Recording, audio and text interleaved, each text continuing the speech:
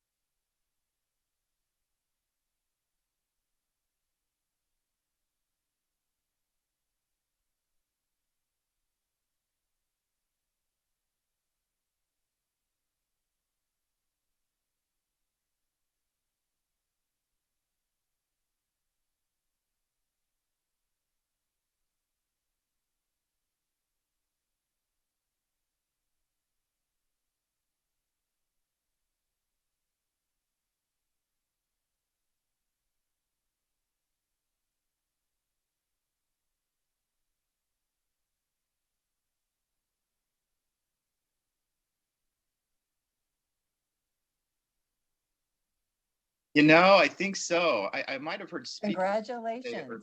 earlier. It's official. How are you doing this morning? Doing good, good. I'll tell you about all the secret squirrel stuff later. All right, Chair, we are ready in broadcast. So if everyone could turn on their cameras, we could begin the meeting when you are ready.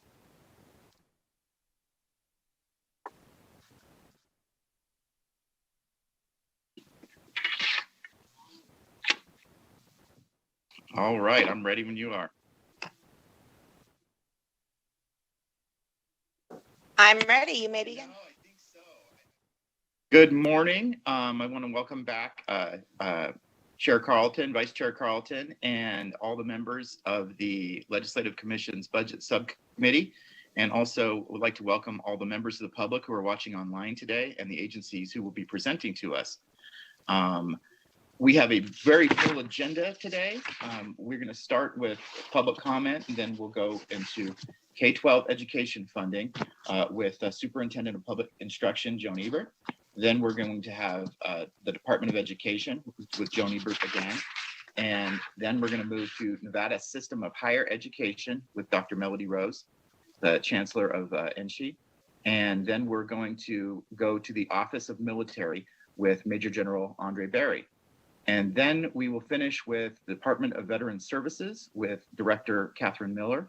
And I think we would plan on taking lunch between, I would say, right after NSHE, if the schedule permits. And so plan on taking lunch after that presentation. And, make sure that you keep your video on to the extent possible and your microphones off unless you're going to talk. And now we can call roll. Mr. Thorley, will you please call the roll? Assemblywoman Benitez Thompson. Here. Assemblyman Frierson. Here. Assemblywoman Gorlow. Here. Assemblyman Hafen. Here. Assemblywoman Howdigy. Here. Assemblyman Levitt. Here.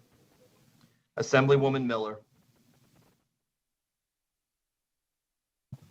Here. Assemblywoman Monroe Moreno. Here. Assemblywoman Peters. Here. Assemblyman Roberts.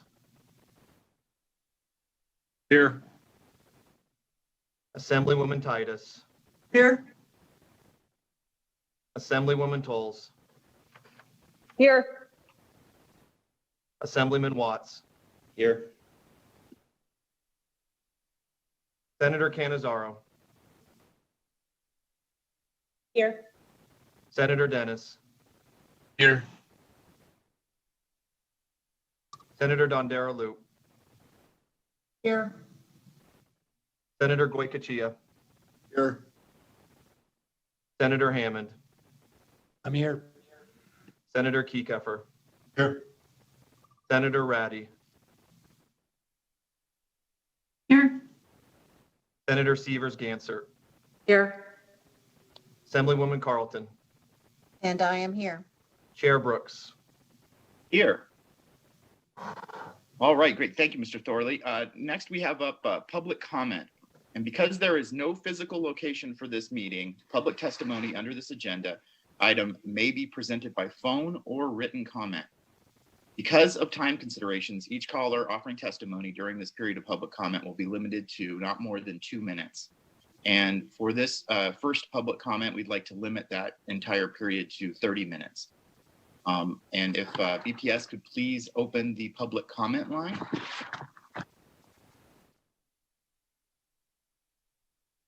Thank you, Chair. The caller with the last 3 digits of 577, please slowly state and spell your name for the record. You have 2 minutes and you may begin. Good morning, Chair Brooks, community members, Chris Bailey, Nevada State Education Association, the voice of Nevada educators for over 100 years. Since the introduction of SB 543, NSC has expressed our concern about the new funding plan at every opportunity. Despite being an active participant in the development of SB 178, During the 2017 legislative session, NSCA was shut out of the process of developing SB 543 in the 19 session. Our first chance to see language did not come until the 99th day, and what was called the session's most important legislation received but a single public hearing. NSCA testified in force, raising numerous policy concerns. Despite active educator voice denied representation on the Commission on School Funding, NSCA has appeared and or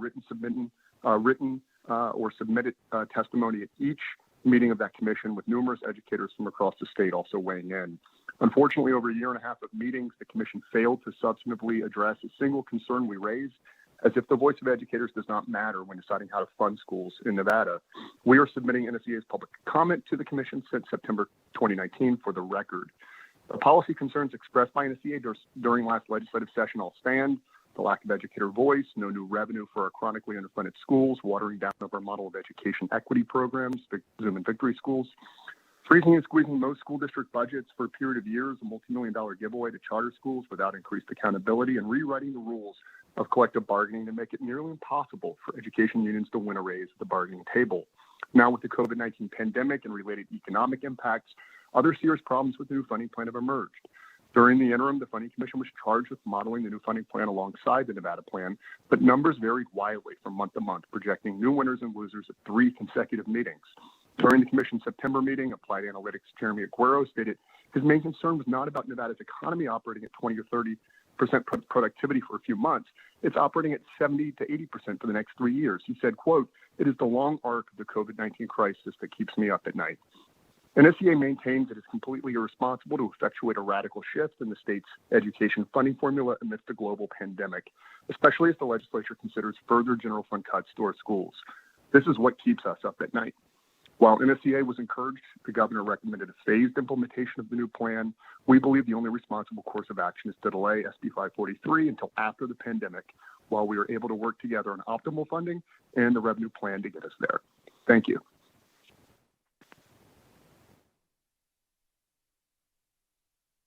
Chair, the public line is open and working, and there are no callers at this time. Okay, thank you. Well, we'll move into the next agenda item. And I just want to notify members that if they have a question, they can just put in our chat for this committee meeting that you would like to be recognized, and I'll try to get to you in the order that you raise your hand. So I appreciate that, or not raise your hand, but put it in the chat. And so I think we'll move on to the next agenda item, which is agenda item 3, and that is K-12 education funding. And I would like to remind the subcommittee that the first agenda item focuses on an overview from the governor's recommendation for K-12 funding. The next agenda item will be on the Department of Education's operating budgets. And so I would like to welcome Superintendent Ebert, and you can proceed when you are ready.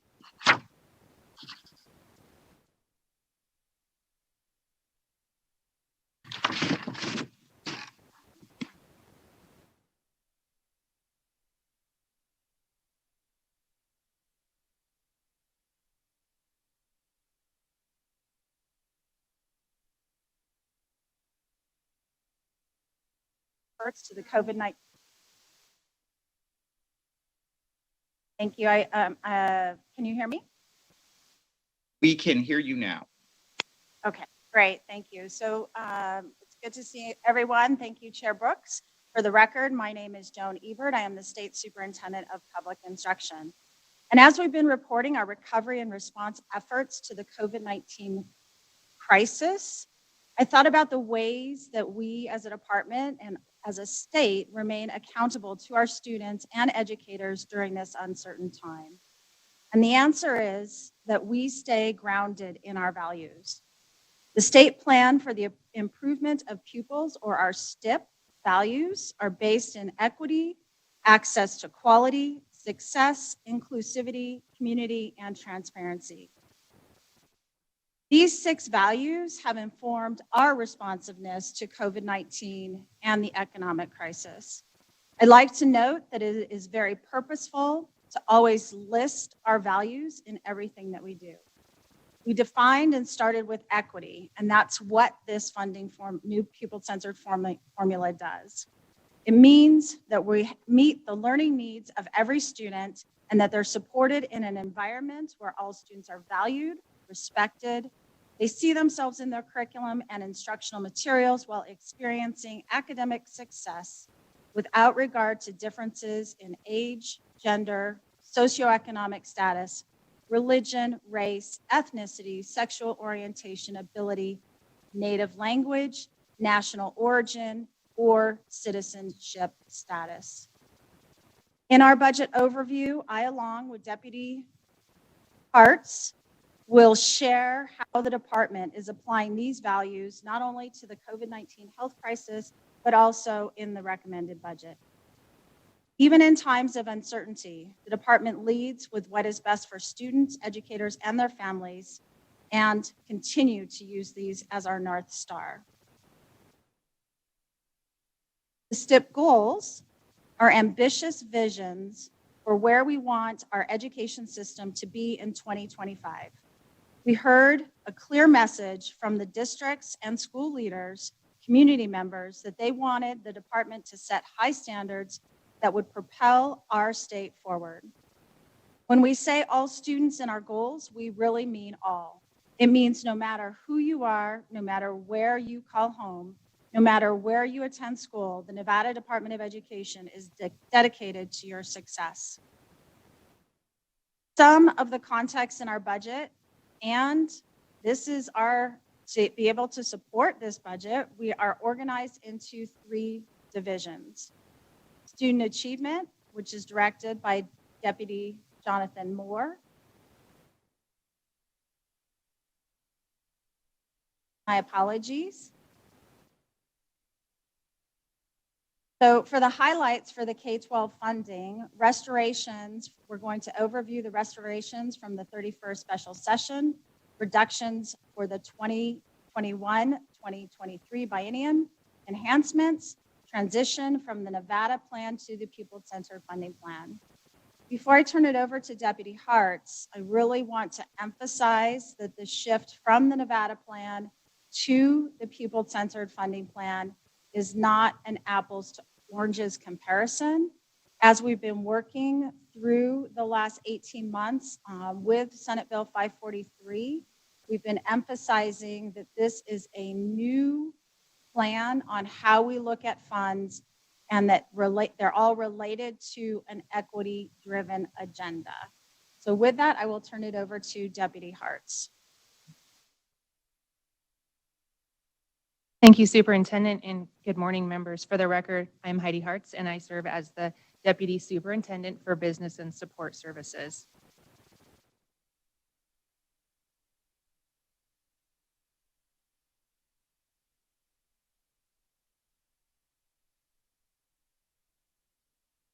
So we're working to bring back up the slide presentation. So the governor has recommended in his budget the restoration of funding for several K-12 programs that were reduced or eliminated during the 31st special session. This slide lists those programs that will be, specifically those that will be incorporated into the pupil-centered funding plan during the upcoming biennium. A few of those I'd like to highlight are the funding for the new education funding plan, which others often refer to as Senate Bill 178 or backpack funding. The governor has recommended restorations to the Read by Grade 3 program, as well as gifted and talented, and funding for social workers and school resource officers. I do want to note that the governor has recommended additional restorations to programs, which we will discuss in our presentation later this morning when we present to you an overview of the department's recommended budget for the upcoming biennium.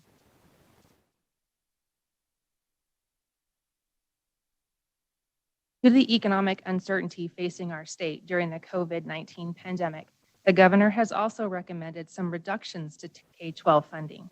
For the upcoming biennium, these recommendations include a reduction to class size, a reduction to Read by Grade 3, and a reduction to advanced placement exams. Additional reductions are recommended for underperforming schools, the turnaround program, as well as college and career readiness. I would like to note that despite these recommendations or reductions, there will still be funding available for class size reduction, read by grade 3, and AP exams. The reductions recommended in the budget for underperforming schools and college and career readiness will leave these two programs in a state of suspension for the time being. However, the department is already working to identify ways to incorporate the key components of these programs into our existing activities and funding, as well as looking for other sources of funding outside of the general fund. The governor has also recommended the addition of approximately $62 million during the upcoming biennium to support school operations through the per pupil funding allocations. Before we continue with the next set of slides that provide an overview of the major components of the K-12 budgets, I do want to describe for you the order of operations that is used to build the K-12 budget. Those order of operations include beginning with the Nevada plan to calculate the base funding for the upcoming biennium. Then restorations, reductions, and enhancements were incorporated. Ultimately, the resulting revenues were allocated through the pupil-centered funding plan model. The Nevada plan currently includes adjustments as part of the model that is used to distribute funding to all school districts and charter schools. This slide lists those adjustments that already exist in the current funding methodology. Those adjustments include inflationary adjustments attributed to anticipated payroll costs for school districts and charter school staff, as well as fringe benefit rates adjustments, adjustments for anticipated enrollment growth, and adjustments for the costs of transportation and equipment. These adjustments impact the funding that is allocated through the distributive school account, also referred to as the DSA, class size reduction, and for the state's maintenance of effort requirement for special education. This slide summarizes those adjustments so that you can see the cost of each adjustment that has been included in the governor's recommended budget for the upcoming biennium. I would note that all of these adjustments are proposed to be funded with general fund revenue, which is consistent with historic budget practice.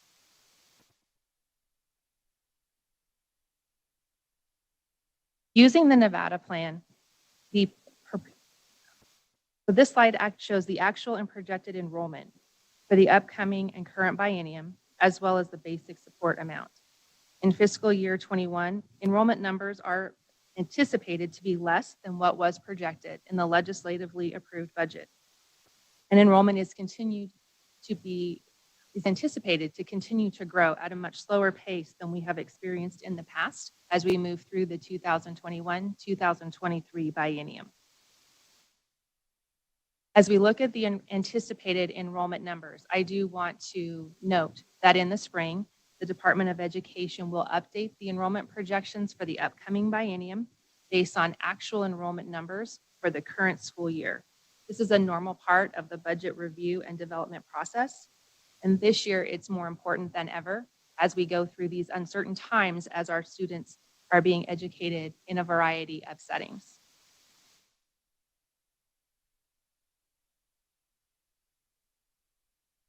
K-12 education is currently funded by the state using the sources of revenue that are identified on this slide. It would include general fund, marijuana tax revenues, portions of the slot tax revenue, transfers from the permanent school fund, out-of-state sales tax, and room tax revenues. Additionally, each county contributes to its cost of public education through locally derived taxes. Those would include the government services tax, property tax, franchise fees, net proceeds of minerals, and local sales taxes.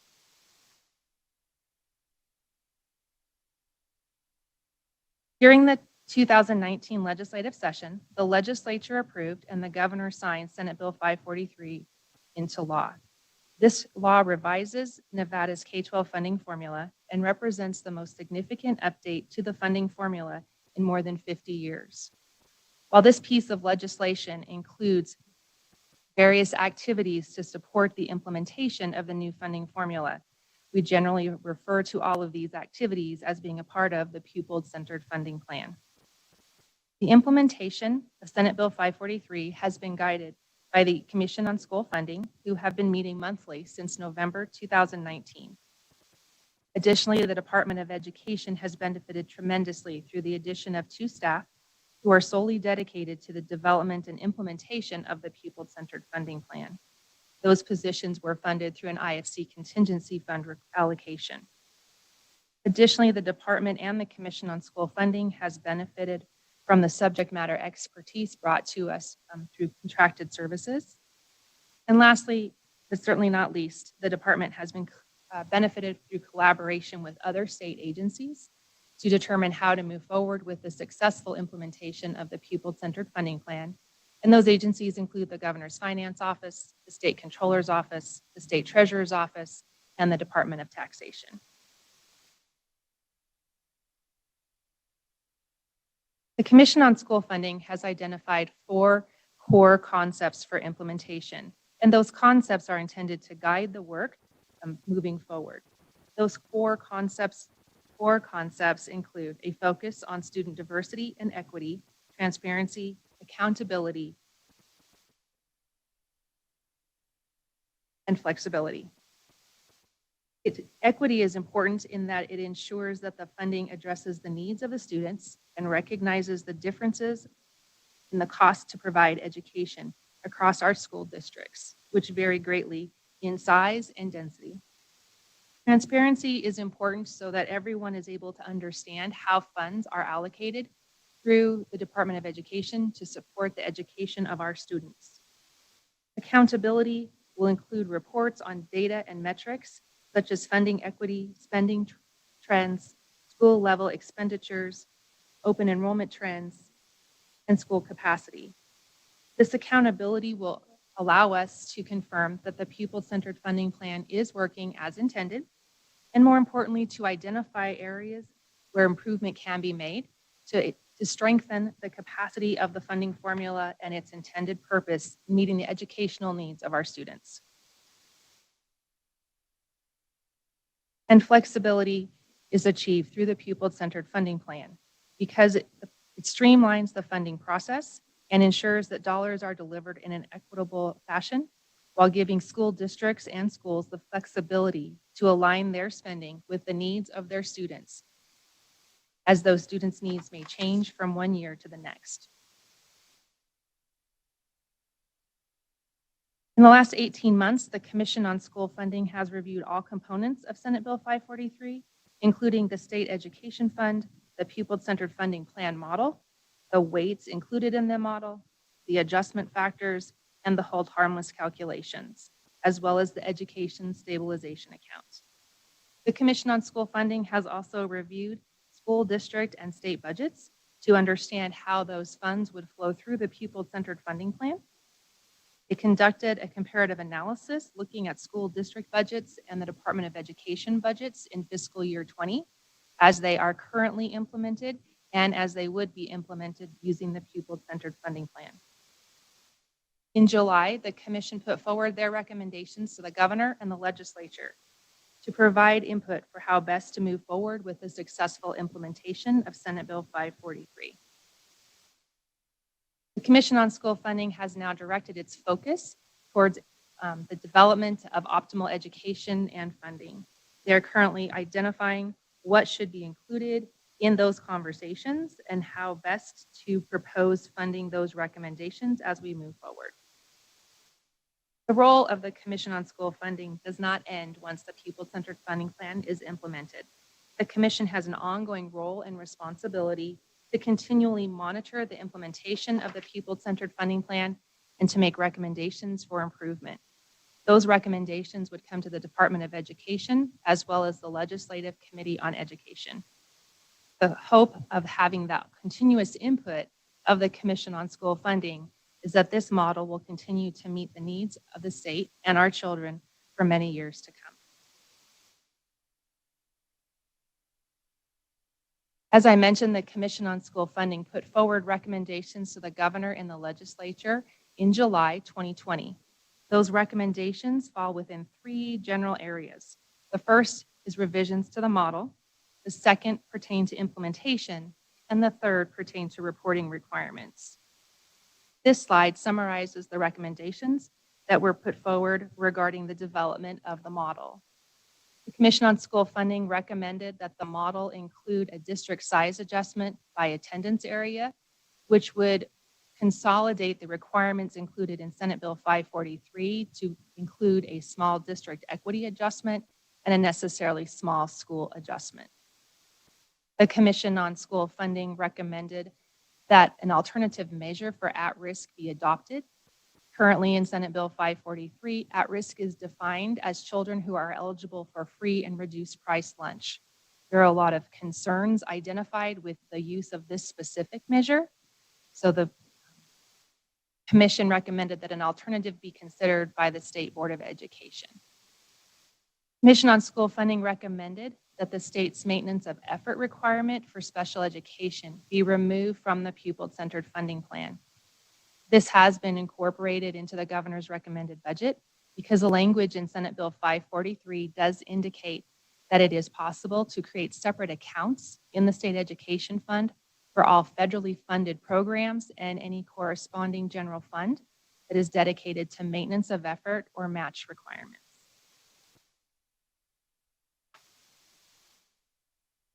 The Commission made recommendations to the governor and the legislature to expand the hold harmless provision included in Senate Bill 543 to include all public schools, and more specifically to include charter schools. As written, Senate Bill 543 indicates that the hold harmless provision applies only to school districts.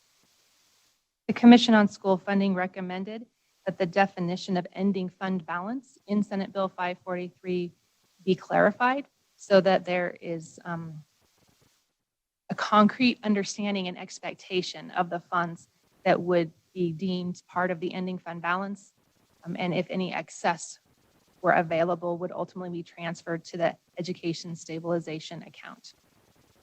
The Commission on School Funding put forward a recommendation to assure that future funding bills, particularly in the upcoming biennium, would include the ability for the Department of Education to request a supplemental appropriation if needed until such time as the education stabilization account has sufficient funding to meet any revenue shortfalls that may occur. The Commission on School Funding's recommendations relating to reporting were to consider flexibility in the statutory reporting timeframes and deadlines. The recommendation was to suggest periods of time rather than specific dates. For example, reports should be due on an annual or biennial basis rather than on November 1st or February 1st. The Commission also recommended the consolidation of reporting requirements, recognizing that through all of the reporting done at the local and state level, there are often occasions when we are asking for very similar pieces of data, but in slightly different ways. The Commission also made a recommendation that the language included in Senate Bill 543 that pertained to the reporting of professional development be modified so that the reporting was done at the district level and identify the amount of funding expended and the source of funding. Currently, Senate Bill 543 indicates that that reporting should be done at the teacher level. This slide is intended to summarize all of the major components of Senate Bill 543 in a single place. I would like to start in the upper left-hand corner with the State Education Fund. In Senate Bill 543, the State Education Fund is intended to be a special revenue fund and is to be equivalent to the general fund or the highway fund.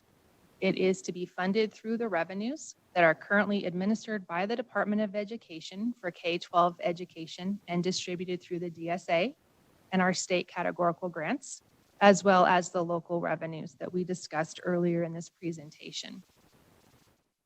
The applicable, the State Education Fund is also to include other accounts for federal grants, maintenance of effort, and match. The pupil-centered funding plan allows the flow of funds through 5 tier levels of the model. NDE often refers to these tier levels by letter, and I want to share with you that we came up with that thought process because the tier levels are referenced by letter in Senate Bill 543. So tier level A would include the State Board of Education and the Department of Education's administrative accounts, as well as any other programs or services that are directly administered by the Department of Education. Tier level B is listed here as school operations, and this would include funding for school districts for auxiliary services such as food services and transportation. Tier level C and D are consolidated on this slide in the box that is titled per pupil base funding. Tier level C is funding for school districts, and tier level D is funding for charter schools. School districts would be funded using their adjusted base budget funding amount based on their county's calculation. Charter schools have 2 levels of funding that they would receive based on the type of educational services their students are receiving. Charter schools would receive the statewide base per pupil funding amount for all students who are enrolled full-time in a program of distance learning, and they would receive the adjusted base per pupil funding amount for all other students. And that amount would be determined by the county in which the school is located. Tier level E includes weighted funding for students who may be designated as being English learners, at risk, or gifted and talented.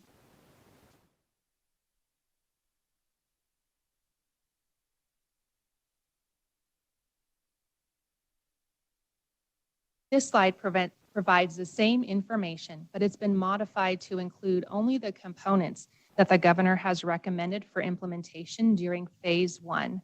The governor's recommended budget includes a recommendation that we begin implementation of the pupil-centered funding plan in the 2021-2023 biennium using the funds currently administered by the Department of Education. You will see those funds listed under the state education account.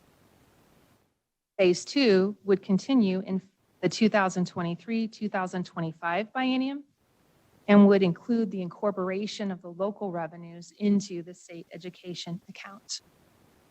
The governor's recommended budget does include shifting the state education fund to the state education account. Over the last 18 months, we've worked closely with the governor's finance office and the controller's office regarding concerns that have been identified that the state education fund may not, from an accounting perspective, be eligible to receive the general funds that we normally would pass through to school districts. So the way to rectify that was to convert the fund to an account. In phase 1, the Department of Education's budget accounts are recommended to be removed from the pupil-centered funding plan. Let me clarify, that would be in all phases moving forward with implementation. It has been determined that by removing the Department of Education and the State Board of Education administrative accounts from the pupil-centered funding plan would allow the agency's budgets to continue to be administered and funded in a way that is consistent with other executive branch agencies. In phase 1, auxiliary services would not be funded through the allocation from the state. The funding that would ordinarily have been designated for auxiliary services are funded with revenues that come from those locally administered taxes. Phase 1 would include funding for per pupil funding for school districts and charter schools. It would also include the distribution of funding for the 3 weighted categories of students. I would like to note at this time that there are some programs, activities that are not included in the allocation of funding through the pupil-centered funding plan. Those would be programs that are federally funded or have a state general fund requirement for match or maintenance of effort, as well as pre-K, adult education, and the Teach Nevada Scholarship Program. This slide also includes the education stabilization account. This account is utilized when the revenue in the state education account falls below 97% of the legislatively approved amount for a fiscal year. In the event that the education stabilization account grows to a point where its balance exceeds 15% of the appropriations authorized in the state education account, then a transfer would be made into the state education account. The education stabilization account is funded by transfers from school districts with an ending fund balance greater than 16.6% of their expenditures at the end of a fiscal year, or an amount that is greater than their fiscal year 2020 ending fund balance. Funds are also transferred from the state education account into the education stabilization account at the close of each fiscal year if there are any unexpended funds that remain. So funds appropriated to the state education account would not revert to the general fund.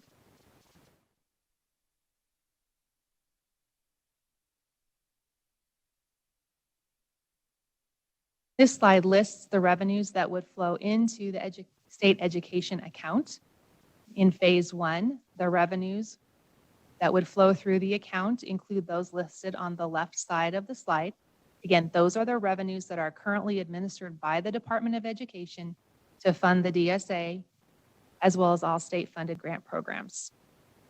The revenues on the right are the revenues that are currently administered at the local level to support local K through 12 activities. And I would also like to note at this time that under the Nevada plan, the state guarantees 100% of the LSST and 1/3 of the property tax and the net proceeds of minerals. That is unique to the Nevada plan. The pupil-centered funding plan does not have any guarantee for local revenues because under a full implementation model, all revenues would be flowing into the state education account. With the recommended phased approach to implementation of the pupil-centered funding plan, it is not anticipated that there would be a guarantee of local revenues moving forward beginning in fiscal year 2022.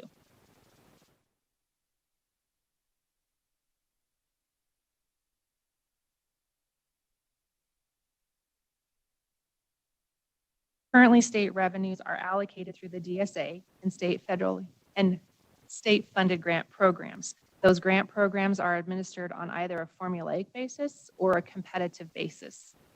With the implementation of the pupil-centered funding plan, many of our state categorical grants will be consolidated into the statewide base per pupil funding amount. This slide lists those grants that would be included in the statewide base per pupil funding amount. The programs and services that are provided with this funding do not necessarily need to end. What will change is that instead of a school district receiving a specific amount of money for a specific program, they will receive their allocation, and then they and their schools will have the opportunity to decide how best to invest their allocation to meet the needs of their students for a given school year.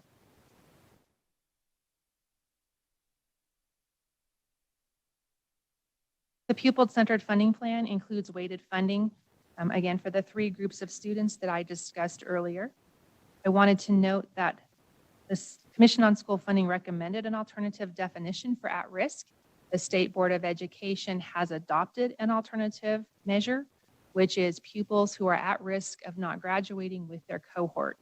The department is currently working on regulations to support that recommendation from the Commission and the actual adoption from the State Board of Education. When identifying how to fund at-risk services for students, the Commission on School Funding recommended, and the governor included in his recommended budget, the funding that was previously designated for Victory and 1/2 of the funding designated for the new Nevada Education Funding Plan.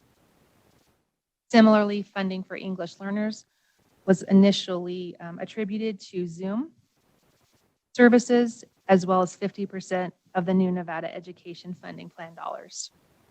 And then funding for gifted and talented would continue to be funded through that allocation of funding.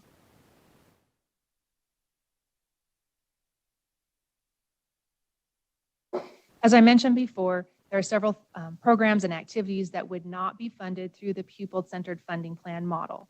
That would include the governor's recommendation that the State Board of Education and the Department of Education's administrative accounts be removed from the pupil-centered funding plan distribution methodology. Additionally, non-K-12 programs and activities would be excluded, as well as federally funded programs.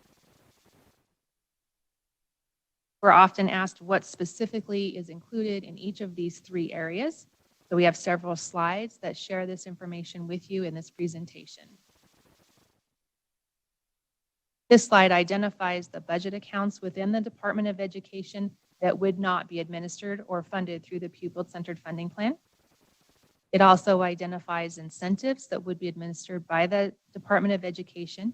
Those would include our incentives for licensed educational personnel, as well as all services provided through contracts.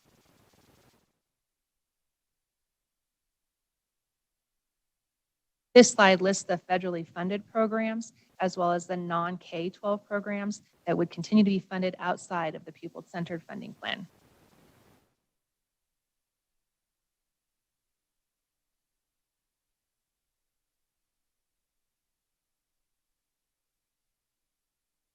The governor's recommended budget includes approximately $1.7 billion of funding for K-12 education, specifically allocated through the pupil-centered funding plan in fiscal year 22, and approximately $1.6 billion in fiscal year 23.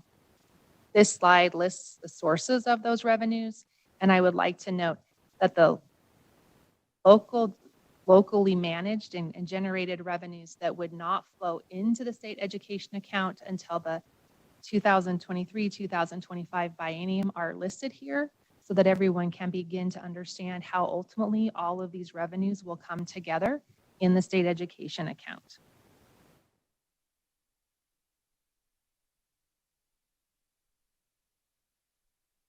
Funding in the pupil-centered funding plan begins with a calculation based on enrollment and revenues. The statewide base per pupil funding amount for fiscal year 22 is projected to be $2,934. The statewide base per pupil funding amount in 2023 is projected to be $2,852. I want to note that there's a decrease in the per pupil funding amount in the second year of the biennium because the funds available in the state education account are projected to decrease.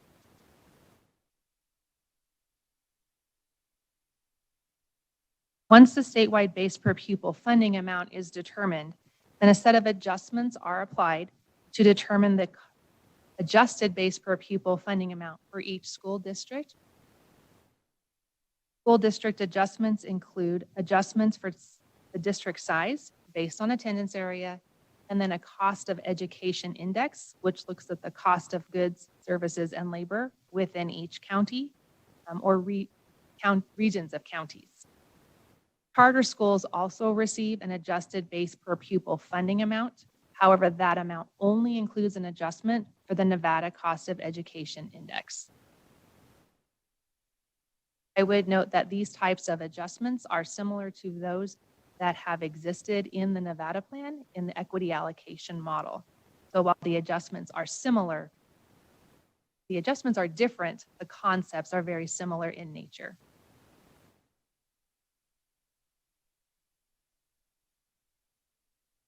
The next two slides show the statewide base per pupil funding amount for fiscal year 22 and 23 as the adjustments are made to the statewide base per pupil funding totals. In fiscal year 22, the statewide base per pupil funding amount is $2,934. Once the adjustments are made to take into consideration the variables that could impact the cost of education across each of our counties, we have a range of adjusted base per pupil funding amounts. Those amounts range from $3,035 in Washoe County to $7,822 in Esmeralda County. I would like to note on this slide and the previous slide as well that when you look at the amount for the charter schools, that is an average. Again, each charter school will receive the adjusted base per pupil funding amount based on the county in which the school is located. In fiscal year 23, the statewide base per pupil funding amount is $2,852. Once the adjustments are applied, the adjusted base per pupil funding amounts range from $2,950 in Washoe County to $7,599 in Esmeralda County.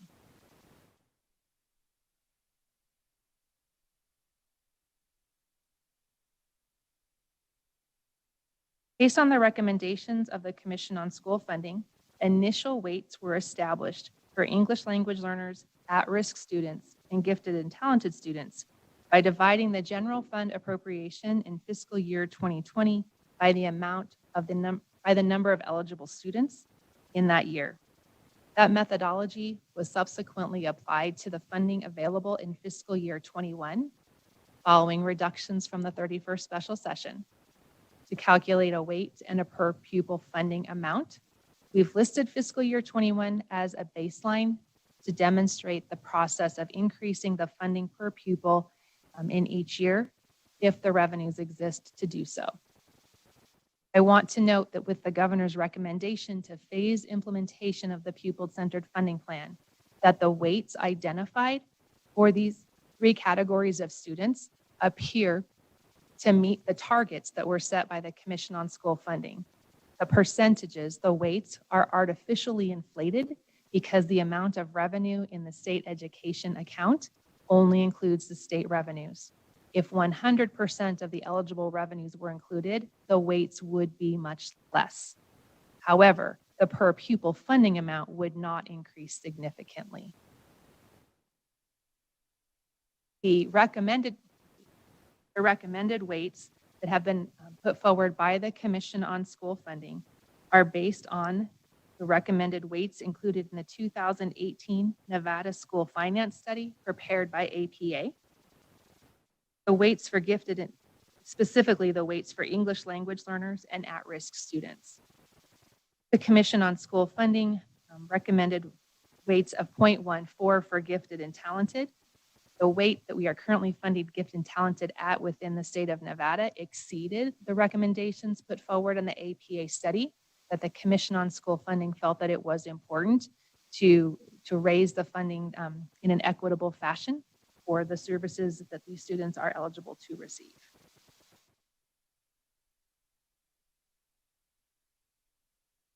In Senate Bill 543, the legislature's intent is identified, which is as we transition from the Nevada plan to the pupil-centered funding plan, that would be done so without causing an unexpected loss of revenue for any school district. And if the district would receive less funding than it received in fiscal year 20. If a school district would receive less money under the pupil-centered funding plan, then the district should be funded at the same amount as was received in fiscal year 2020. In order to determine the amount of funding that was received in fiscal year 2020, the Department of Education looked at the DSA payments as well as all state-funded categorical grants for each school district. The department also worked with each school district to confirm the methodology, both looking at all revenues and looking at the state revenues. We also confirmed the amounts for fiscal year 2020 with each school district.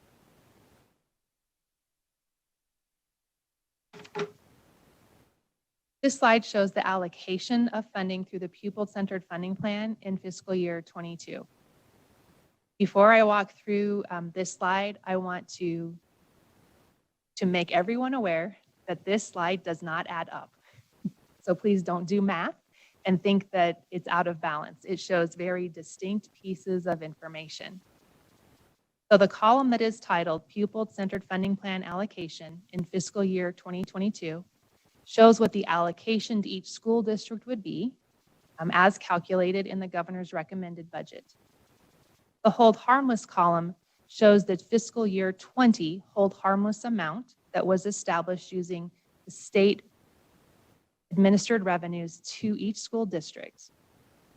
The funding allocation represents a redistribution of funding so that those school districts that would receive more money through the pupil-centered funding plan than they did in fiscal year 2020 experience a slight adjustment so that those school districts that would receive less funding can be held at their fiscal year 2020 funding amounts. I'd like to use Churchill and Clark County as an example of that, since they're at the top of the spreadsheet. When you look at the spreadsheet, you can see that Churchill is projected to receive $11 million through the pupil-centered funding plan in fiscal year 2020. Their hold harmless amount, 22. Their hold harmless amount for fiscal year 2020 totaled nearly $16 million. Therefore, they should be funded in fiscal year 22 using that hold harmless amount. Clark County would receive $1 billion under the pupil-centered funding plan allocation for fiscal year 2022, which is more than their hold harmless amount for fiscal year 20. However, the funding allocation for Clark County would be reduced because some of that funding needs to be redirected to the school districts who would not receive more money under the pupil-centered funding plan. I want to make sure everyone understands that it's not just Clark County who would see that slight decrease in funding. That is proportionally applied to all school districts who would receive more funding under the pupil-centered funding plan. The last column just identifies which school districts would be funded at their hold harmless funding amount for fiscal year 2020 and which would be funded at the pupil-centered funding plan amount for fiscal year 2022.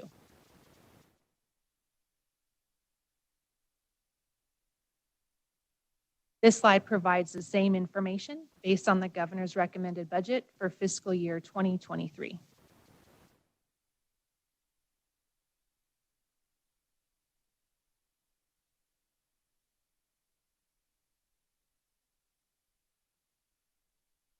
We're often asked, how does the pupil-centered funding plan compare to the Nevada plan? As the superintendent noted at the beginning of this presentation, that is not an easy question to answer because the two models are vastly different. It is virtually impossible to do an apples to apples comparison. The revenues are different, the methodologies are different, and the outcomes are different.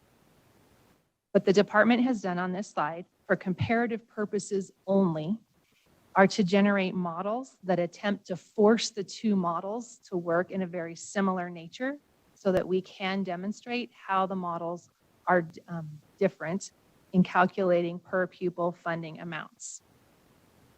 So the pupil-centered funding plan in phase 1 would, as recommended in the governor's budget, generate a statewide base per pupil funding amount of $2,934 per pupil in fiscal year 22 and $2,852 in fiscal year 23.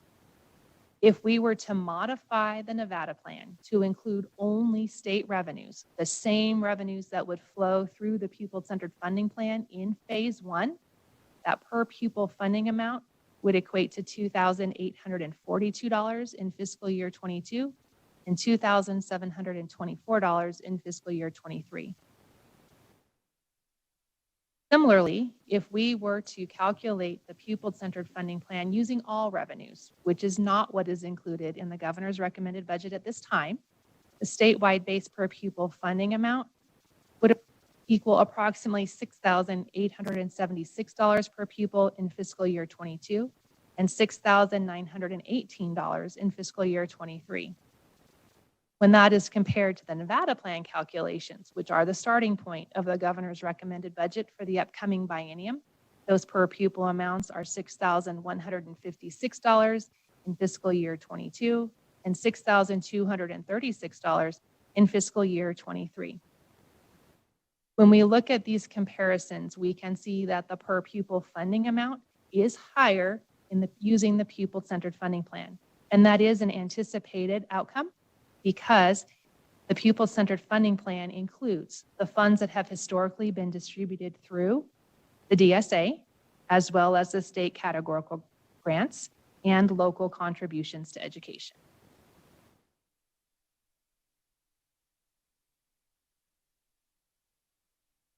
Thank you, Deputy Hartz, for walking us through that massive work that the entire team has been doing for a very long time. And again, I want to recognize the commission members, as well as the team here at the Nevada Department of Education, the governor's finance office, and others as well. We were also asked today for the presentation to ask what, or to present what other issues are. You know, we can't overemphasize that the well-being of our students, our families, our community as a whole during this pandemic and economic crisis continues to keep us up at night as we move forward in supporting our state. The second bullet item, sustaining educational supports over time. There was a large investment, thanks to school district general fund as well as federal funds, that was made in technology so that our students could be connected to their teachers as well as their colleagues during this time of crisis and learning from a distance. We need to keep our eye out into the future, that this large purchase over time, there will need to be replacements. And so even though that this may not be addressed during this biennium, we need to keep our eye on the long term. Our also ability to communicate and be responsive to those that we serve. Our one document during the pandemic, our Path Forward document, it was about 50 pages. We wanted to make sure that it was available in Spanish, and the cost of that document to translate one document was $8,000. We were very fortunate that philanthropy picked up that cost because it was not in our budget to be able to do that work. So I want to point that out, that we would like to, as a department moving forward, ensure that all of our resources are available in multiple languages across the state. And then two, I want to close in thanking this body.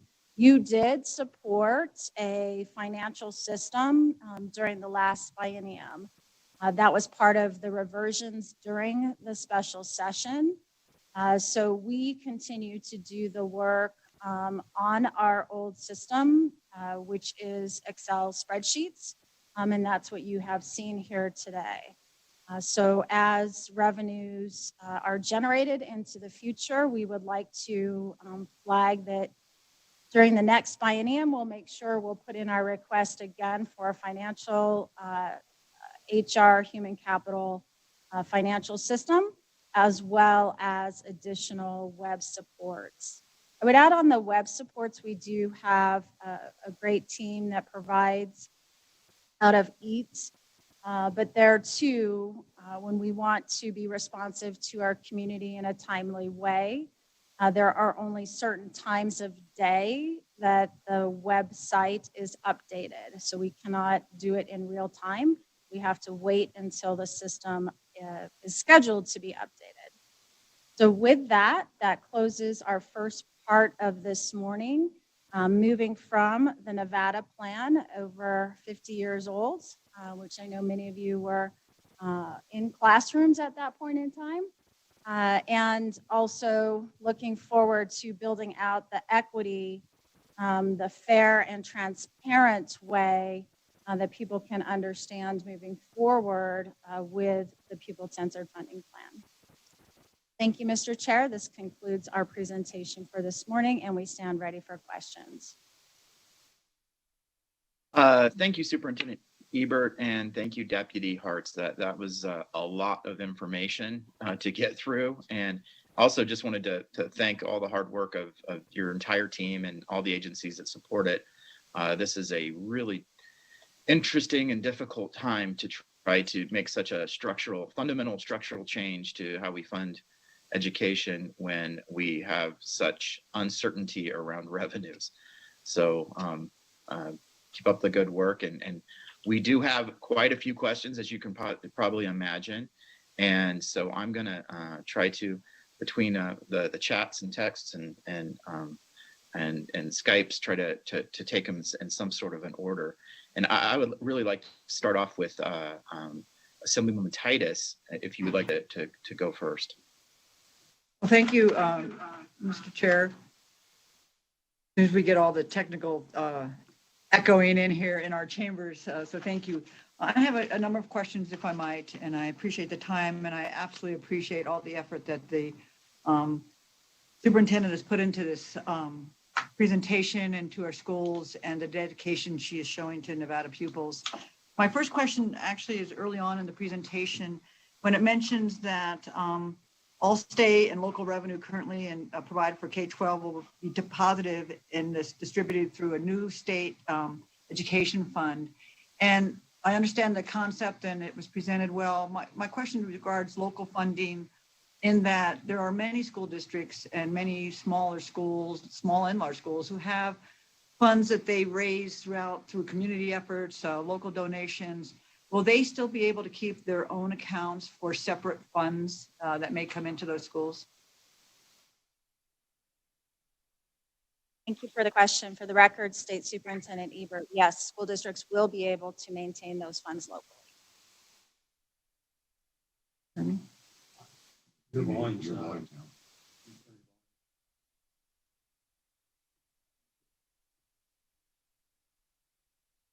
Sorry, were you?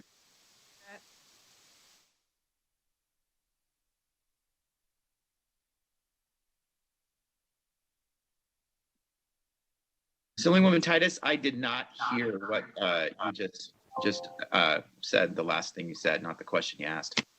Okay, well, I was making sure that you were able to hear the question regarding the individual funds maybe coming into individual school districts and smaller schools that may have fundraisers or a donor. Will they be able to donate directly to the school itself, or will it have to go into these funds?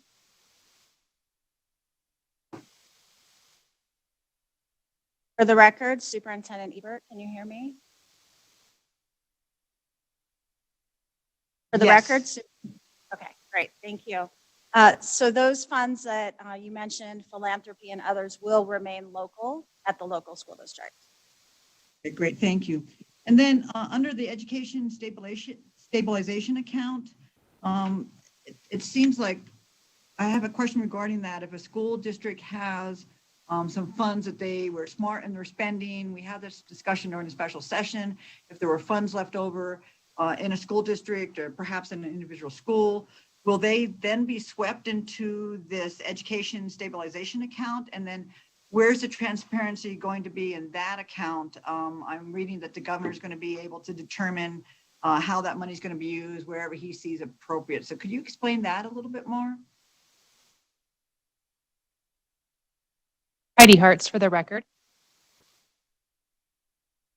The education stabilization account would be funded through the ending fund balances that exceed 16.6% or the ending fund balance that was established at the end of fiscal year 20. The ending fund balance is intended to be unrestricted funds. And again, the Commission on School Funding did put forward a recommendation that that term ending fund balance be clarified or to accommodate for just the situations that you have described, where school districts have identified money for a future obligation and would not want those funds swept. In the event that the state education fund generates a balance that would be greater than 15% of the funds in the state education account, then there is the opportunity for those funds to be the difference to be transferred into the state education account and reinvested into education. The governor would include that in his or her recommended budget, and then the legislature would have the opportunity to approve that. Great. So there will be some transparency and be able to follow those funds. That's my understanding. Is that correct? Heidi Hertz, for the record, that is correct. Additionally, in the event that the revenues in the state education account were being earned at 97% or less than the legislatively approved budget, then the Interim Finance Committee has the opportunity to transfer funds out of the stabilization account into the state education account via a resolution.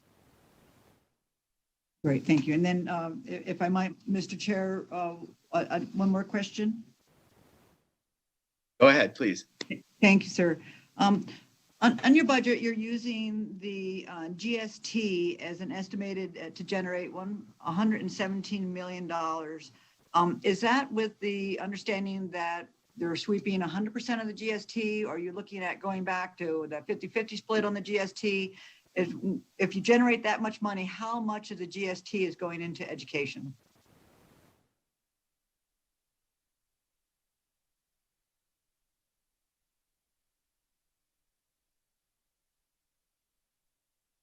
Heidi Hartz for the record.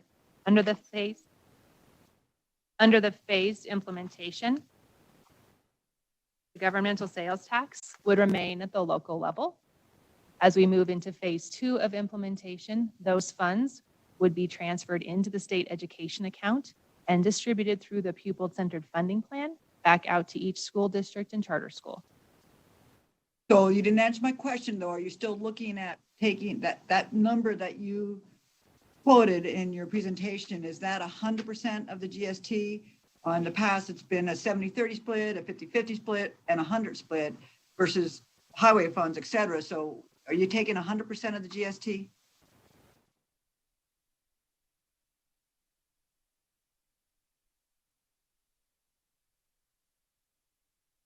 In the pupil-centered funding plan in phase 1, the state budget is not taking any of the GST. And in phase 2, what percent is taken? It would continue to be the same proportion that is currently allocated in a county to serve their school districts. Do you know what that is?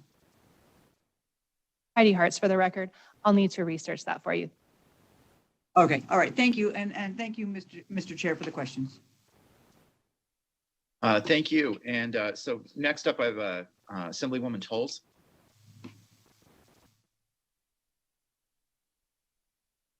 Mr. Chair, can you hear me all right? Yes, please go ahead. Great, thank you.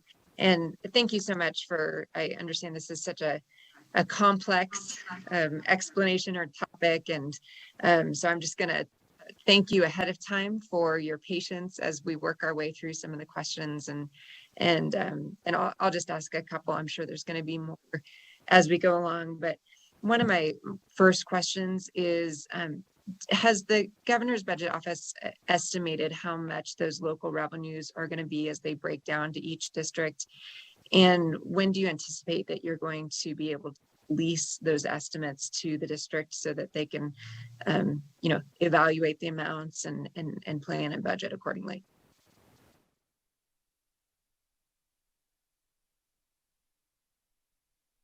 Heidi Hartz for the record. The Department of Education is currently working with the governor's finance office to identify that breakdown by county for their locally generated revenues at the county level. Additionally, school districts are working on their fiscal year 22 budgets, and they would be looking at their own local revenue projections for those tax proceeds. So if I heard you correctly, then the school districts are looking at their local revenues, and then the governor's office is also looking at the local revenues, and there will be a time where they will be able to shore that up together as they're planning their budgets. Heidi Hartz for the record. My understanding is that in the past, the governor's recommended budget includes projections for those revenues, specifically the 3 that have historically been guaranteed through the Nevada plan. School districts also identify what they believe their local revenues will be for those same tax revenue sources, and they don't often align. Or I shouldn't say often, they don't always align. So we are working, the Department of Education, with the governor's finance office to acquire county-specific data, and we'd be happy to share that with the members of the legislature once we receive it. And again, that may or may not tie out to the revenues that the school districts will be including in their fiscal year 22 budgets. Okay, and when you would share that with the legislature, you'd also share that with the school districts? Heidi Hartz for the record, we'd be happy to. Thank you. And then as we move over to from categoricals to base funding, let's say a school district received $5 million, for example, for Zoom schools. but under the new weighted funding formula, they would receive for English language. Would they still be expected to provide the same level of services? What impact do we expect that that would have as we make that transition over from categorical to per pupil if it results in a reduction in the amount that they've been used to budgeting for those types of services? Thank you, Superintendent Ebert, for the record. What's nice about the new plan is it does allow more local control in making sure that the students meet those outcomes. So the expectations for all of our students have not changed, whether the name is Zoom or Victory. We still have those same outcomes and expectations for all our students, just like the school districts do as well.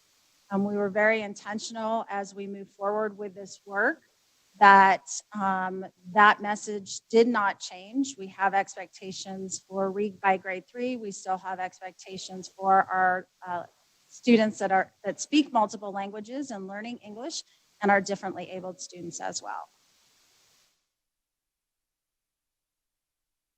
Thank you. I think I just, this would be good to have this dialogue and understand a little bit better as we get further along. If districts have been used to using Zoom funding, for example, for specific curriculum and resources and support, if that does still translate to a reduction for that district, I'd love to have a discussion about what impact that's going to have.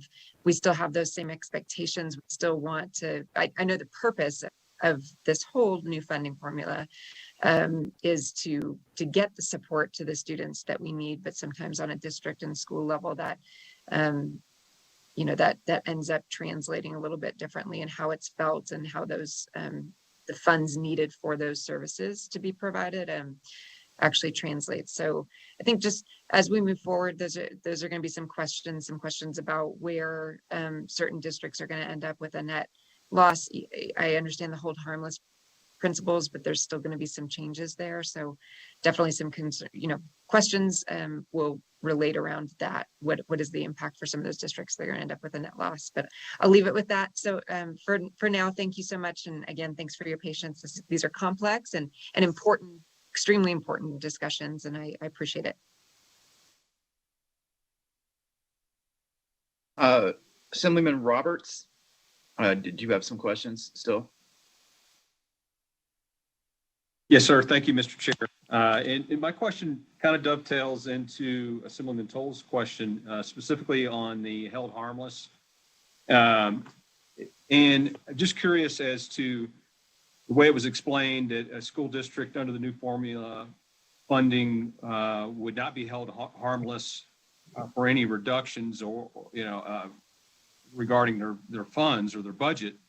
Is that held harmless for the total allocation for their year, or is it per pupil? And I'll give you an example. Let's say, for instance, a school district increases by 100 pupils in a small school district.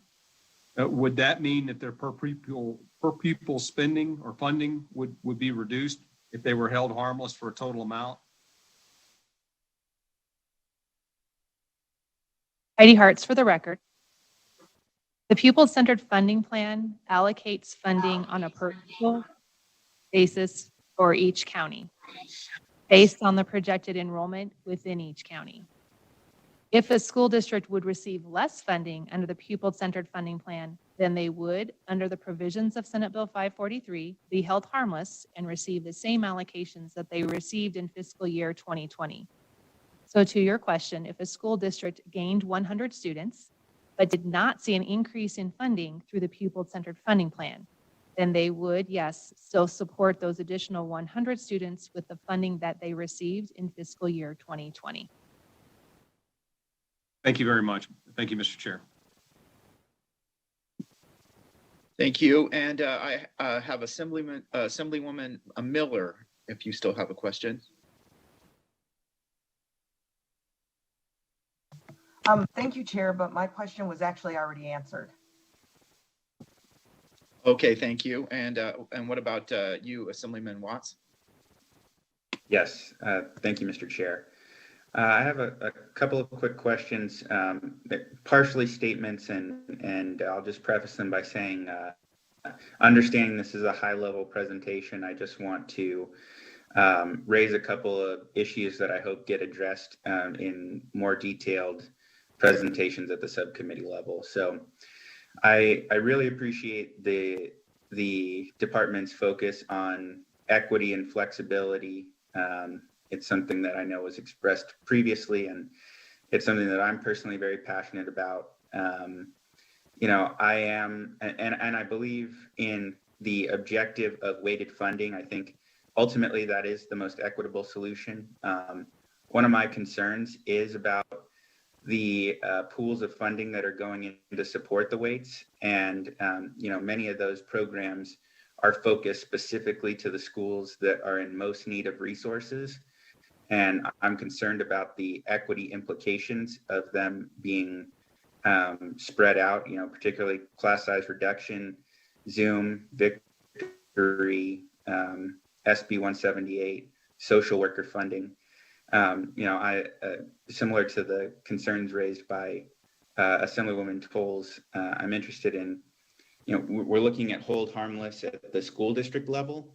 I'm interested in kind of the school level and what the ultimate effect is of implementing those weights in terms of what schools would likely receive kind of diminished funding and what schools would likely receive augmented funding, and again, how some of those programs get maintained with the shift in funding, which is a struggle that I know many schools have had. It's going to grow with the loss of turnaround program grants, something that schools have often struggled with. They use those resources and make some gains and then don't have the resources to maintain those. It's going to be challenging for schools to even make those gains without those resources. And I'm interested also in looking at how that at-risk definition, again, plays into the way that the weighted funding will be distributed across schools in the districts. So I just wanted to raise that, and also, the impact of the reductions in college and career readiness on as it relates to, some of our workforce and economic development goals. So I hope that can be addressed. And then one question I do have is, what's the impact of the recent federal legislation, the COVID relief deal, on funding for K-12, both in the remainder of this fiscal year, and does that have any impact in the as it relates to the budgeting for the next biennium? Thank you, Superintendent Ebert. For the record, I really appreciate the context that you provided. And that's, what the commission, and I know all of you as legislators will be working on towards optimal funding. 543 did specifically call out, the 10-year path to funding all of the weights that there are. And as we move from a school-based program, you mentioned Assemblywoman Tolles, those programs were proof of concept of if we fund and if we have these expectations of extended day, longer year, reading labs, all of those things that we know from research that work. If we fund them and we show that they work, that we would be able to expand beyond a school model to actually students. And we know the students exist in every corner of our state. So being able to fund them to that optimal level is what the commission is working on, and will provide that information as we move forward. Oh, my Great, apologies. thank you. And I just want. My apologies, I missed Sorry. the other part of your question. When we present on the department budget, we will be bringing in ESSER 1, ESSER 2, Gear 1, and Gear 2 dollars into the conversation. So we'll hold that for that next set presentation. Perfect, thank you. I guess I jumped the gun on that a little bit. And I very much appreciate it. I think that we have a lot of philosophical agreement. And just to put it bluntly, you know, I think that in order for the weights to work and be equitable, we need to make sure that they get the resources to support all the students in all the schools, while also supporting the schools that have been relying on the categorical funds to improve student outcomes. Thank you, Mr. Chair. Thank you, Assemblyman Watts. Assemblywoman Howdigy, do you still have a question? Harriet, just a quick one, and I think it might have been covered and I missed it towards the end of the presentation, but I had a question regarding the projected number of students. There was like a 15,000 student discrepancy. So where can you let me know where those students go, or where they are, and why there's such a big discrepancy in what was projected for student total student enrollment and what actually is the student enrollment for the year?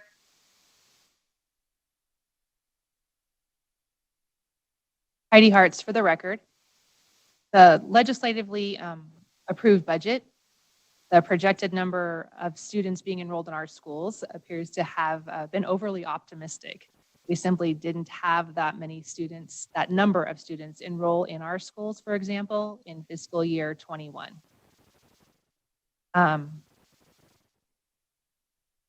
In the current school year, we are seeing some some variation in our enrollment data, again, because of the COVID-19 pandemic. We have some families or some superintendents who are anecdotally sharing that they have families in their districts who have said that once schools return to in-person learning, their children will be back in school. But until that time, they're pursuing alternative measures. Currently, the enrollment that we have as of the as of the second quarter of the current school year, we have an average daily enrollment of 474,385 students.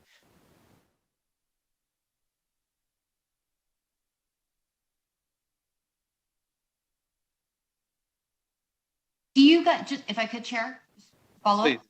up? Okay. Do you guys keep track? You said alternative for those who've decided not to pursue the distance learning. Do you keep track of they are sending their students to school or their children to school? Are they doing out of state? Are they doing just like alternative online schooling? Do you know? Are you guys keeping track? Superintendent Ebert, for the record, if families make a determination that they would like to homeschool, they actually fill out documentation for homeschooling at their district, and the school districts do have those numbers, and we do collect them. There are also families that go between, those numbers that Heidi just reported, Deputy Hartz just reported, are inclusive of our charter schools. What we can tell you is during the pandemic, we had a much lower enrollment in kindergarten this year, and we can only speculate. There are two pieces to that. Number one, as a state, we do not require kindergartner attendance. And then number two is because of the pandemic. Families may have made the choice to keep their children home this year and not enroll in school. Thank you, Chair. Okay, thank you. Next, I'd like to see if Senator Kiefer, if you still have a question that you would like answered. I do. Thank you, Mr. Chair. I got a couple of quick questions. Ms. Ebert, you indicated that the expectations aren't necessarily going to change. I have, despite some of the funding changes, and I want to make sure that I'm clear. And I'm particularly worried about class size reduction being folded into base. So we have $330 or so million dedicated to class size reduction for grades K through 3 in the current biennium, and it's categorical, it's add-on, it's not in base.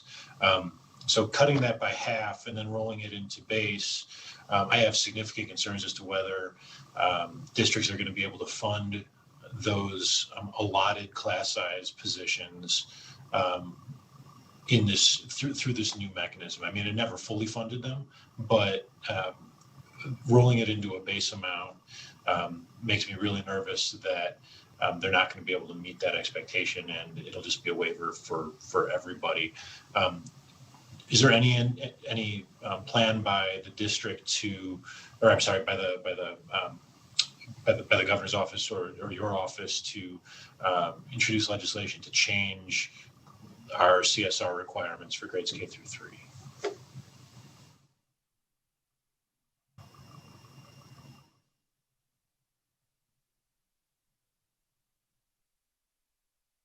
Superintendent Ebert, for the record, it is not a requirement for school districts for the class size reduction. They actually have the opportunity to apply for waivers. When we did the reductions during special session, had quite a bit of conversations with the superintendents of, what those components they felt locally they could work with. That is one of the areas that they had identified. So I do hear your concern, and we will continue to work very collaboratively with all 17 school districts as well as the Public School Charter Authority. I appreciate that. When that is the issue that I hear most about from teachers, frankly, more than salary. It's the working conditions of having 40 to 50 kids in your class is just intolerable for a lot of them, and I worry that we're moving backwards on that front. My second question relates to the second adjustment in the base per pupil, adjustment number 2 on slide 30 for the NCEI. I know this was subject of a lot of discussion at the commission level, but having frankly no adjustment in Northern Nevada, particularly in Washoe and Carson, where housing costs have skyrocketed and labor costs have skyrocketed. I wonder how accurate and current this data is to reflect the actual costs of living that are going on in some of these communities. Heidi Hartz, for the record. The Commission on School Funding invested a great deal of time looking at these adjustments. And the Nevada Cost of Education Index was one that they reviewed and reconsidered on multiple occasions. And in fact, asked the subject matter experts to go back and revisit the proposed or recommended methodology and to look for something that was really very Nevada specific. In setting that adjustment, the Commission on School Funding, as well as the subject matter experts, indicate it's very difficult to establish a cost adjustment factor that takes into consideration the uniqueness of each county and each community. The Nevada Cost of Education Index does not consider costs of housing for any district. That is one cost that is not included in the model, primarily because it can be incredibly volatile. The subject matter experts who consulted with the Department of Education and the Commission on School Funding also noted that many states don't have this type of cost adjustment included in their formula because it is so incredibly difficult to find an adjustment that takes into consideration everything that everyone thinks should be considered. So it begs the question, if it's so hard to do and it's inaccurate, why are we doing it? But Heidi Hartz, for the record, the Commission on School Funding moved forward with this recommendation.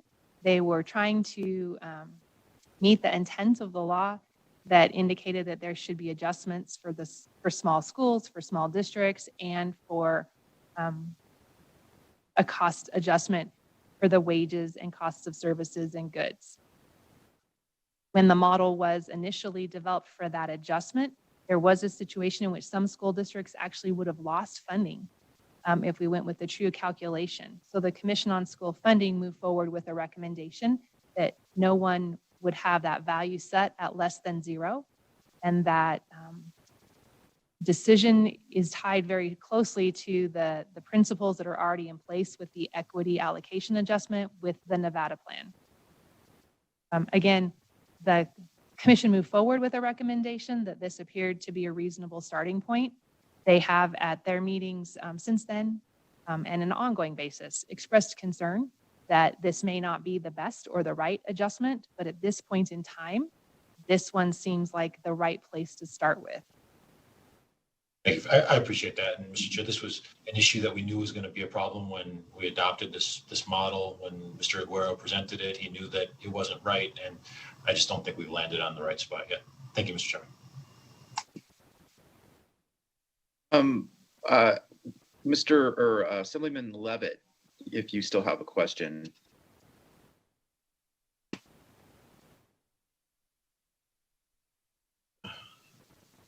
Thank you, Mr. Chair. My question is regarding the pure people funding. So when we take into consideration what the federal contribution to the per pupil funding, what is the total with the state funding per pupil funding, state and federal match together? What is that per pupil?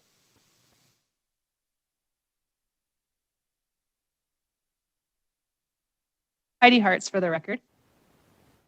In preparing for today's presentation, our focus has been really focused on the pupil-centered funding plan and the revenues that would flow through the state education account.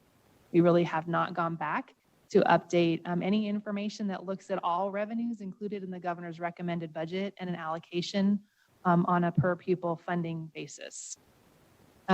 However, some preliminary documents that we did see would have that per pupil funding amount being at approximately $9,000 per pupil in each year of the biennium.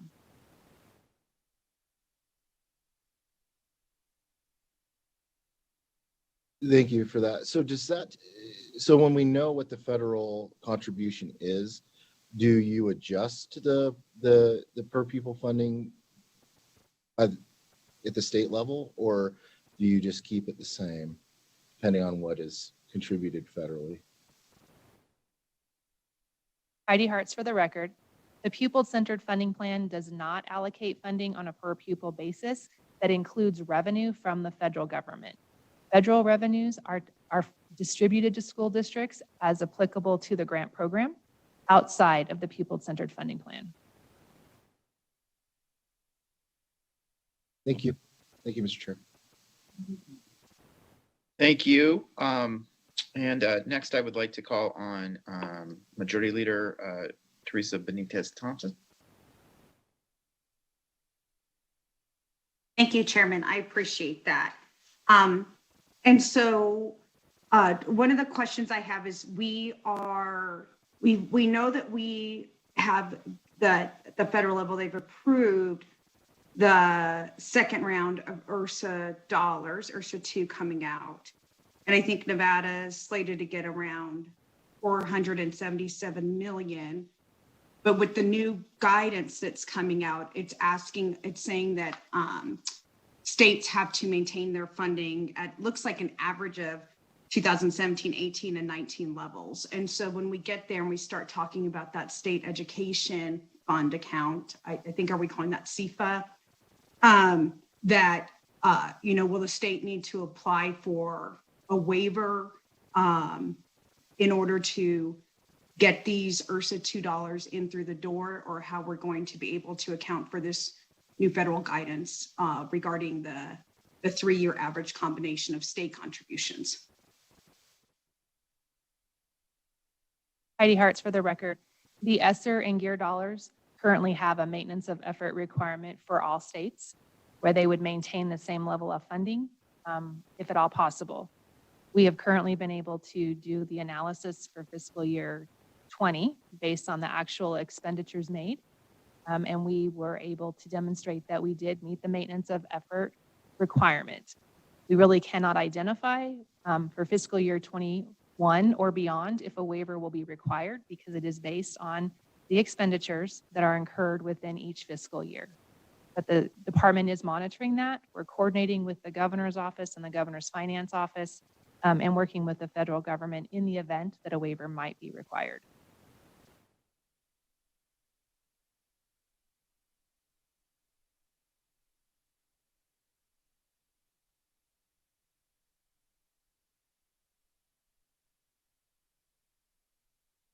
And if Assemblyman Hafen, if you still had a question, please go ahead and ask. Thank you.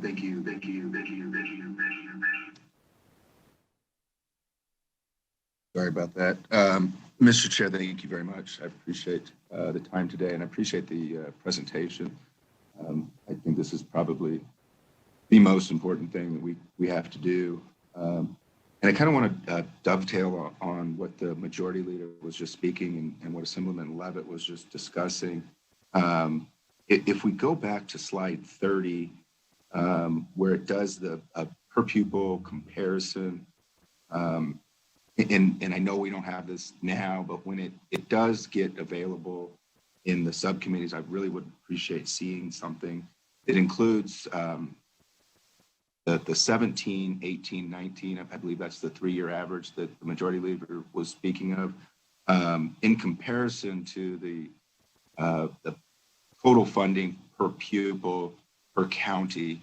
I like to be able to track it and see how things are going in and out of different counties and how the new funding formula, including the federal match, will be distributed to the different counties. And again, I know you guys probably don't have that available today, but I do know last session we had a comparison that included those years, and I was just hoping that we could add this new budget to it and kind of see how that's all going to work. So again, thank you, Mr. Chairman, and thank you everyone for the presentation today. Thank you, Assemblyman Hafen. And I think that, I think several members would like to see that just for the purposes of comparison moving forward. And I think it'd be helpful to just, even though it's not necessarily as a result or doesn't necessarily drive the outcomes of this, it's just helpful for context. Next, I think I have Senator Ratty. Thank you, Chair. So first, just a quick technical question to make sure that I'm understanding. Are the state's special ed funds accounted for? Where are they accounted for? Are they separate from the base or are they within the base? Heidi Hart's for the record. The state's special education funding is accounted for separately. It would not be included through the pupil-centered funding plan. Great, thank you. And then kind of picking up to more of a 100,000-foot level for me, I'm trying to understand the rationale for the phased approach to implementing the new pupil-centered funding plan. And so I think what I heard in your presentation, that certainly our financial situation is part of it, that we don't have the funding, and that certainly was in the state of the state, the $270 million that it would take to fund it. So I understand on the expenditure side why we wouldn't be able to implement it, but I'm curious about why we wouldn't move forward on the income side and pulling the local revenues into the newly created state education fund, so that from a transparency standpoint with all of the folks who are always asking how much money we're spending on education, it wasn't all sitting in one fund. So on that question, or just generally, could you talk a little bit more about the rationale for the phased approach? Superintendent Ebert, for the record, I will go back to the governor's state of the state, and this is a snapshot in time and where we're at. When we all were in session 2 years ago, there's no way we could have predicted the economic crisis that we're in now. And so looking at, running the Nevada plan, running the pupil-centered funding plan, and the resources that are currently, as we sit here today, available, a phased approach, making sure that school districts still, that we, number one, honored the work of the legislature and the fact that the governor also signed off on Senate Bill 543, moving that work forward while recognizing the economic situation that we're in. We also know this is one point in time, and that we're hoping that as everyone works through the legislative session, that we'll see, the projections of additional revenues coming through and being able to move forward. We look forward to working with all of you through the session as we evolve through the pandemic and the economic crisis, and see additional dollars flow into the state and what other decisions you may make. But we wanted to make sure that we were moving forward with the transparency of the pupil-centered funding plan. And this is the best path forward at this point in time. Thank you, Superintendent Ebert. And I just want to express 100%, sort of empathy, sympathy with where you are in terms of the revenue that's available and the work that it's going to take to stand this up. I 100% appreciate that answer. Could you talk a little bit more about why not at least pulling the local revenue into and having it all into one place? Is it the technicalities of how difficult that is to do? Is it something else? Superintendent Ebert, for the record, when you bring all of the funds in, and then we have the hold harmless provision within the pupil-centered funding plan, the additional revenue would be needed to fully implement the entire plan with hold harmless in place.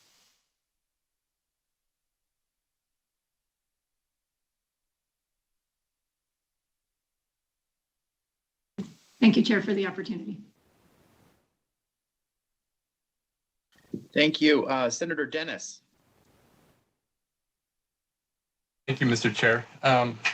Actually, one thing before I forget, just want to make sure, because as we went through the process of creating the new funding formula, one of the things with the new funding formula, the student-centered funding plan, is that it's revenue agnostic. So, I've heard several people mention that somehow the amount of revenue that you have changes the way the plan works, but in actuality, when we looked at it, it's agnostic to that. So it's just how we allocate the money through the new funding formula. Just want to make sure that we clarified that. I appreciate this discussion that we're having. I've heard many of these in my legislative career, these presentations on education. It's always been really difficult to try to understand everything because it's so complicated.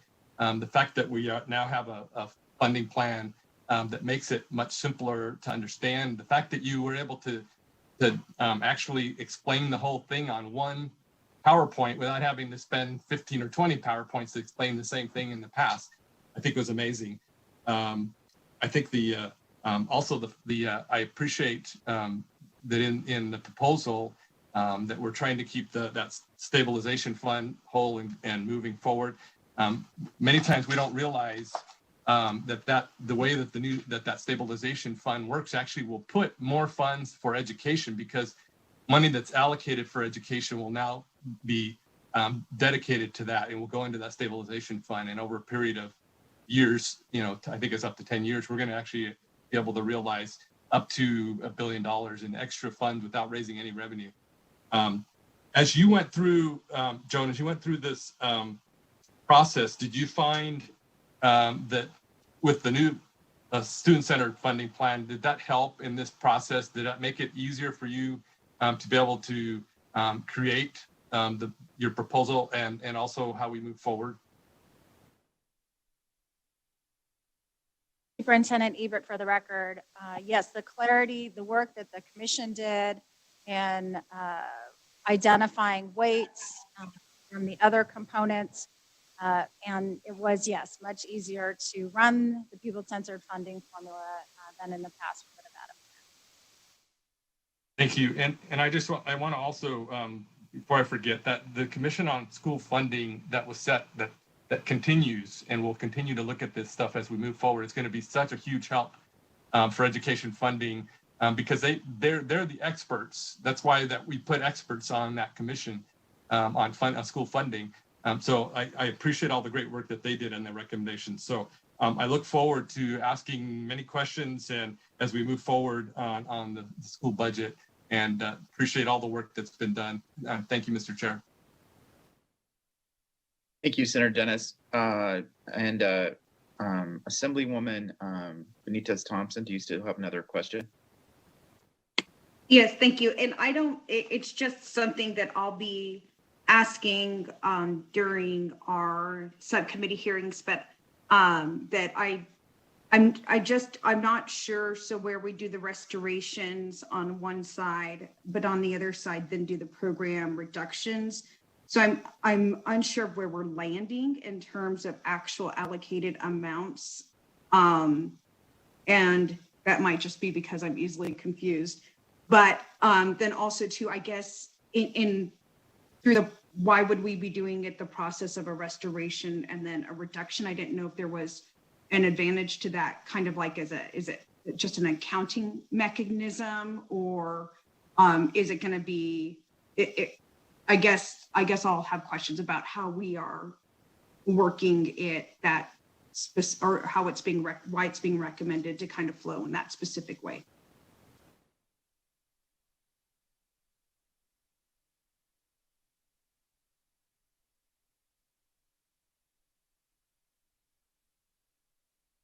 Mr. Chair, did you want us to hold that question or respond?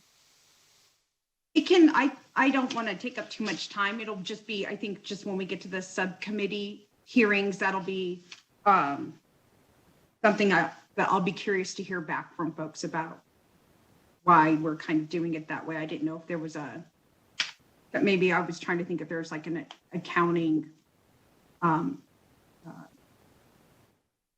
something advantageous in the way that it was being done that I just wasn't picking up on. And Superintendent Ebert, you can attempt to answer it.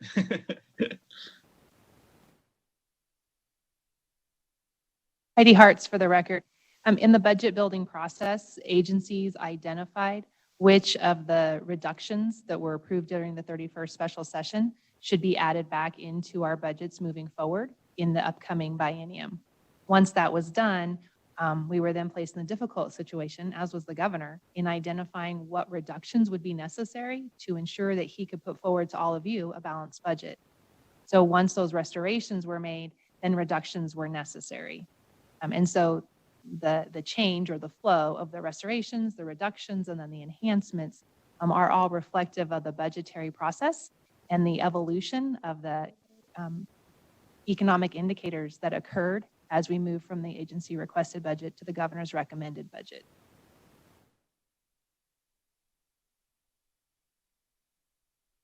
So I guess then on the accounting, if we just said, hypothetically, if it was just a yes to GovRec, then would this mean that we would do an actual deposit of those dollars in and then a withdrawal of those dollars out, or we would just do the final action of whatever that dollar amount was approved after you accounted for increases and decreases? That would be the intent, just to land on that final number, right?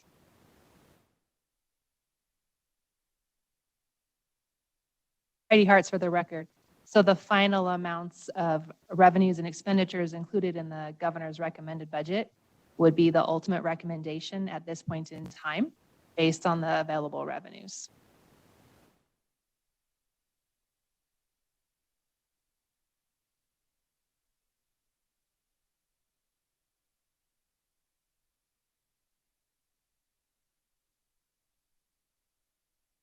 And thank you for, I mean, that's kind of the crux of the issue right there. So I appreciate you trying to clarify that.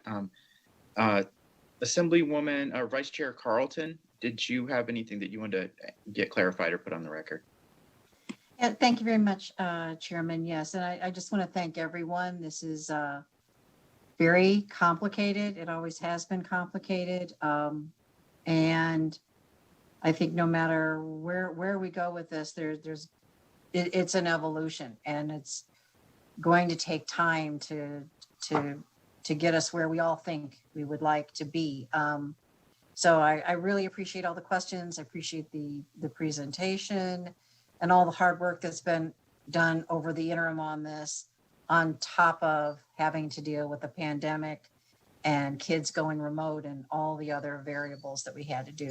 I think the one thing that we really haven't talked about is the supplemental appropriation that will be coming forward. If you could expand upon that. And this is just more for, we have a lot of new members to this committee, so that I want them to understand what happens at the beginning of the session when you bring a supplemental. So if you would address that, please.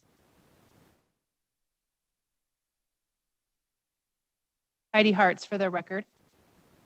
As part of the Nevada plan, we revisit the investment made in each school district through the distributive school account, the DSA payments. In the event that we have local revenues, those 3 local revenues that are not earned at the amount anticipated, and the general fund is utilized to backfill that portion of those guaranteed revenues. In the first year of the biennium, we borrow funds from the second fiscal year to address the needs for those funds. In the second year of the biennium, which coincides with the legislative session, we come forward to the legislature with a request for a supplemental appropriation so the department has the funding necessary in order to meet the payments of the DSA and to honor its commitment to guaranteeing those 3 local revenues. The amount that is currently anticipated to be in the supplemental appropriation request is approximately $330 million. That is an amount that is subject to change as we better understand what tax revenues will be earned currently in fiscal year 2021. Well, thank you very much, Ms. Hartz. And typically it's not that high of a number. If I remember correctly, that number has a lot to do with the local taxes that did not come in. So the state being the payer of last resort, if you want to use that term, to make sure that education is funded, that's when that supplemental comes to us.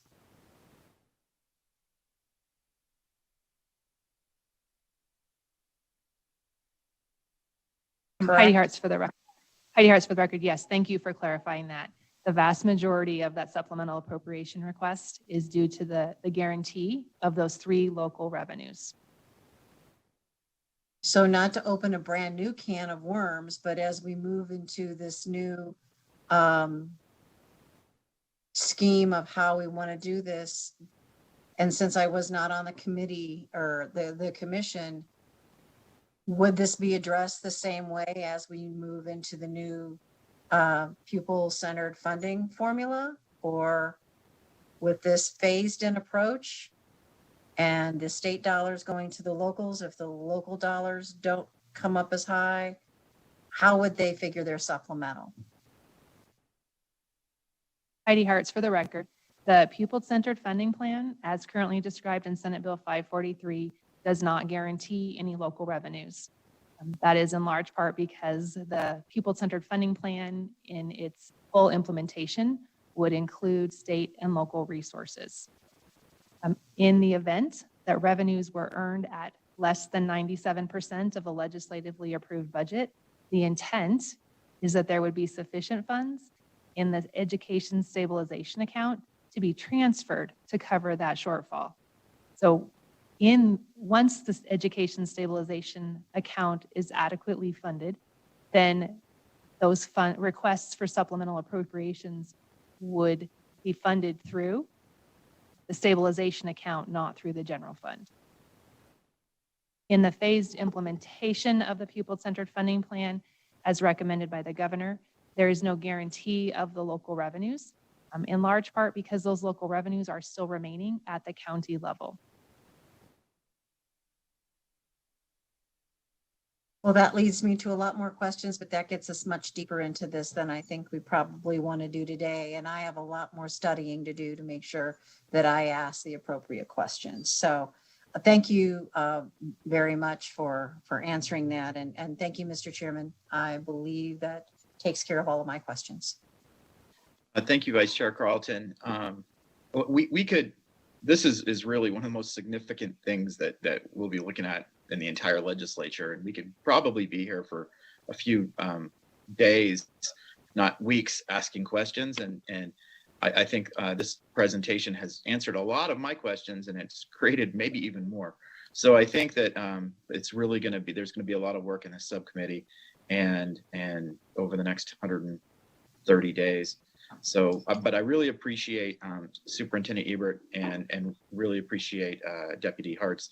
You're coming out and really clarifying all the work you've done to this point, but also what you've done this morning and trying to answer some of our questions. And I have a feeling you're going to get a lot of calls and emails from everybody on this committee. But we need to move on, and we need to address the next budget, or excuse me, agenda items. And so I'll close this out and don't see any further questions, and we'll move to agenda item 4, which is the Department of Education. And Superintendent Ebert will be presenting this agenda item again, and so you don't have to go far, but this is going to be about the actual operations budgets. So Thank you, just Mr. go Chair. right ahead whenever you're ready, Superintendent.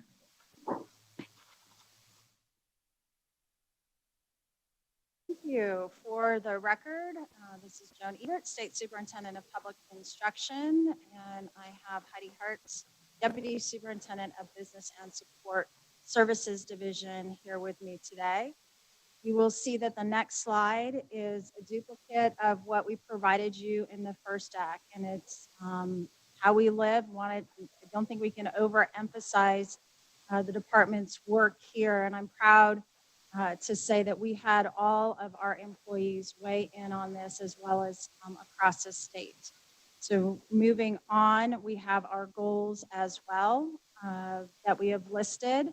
We spent a lot of time just the last a little over an hour and actually almost 2 hours talking about an equity formula, the new pupil-centered funding plan. When you talk about all students and you can differentiate the funds, you will have then success for all of our students. The Department of Education is comprised of 3 amazing deputies. I am blessed to work alongside of them each and every day. We have Dr. Jonathan Moore, who is our Deputy Superintendent of Student Achievement. You can see the areas there that he leads with his team. We have Felicia Gonzalez, who is our Deputy Superintendent of Educator Effectiveness and Family Engagement, and Deputy Hartz, who has been with us this morning. I also want to thank you again. Our Chief Strategy Officer, Jessica Todman, has been doing amazing work across the entire department and working with the entire education field to make sure that we can work together on this work. And then finally, Sarah Nick, who worked with all of you last legislative session, will be working with you this upcoming legislative session as well. Again, in this presentation, we were asked to identify major issues. I appreciated Senator Dennis's ask on, was it easier to run the pupil-centered funding plan than the Nevada plan in our Excel spreadsheets? Yes, it was. We will still put forth that we need to move forward with a more modern system. Our ability to respond, especially during the crisis, weighed on a lot of us and our staff because we like to make sure that our responses are real time. And that's a capacity issue. There's many things. We will continue to work with all of you, with our constituents. I will tell you in the last, my return home has almost been 2 years now, but anytime that we've made requests from school districts, our partner in the State Public Charter School Authority, and other philanthropy entities to move our state forward, everyone, every single person has always raised their hand and said, yes, we're in. And I think what our vision is to be out of a reactionary mode and becoming much more proactive as we continue to move forward. The next slide has our budget restorations. I am very pleased that in the governor's budget, these recommendations were made. I think a lot of times people forget that there is separate budget outside of the DSA for our pre-K students as well as our adult education. So we're bookended. We have K-12, but we also want to get our pre-K students in and provided services as early as possible, and then support for adult education as well. You can see these other areas that were restored from the special session. On the next slide, we have also the Commission on Mentoring, the $25,000 asking for restoration there recommended, the prevention of bullying and our external evaluations, making sure that what we had set out to do is done and that we are reporting out to all of you. In our reductions, the request, we had to prepare a budget that was 12% reductions. Any reductions to education is not easy, but through this exercise, and I reported to all of you during the special session, we worked with all 17 school districts and the State Public Charter School Authority to identify reductions so we could move forward. The enhancements here, we worked with the team. I asked the entire staff to make sure, knowing our economic situation, that we were not going above and beyond to our own optimal goals as a department, but how can we think differently about the human capital that we have? How can we capitalize on any grant funds that we have? And then also to just alignment with staffing across the different accounting areas. Our enhancements continue with the educator effectiveness, placing back, or in addition to $2,800 there, our Office of Learning, Early Learning and Development. We're realigning the director position. Again, some cleanup, safe and respectful schools, and our student supports. With our new initiatives, we just had our final meeting last night. We realized that during this pandemic, we needed to capitalize on a construct that the legislature and the governor previously signed, and that is with competency-based learning. We know that our students during this pandemic, we are in a K-shaped curve. Those that have access in many different ways are excelling in this work. They're able to move at their pace. They have supports that they need, while others that do not have those supports at home are actually not on pace that we would see in a normal face-to-face environment. So we asked the Blue Ribbon Commission to come together and look at our distance education laws and statutes that we follow. We looked at independent study, and also looking at independent study, our distance education, to look at how we can move forward and capitalize off of our already in place competency-based learning statutes. We're very blessed that Churchill County School District has led the charge with competency-based learning, and the superintendents and others want to be able to see that move forward so that we can truly meet our students where they're at in their educational environment and move away from chronological age as being the determinant of the curriculum that they are exposed to. So I'm really excited that this work has moved forward rather quickly.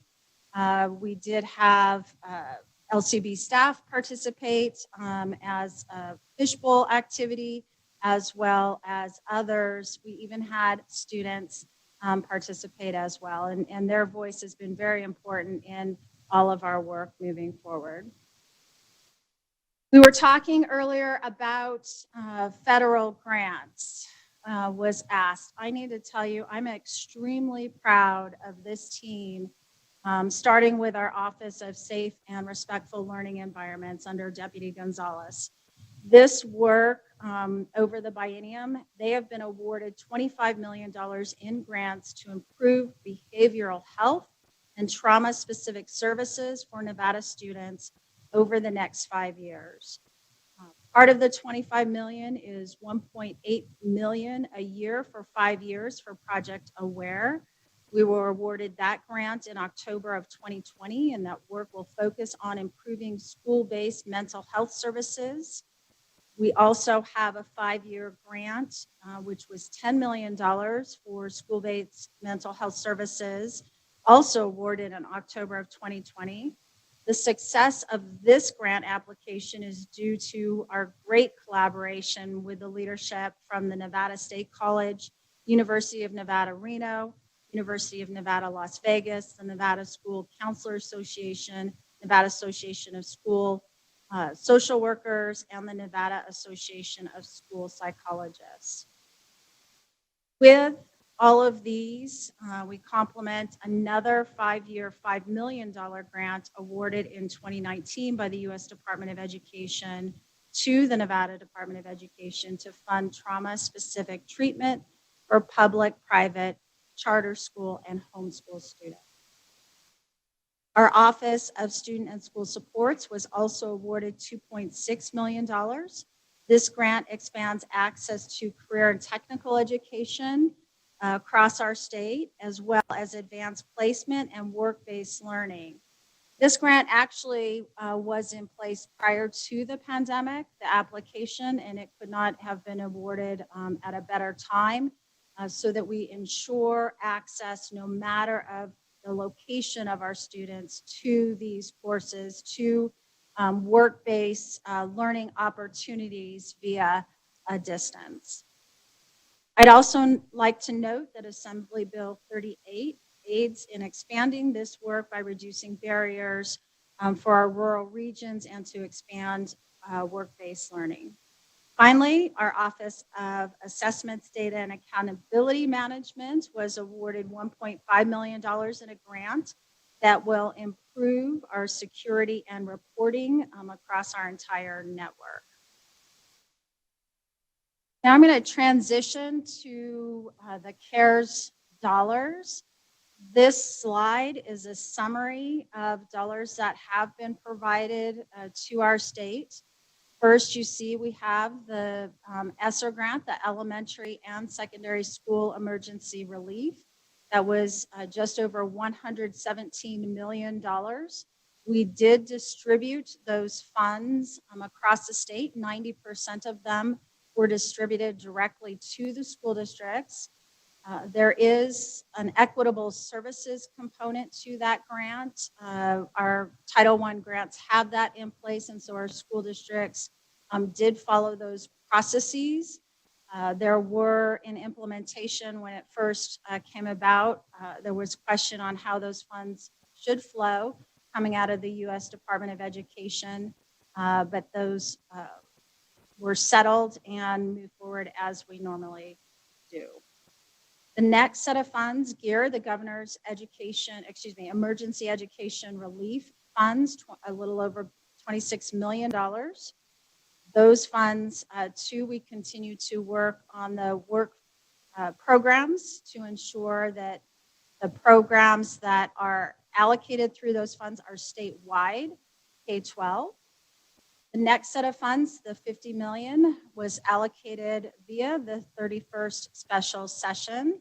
I'm pleased to announce that the school districts were very successful in spending those funds down by what previously was the December 30th, 2020 date. Excuse me, that date was in the bill, so that is the date, that December 30th, 2020. And then the last set was an allocation of $10 million to the school districts to reimburse them for allowable expenses from July through December of this last year.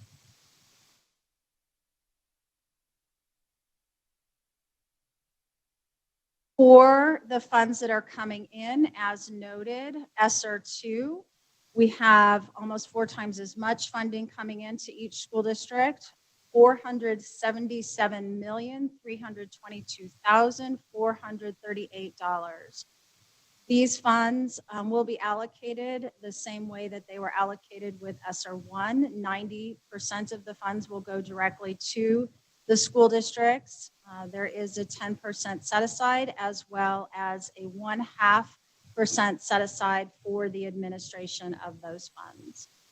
For the Gear $2, there was new legislation that was added, and specifically for non-public schools. So prior, we had the supplemental dollars coming. The school districts themselves were in charge of making sure that there was equitable services provided to the non-public schools. That is removed out of these ESSER $2, so the responsibility moves away from the school districts to now the responsibility moves to the Department of Education. And there are a specific set of funds that are made available to the non-public schools. Both set of these funds will be available, or they may go ahead and expense adjust funds back to the beginning of the pandemic and extend through September 30th of 2022. It will provide one caveat with the ESSER II funds that school districts may, not the State Department of Education, but school districts may obligate those funds out through 2023. So this is a bridge program that's made available. The next slide provides some additional details as far as dollar amounts of what I just presented to you with the ESSER. The Gear dollars themselves on the next slide in round 2 are broken out as well. I will tell you with all of these funds, move to the next slide. With all of these funds, there is still additional requirements that are being provided by the U.S. Department of Education. So as soon as we receive all of those processes that we are to follow, we will be taking work programs to IFC to make sure those funds can translate to the school districts as soon as possible. And with that, we stand ready to answer any of your questions. Thank you, Superintendent. We do have a question from Assemblywoman Titus. Thank you, Mr. Chair. I appreciate that, and thank you again for this presentation. The question of where the federal funds or how much federal funds has been one on our minds for sure. My question regarding the federal funds and the CARES Act money and those two graphs that you did show about the amounts and the millions of dollars that have come into the state.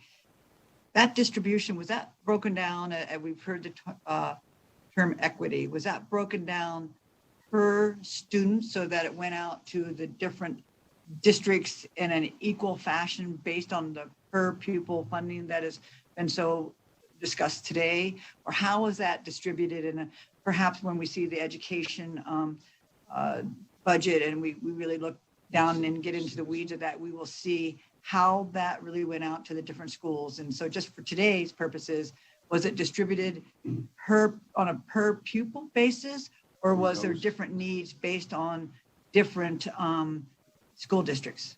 And thank you. Thank you for that question.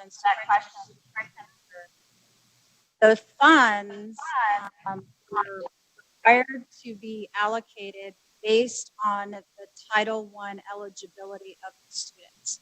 So the funds actually come in from the federal government based on the number of Title I students across the state. They are then allocated to the school districts based on the number of Title I students within the school districts. However, big asterisk, the funds may be used for all students within the school district or the charter school authority. So they're based on a specific formula, not on per pupil, but Title I eligibility. And however, they may be used for all students. Okay, thank you for that. Because again, that was one of my concerns and questions really was how did you decide how to distribute those, and having that Title I as your template or your mandate on how you distribute that. And so then that begs the question, we'll need to see where the Title I students are, the qualifications to under that Title I, and then how that breaks down in individual school districts. But I know that's a conversation at a later time. So thank you for the update.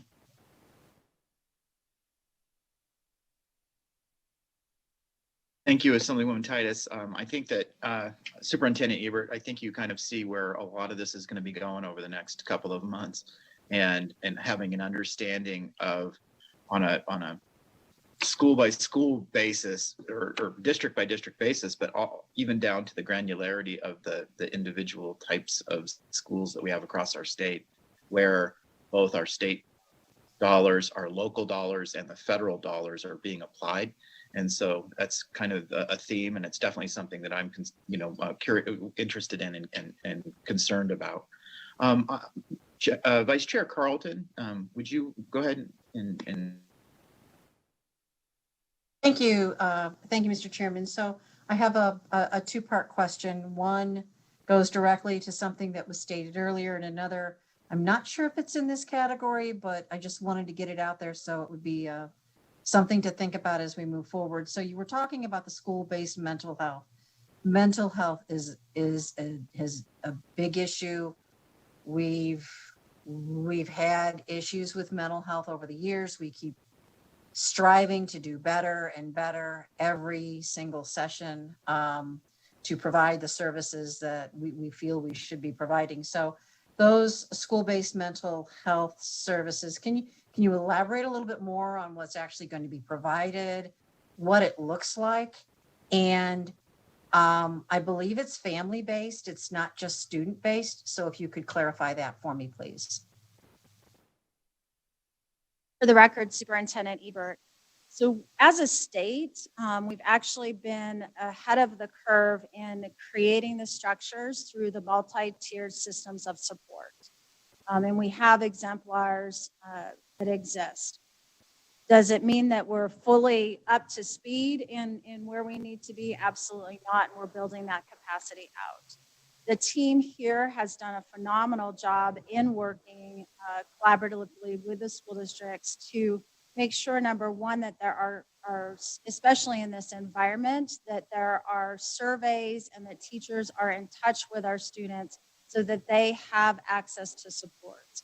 Once the students are identified, and again, thank you for the funding that you all have provided, school psychologists, those experts that are needed at that point in time are brought in. I will tell you, with the pandemic, we have seen the increase in needs. We are asking at the next IFC meeting that a portion of the funds and school districts are at different parts in their implementation of supports across the state. So the flexibility with an additional funds, mental health being one of those components, school districts will be able to use them. But my visiting every single school district, I will tell you that Pershing County, we've been trying to get their model out across, and it has taken them 5 years to get there. Also, Washoe and Clark have done work in these areas, and it's creating a system of supports. When we realized the need of all of our students, we also realized there are many people that do want to help our students, but there is not a central piece that school district leaders, if you're a principal, can go to. There are many different sources and resources. And so we're trying to work with all of our colleagues, DHHS, to make sure that we're clear about the resources that are available for our students and make sure that they receive those supports in a timely manner. You did mention families as well. And yes, a portion of those grants that I mentioned also have to do with making sure that the whole family is provided the supports that they need as well. Thank you very much, Ms. Ebert.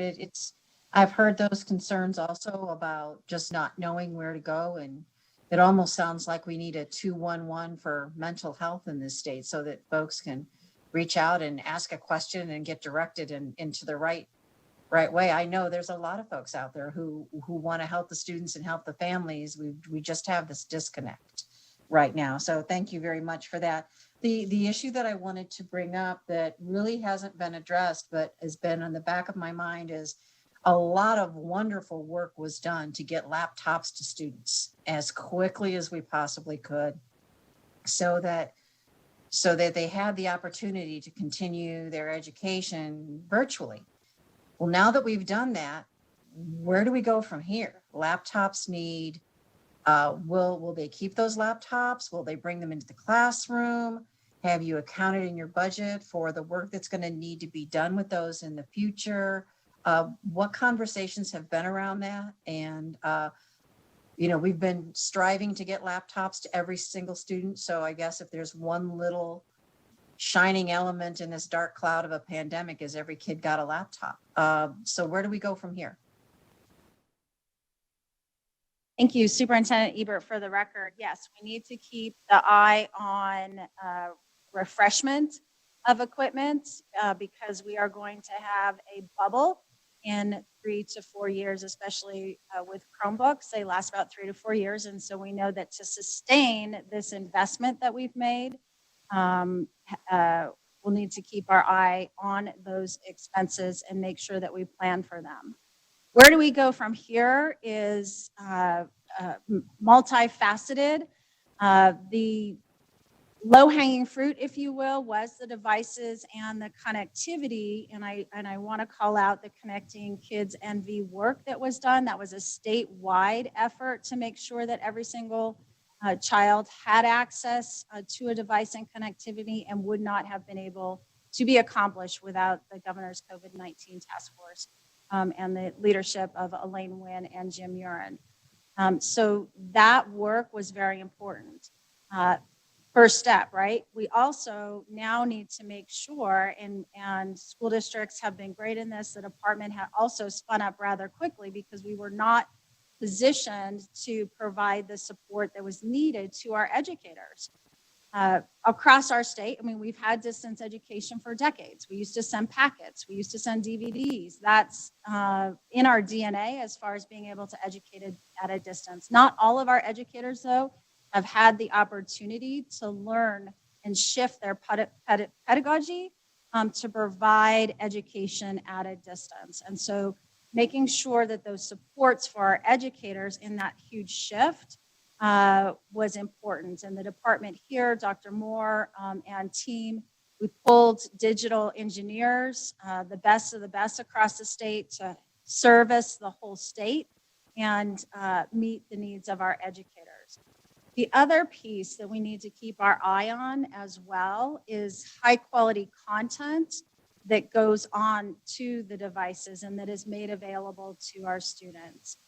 And so when I spoke about the Blue Ribbon Commission earlier, that sweet spot of a highly effective educator with technology and high quality content, we're able to meet the needs of our students when we have all three of those working together in concert. So we see that as we build the capacity in moving forward, there are a lot of people that had great success, students that never thought they would enjoy learning from a distance. And now, we wonder if they want to even come back to the classroom because they're being so successful. They're in a classroom, they're just at a distance. But there are other students where they need to be in an in-person environment. So making sure that all of those safety protocols continue as we work with in-person learning, coupling in the mental health pieces, working with our students, checking those students that have been at a distance for a very long time. The very first lessons and things that we should be doing when we see them face to face is asking them, how are you doing? That's part of education and part of the soul of the work that we do. And then all of those other components, I think that you all spinning up the commission on school funding and looking at what optimal looks like, looking at what other states are doing. The educators across our great state, Senator Keffer mentioned the size of our classrooms, the number of students in our classrooms. We know that we want to drive those numbers down, and it's going to take us time to get there and think differently about all of those resources and revenue sources that we need to come and stabilize education across our state. So I'll stop there. As you noted, we could talk for months on this topic, but if there's something specific you'd like me to drill down on, I'd be more than happy to. Thank you very much. I don't want to get too much deeper. One of the questions in the back of a lot of folks' mind is there are going to be students who are not going to return to the traditional classroom. How do we address them while we get kids back into class and we do all the other things that we're asked to do now that they do have those devices? So we'll let that go for a deeper conversation when it's appropriate. Thank you very much, Mr. Chair, for the questions. Thank you. And Assemblywoman Miller, do you still have a question that you'd like to ask? Thank you, Chair. Yes, my question is actually pertaining in regards to what the discussion has been. Superintendent, referring back to page 12 of the presentation.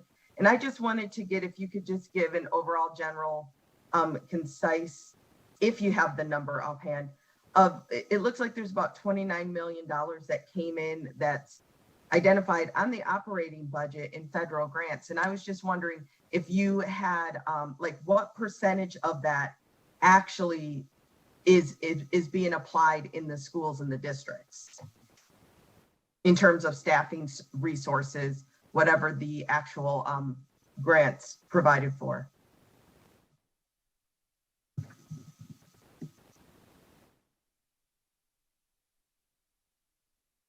Superintendent Ebert, for the record, Assemblywoman Miller, I apologize. Can you drill down on which specific component you're looking at? Sure. Yes, Superintendent. I'm referring to page 12, it looks like, of the PowerPoint. And the new federal grants for the Office of Safe and Respectful Learning Environments, Office of Student and School Support, and of course, Office of Assessments, Data, and Accountability Management. I was just wondering what percentage of that federal grants actually is being applied in the districts and the schools in terms of like staffing resources, whatever the federal grants provide for. So it would be unique to each grant program that is listed here. I will tell you the majority of the dollars are going to the specific school districts, but I can get you those exact amounts for each of those grants. Thank you. And yes, exact dollars would be fine, or percentage, either way. Thank you. And Superintendent, when you provide that information, or there's been several requests over the course of the last couple of hours, could you make sure that you share that with the committee staff so that they could distribute that as well? Yes, sir. And Assemblyman Levitt, I believe that you have a question. Yeah, and this Assemblywoman Miller may have asked my question, and I just don't understand all the fundings. The GEAR funding, the Governor's Emergency Education Relief Funding, that $31 million that was allocated in December to the pre-K. How much of those dollars were allocated to the districts as well?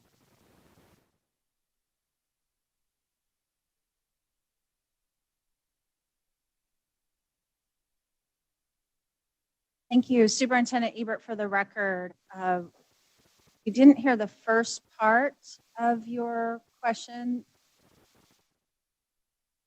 Please repeat it. The GEAR funding, the relief funding that was allocated in December, how much of that was how many of those dollars were allocated to the districts?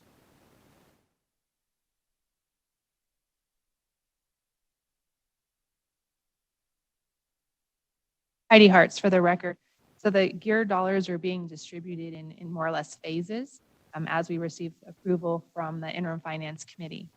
So dollars have previously been allocated to districts and community-based organizations that provide pre-K services. GEAR dollars were used to backfill the reductions that were approved during the 31st special session. Next week, we have a work program before the Interim Finance Committee that would allow us to distribute $9 million of the GEAR dollars to school districts across the state. And then we have a third work program coming forward to you in the next few weeks that will allocate the balance of those dollars as well. And again, the target is statewide services or targeted directly to the school districts, understanding that school districts would benefit as well from statewide services. Do you have a breakdown of the remaining balance that will be going to pre-K?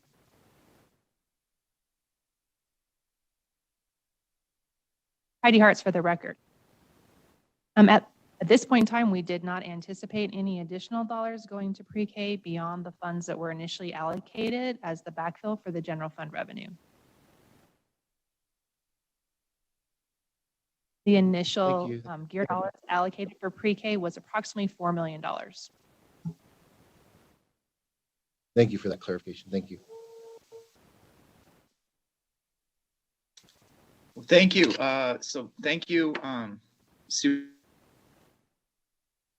Hartz, for walking us through our funding and budgets through education K-12 this year. And again, just want to stress, I know a lot of the members have said it, but it's been a really difficult time for folks who are creating budgets and looking at funding sources while that has been continuing to move all over the place. And so just want to thank you for all the hard work you're doing, and also for presenting to us this morning. And I don't see or have any further questions, so I'm going to move on to the next agenda item. And I wanted to thank you for showing up once again, and we'll talk to you very soon. Our next agenda item is the Nevada System of Higher Education. And I would like to welcome Chancellor Rose, and I would like to ask her to present the governor's recommended budgets for NSHE. Thank you, Chairman Brooks. I want to make sure everyone can hear me. Chairman Brooks and Vice Chair Carlton, members of the committee, for the record, Melody Rose. I am the Chancellor of the Nevada System of Higher Education, and it's my pleasure to be with you this morning. I want to let you know that I will be presenting on behalf of our 8 institutions, but we do have a full team waiting in the wings here should you have questions that require them. So I will be presenting with Andrew Klinger, who many of you know is our Chief Financial Officer, but we do have the presidents and my full cabinet in attendance today should you wish to ask questions of them. So Andrew, if you would please advance the slide. My portion of today's presentation will overview for you who we are and what we look like as an organization. I will also proudly share some accountability data in our ongoing effort around transparency. We will be talking to you this morning briefly about student achievement.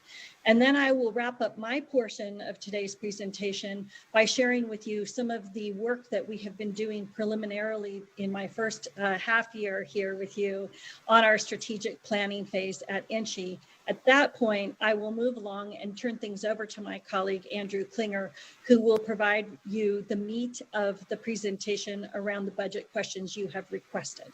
Next slide, please.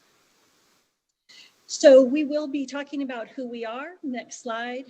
And of course, I understand that today's goal is really to dig into the budget questions. So I will be clipping along through my portion of the presentation, hoping that we will have additional opportunities to speak with you about some of the strategy that we have behind the budgets. And so with that in mind, and knowing that you will have this presentation to look at after today, I will move quickly through these slides so that we can get to the budget. Of course, you know that we have been growing over time. We now have 8 institutions, the most recent of which joined us in the early 2000s at NSC. And next slide, please. You are all also familiar with our governing structure. We serve over 100,000 students and are governed by a 13-member elected board of regents. And of course, I would be remiss this morning if I did not acknowledge that Governor Sisolak announced on Tuesday evening his interest in reconsidering that governing model and studying the alternatives. I was very happy to receive a call from him on Tuesday and discuss his vision, and we'll look forward to collaborative conversations with both the executive and legislative branches on this subject as we move forward. Next slide, please. Just to quickly overview for you, of course, many of you are graduates of our institutions, so I will hit the highlights here. We are so very proud to have 2 research universities in our midst. Both UNLV and UNR achieved special Tier 1 status in the last year or so, and that elevates their profile nationally and internationally and highlights the comprehensive research opportunities that are contributing both to economic development in the region and beyond, as well as to the attraction of high caliber faculty and students. Together, they of course contribute about 51,000 headcount students in the fall of 2020. Next slide, please. We have 1 state college, as I mentioned just a few moments ago, the newest member of the NSHE family, which was founded in 2002, very explicitly in order to provide 4-year degrees that meet critical shortage areas in Nevada's workforce, in particular nursing and teaching. And it has grown at a meteoric rate and now enrolling approximately 7,300 students. Next slide, please. You all, of course, also know that we are fortunate to have in our NSHE family 4 community colleges that are doing really what I would call the frontline work of our economic turnaround, focused on workforce development and occupational certifications, as well as offering comprehensive 2-year associate's degrees, certificates, and select baccalaureate degrees for those who want them. I'm very proud to say, too, that they have done tremendous work with remedial and developmental education, meeting the needs of underprepared students, as well as working very much hand in glove with our 4-year institutions on transfer and articulation, really providing that lighted pathway to a bachelor's degree for those who seek it. And combined, of course, they offer also seats for roughly 50,000 students in the fall of 2020. Next slide. Rounding out the NSHE family of institutions is DRI, our internationally recognized research institute located both in Reno and in Las Vegas. They have over 60 years of environmental research and discovery expertise under their belts and are really critical to driving forward problem-focused science and solutions. Also really contributing to economic development for our state. And it should be noticed as well, pulling in over $35 million in sponsored research grants and contracts annually, and that number is going up. So next slide, please, Andrew. Next, I'd like to move us into a quick discussion of who our students are. I hope to have the opportunity to unpack some of these data in more detail for the policy committees at another opportunity. But of course, just briefly, you know that we have been over 100,000 students, had a slight dip this fall due to the pandemic, and expect to be back on a growth trajectory soon. Next slide. It's really important to me too to recognize where these students are located. You can see in this colorful visual where those students are located based on head count. And next slide. It's really interesting to me to see how the student going population has changed over the course of my career, and in another setting we can look at these data longitudinally. For now, I think it's important for us all to understand just how many college-going students are studying on a part-time basis.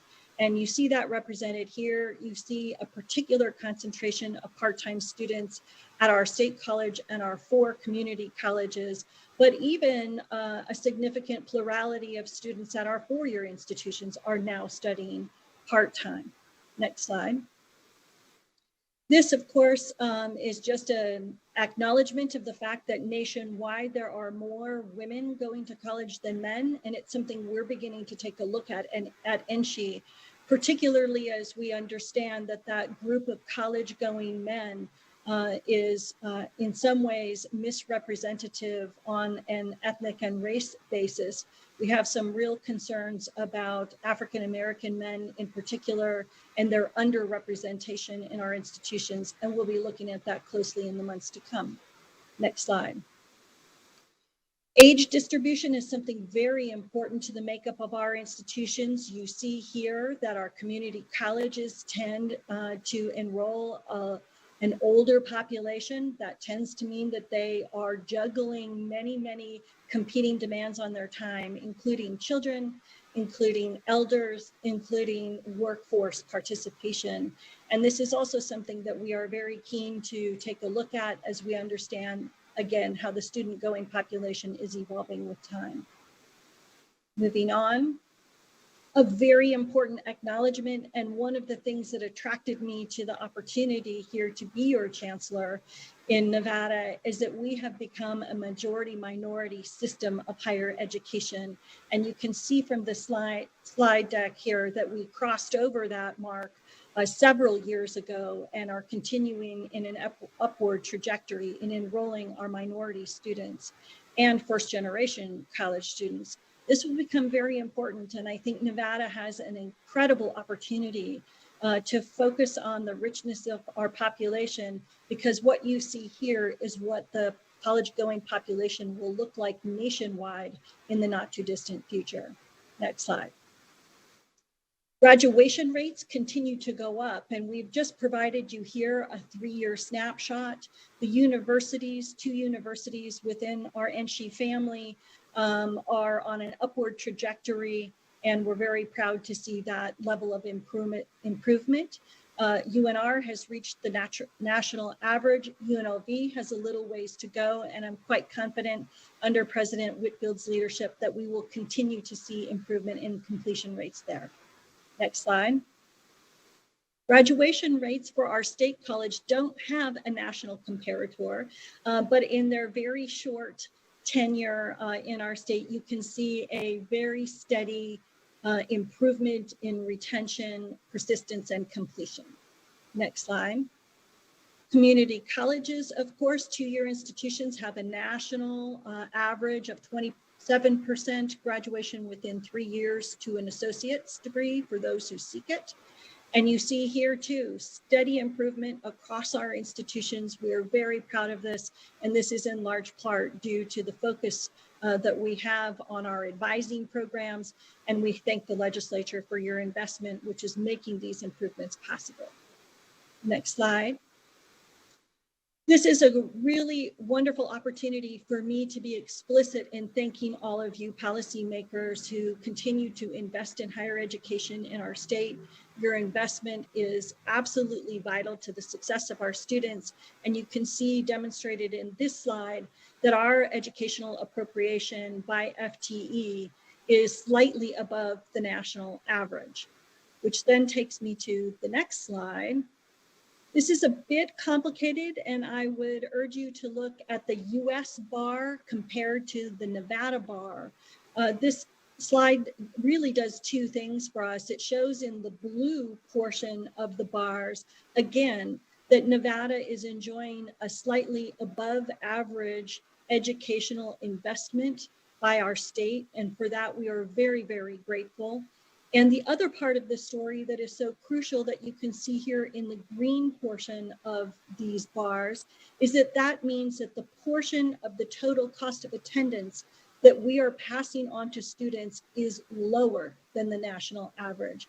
And of course, at NSHE, like you, we have a very strong focus on affordability and access. This will help us in closing the achievement gap. And again, I just want to thank you for your ongoing commitment to affordability. Next slide. Lastly, my portion of this presentation is to share with you some of the strategic work that we are engaged in at NSHE. If we could go to the next slide. You will all be familiar with this graphic. Of course, these are the 5 strategic goals that were established collaboratively with the campuses and their communities in 2017 and adopted by the board. And those goals, of course, are to increase access, improve student success, close the achievement gap for underserved students, be collaborative and ambitious in solving workforce challenges and industry needs, and increase really interinstitutional and problem-based research across our institutions. What I have been focused on since arriving here, Andrew, next slide, is how can we build on that good work that was done? And I have 3 major projects along those lines that I want to share with you today. Again, knowing that we can dive into this in more detail at a later time. First of all, I am a very data-driven individual, and the presidents and I met in a full-day retreat a few months ago, and we are working very hard to establish key performance indicators and targets for all 5 of those strategic goals.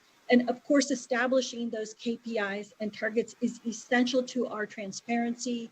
It is essential to our accountability to all of you policymakers and to the taxpayer. So we are hard at work. We will bring those metrics forward to the board for adoption later this spring. Secondly, we are also collaboratively focused on establishing strategic system-wide initiatives.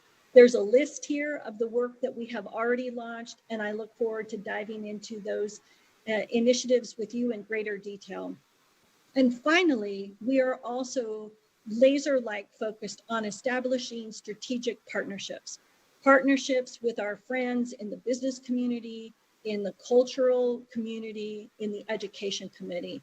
And I was pleased to see my colleague, Superintendent Ebert, presenting just before me, because we have launched one such strategic partnership around moving dual enrollment forward for our state. Next slide. I think we would be remiss in this day and age to not pause for a moment and share with you the work that we are committed to doing around diversity, equity, and inclusion across our campuses. And as I have spoken to the presidents about their work ongoing on their campuses, I have a keen interest to really accelerate our efforts in this regard. And I will be meeting with the chief diversity officers next week in their full-day retreat to talk to them about launching an initiative that is explicitly focused on the hiring and retention of diverse faculty. I believe that's a critical step forward for us in supporting our underrepresented student populations, in advancing our curriculum, in closing the achievement gap. It's definitely always been my strong belief that if you see it, you can be it. And so you will be hearing more from NSHE soon about this initiative. And last slide. With all that, I've gone through a very high level, very quick overview with you of our activities, who we are, our vision, and our future. And I would invite you to consider the other sources of information that we happily provide for you. We will be producing an accountability report for your use during this session. And of course, you can always access our data dashboard if you really want to dig into the details. Everything you could possibly want to know about our performance, our budgeting is all there. And I invite you to use it and look forward to being in further conversation with you as we move through this session. And with that, I will turn things over to my colleague, Andrew Klinger, to walk you through our budget.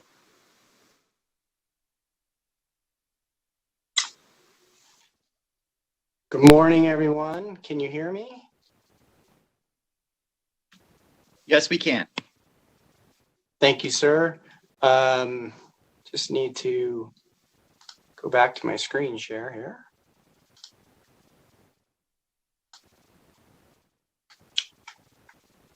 Good morning, members of the committee. For the record, I am Andrew Klinger, Chief Financial Officer for the Nevada System of Higher Education. And today's focus is obviously on what's in the governor's executive budget. But I wanted to spend just a couple of minutes providing an overview of the Nevada system of higher education overall funding. As many of you know, you all see a portion of our budget called what we call the state operating budgets, but we do have other self-supporting budgets. And so I wanted to just spend a couple of minutes providing some context for the committee members. So obviously the state operating budgets includes the state appropriations. It includes a portion of the registration fees. There are both what we call formula funded accounts, as well as non-formula accounts and our professional schools as well. Within those state operating budgets, there is a carve out, a 20% performance pool carve out that the institutions have to meet certain metrics to earn those dollars back. On the non-state side, we have what we call self-supporting accounts. There are grants and contract accounts, as well as loans and endowments. These funds remain in those accounts and balance forward from year to year. Typically, the revenues that are generated within each of those areas are dedicated to a specific purpose. So I want to give an overview of our total sources of revenue. And again, this includes not only the state budget, but it includes our self-supporting and other accounts that I just went through. I'm using the fiscal year 2020 financial statements because that's the information that I have complete for a year. So I thought it would be the best reference point. So what this graph shows you is that state appropriations is the largest source of revenue that comes into our system. It represents approximately 34% for fiscal year 20. That was $668 million. The next largest share is the tuition and fees that we collect from our students, which in this case represents 24%. Grants and contracts, with $439 million in grants and contracts, represents approximately 22% of our revenue. And then sales and services, and you can think of this would be like room and board would be under sales and services. Parking, when students pay for parking, that would be under sales and services. Any food services that we provide on the campuses is included in here. This would also include clinical revenue from our medical practices and dental practices, as well as event sales and conference sales as well. So overall, in fiscal year 20, we had $1.98 billion in total revenue, including state appropriations. Now, on this slide, I take that $1.98 billion, and that top bar represents the same information I just presented on the previous slide. But then I take that information and essentially break that top bar into two pieces. One that represents the state operating budget, and then the other bar that represents the non-state funds.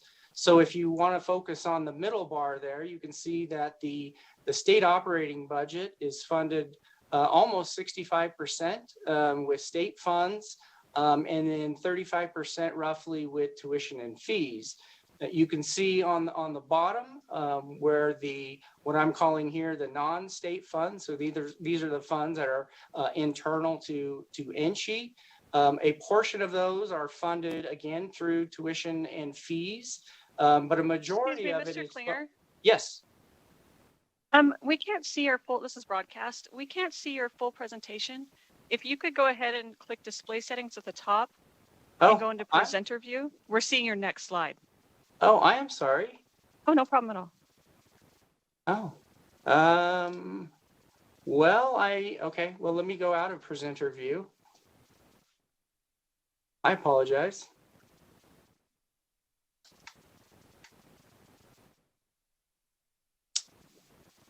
Gotta love technology.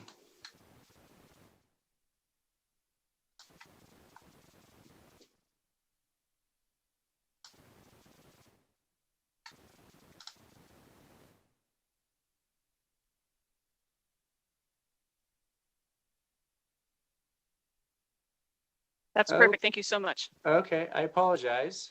So I will do this. I'd like to go back to this slide if I could, just briefly, because this was the slide I was just referring to when I was talking about the state portion versus the non-state portion.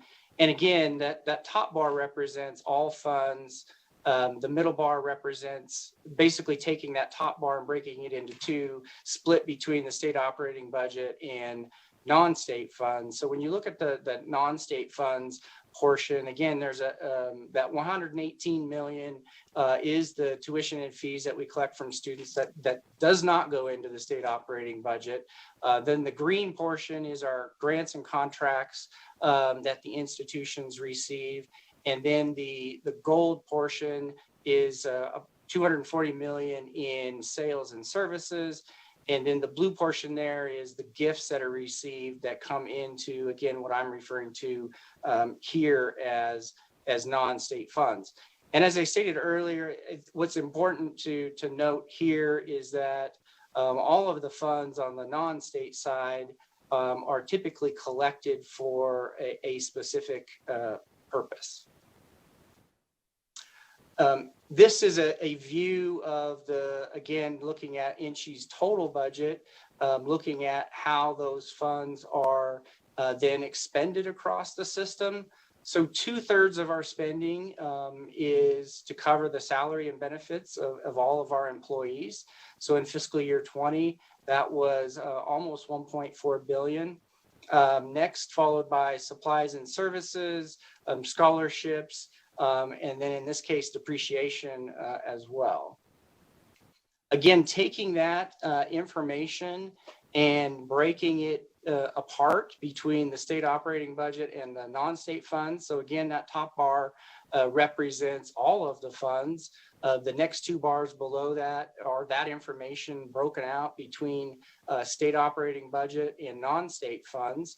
And so when you look at our all funds, again, employee benefit or employee salary and benefits is 2/3. When you look at the state operating budget, that number rises to almost 82%. So almost 82% of the state operating budget is employees' salary and benefits, followed by supplies and services. And then on the non-state fund side, you can see there's a smaller share there in blue. That is the employees' compensation piece, and a larger proportionate share of supplies and services, as well as scholarships and depreciation. So with that, I'll move into an overview of the executive budget. So wanted to start with just a very high level view of the total change in state funding across the system. So on the far left-hand side, I've summarized this by the formula funded accounts, the professional school budgets, and all the non-formula accounts. In the next slides, I'll show a breakout of each one of those. I won't go through them in great detail, but wanted to present all of the information for the committee. So the first column there that is labeled original fiscal year 2021, that column represents the state funding that was originally approved by the 2019 legislature. The revised fiscal year 21 column represents the budget reductions that were approved in August of last year for fiscal year 21, almost $138 million reduction compared to the original appropriation. And then to the right of that is the governor's recommended budget for fiscal year 22 and 23. So you can see the 637.5 million in fiscal year 22, which represents almost an 8% decrease compared to the original legislatively approved appropriation by the 2019 legislature. And then in 2023, it's almost a $640 million budget, and again, a 7.5% increase as compared to that original 2019 appropriation.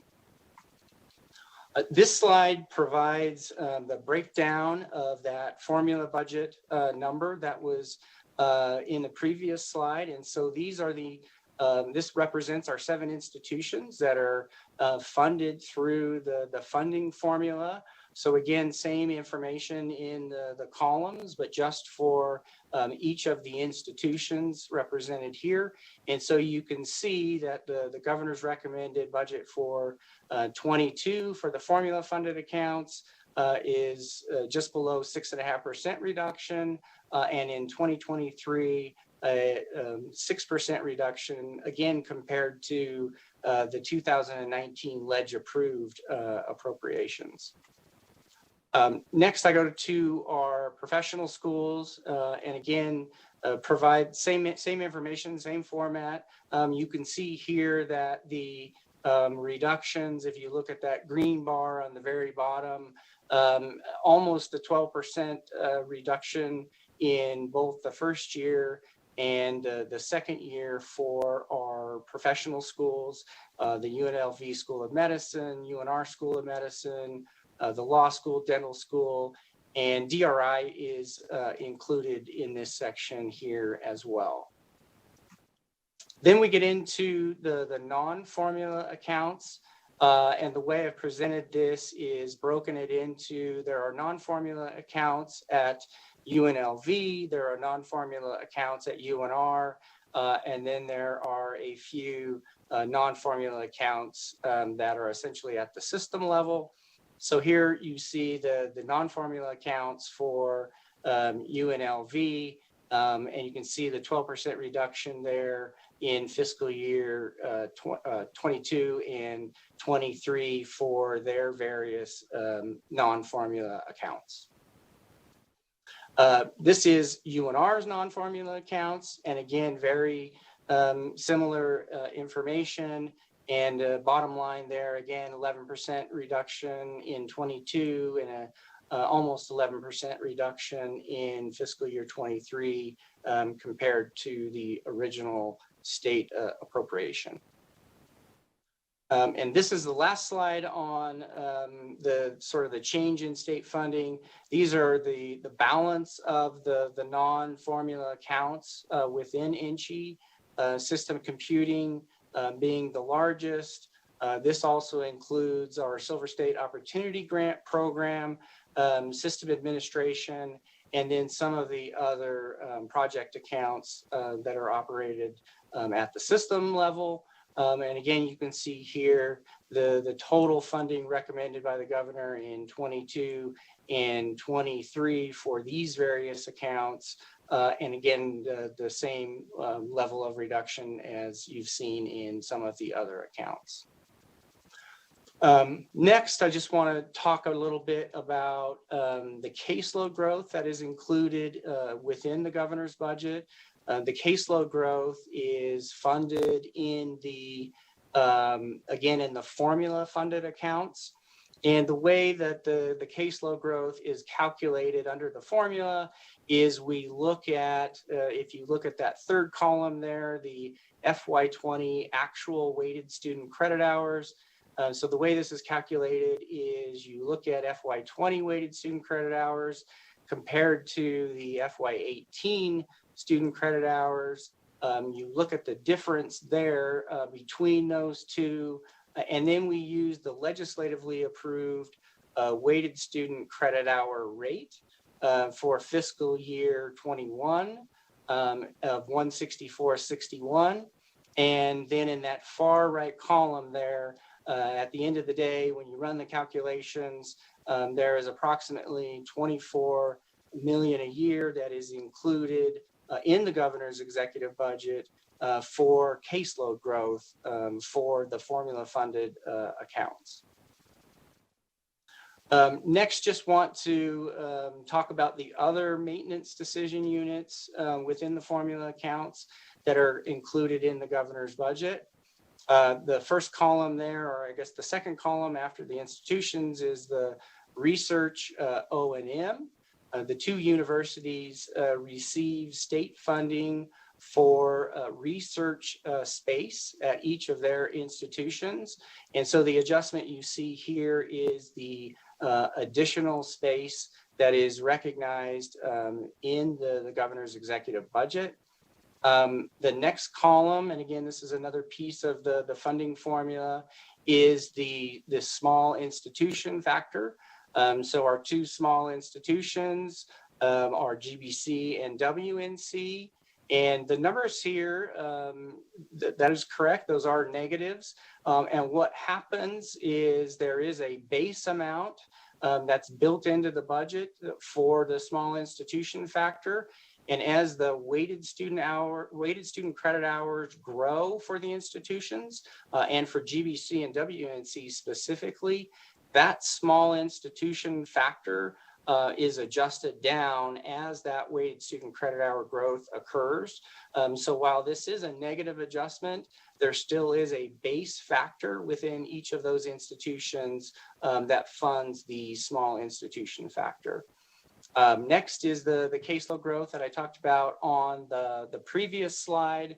And then the last column here is what we call the formula redistribution. Didn't want to get into a presentation on how the funding formula works today. I'm sure we'll get into that in the subcommittee, but this is essentially the output of the formula. And what this does is it redistributes the state dollars to the funding formula accounts based on their share of weighted student credit hours. So you can see in this case that UNR is seeing actually a reduction in state funding as a result of that redistribution, which essentially means their proportionate share of the weighted student credit hours in 20 dropped compared to what it was in 18. Next, these are the maintenance decision units that are included in the governor's executive budget for the Desert Research Institute. Again, these do represent negative adjustments to the Desert Research Institute of $778,000 over the biennium. We did have discussions in the last legislative session about coming forward with a new funding formula for the Desert Research Institute. Unfortunately, we were unable to develop that in time for presentation, in the executive budget. And given the pandemic, decided that is something that we will put on hold for now. But I think in the future, we would like to again have discussions about potentially bringing forward a new funding formula for the Desert Research Institute. You've asked for in this presentation to include the registration fees and tuition. I didn't include a table of all of our various fees because there are many tables within our code that have fees in them, but I did want to give you the basic registration fee. So what you see here is fiscal 21, 22, and 23, the per credit registration fees for both for all of our institutions, the universities, the state college, and the community colleges. Now, the Board of Regents did adopt a predictable pricing model that is tied to the Higher Education Price Index. And so for 22 and 23, those numbers there represent a 2.8% increase over fiscal year 21. And that is tied to the Higher Education Price Index from 2018.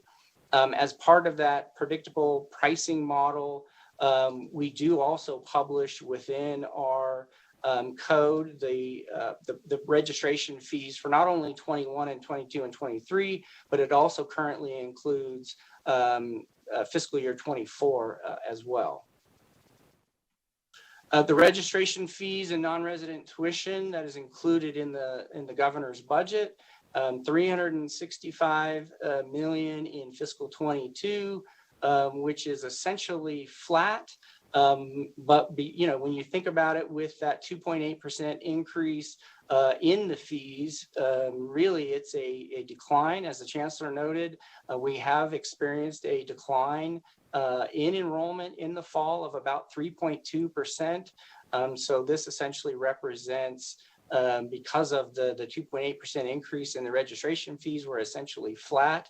And you can see in fiscal year 22 and 23, again, slight growth there, but again, essentially flat to slight decline in overall enrollment. And again, these funds here represent about 35% of our state operating budget. And there are also registration fees, as I noted in the previous slide, that go into non-state accounts. That was that small sliver there in those slides, 118 million that goes to non-state accounts as well. The governor's budget does include the 12% budget reductions. It's roughly 84 million per year for fiscal 22 and 23. You can see from this graph here that primarily those budget reductions are made up through salary savings. We implemented a hiring freeze when the governor's original directive came out last year, and we continue to hold that hiring freeze and will carry that forward into the next biennium if the governor's budget is approved with these reductions in there. Obviously, there's also the operating reductions and a reduction in travel expenditures. Now, again, this is all on the state operating budget side. We have experienced reduced revenue in our self-supporting or non-state accounts as well. Next, to get into the enhancements that are included in the governor's executive budget, there is 10.9 million in capacity enhancement funding that's included in the governor's budget. This is the same funding level that was approved by the 2019 legislative session. Nevada State College is receiving $900,000 per year to expand their teacher academy program, as well as their collaboration efforts with their community college partners.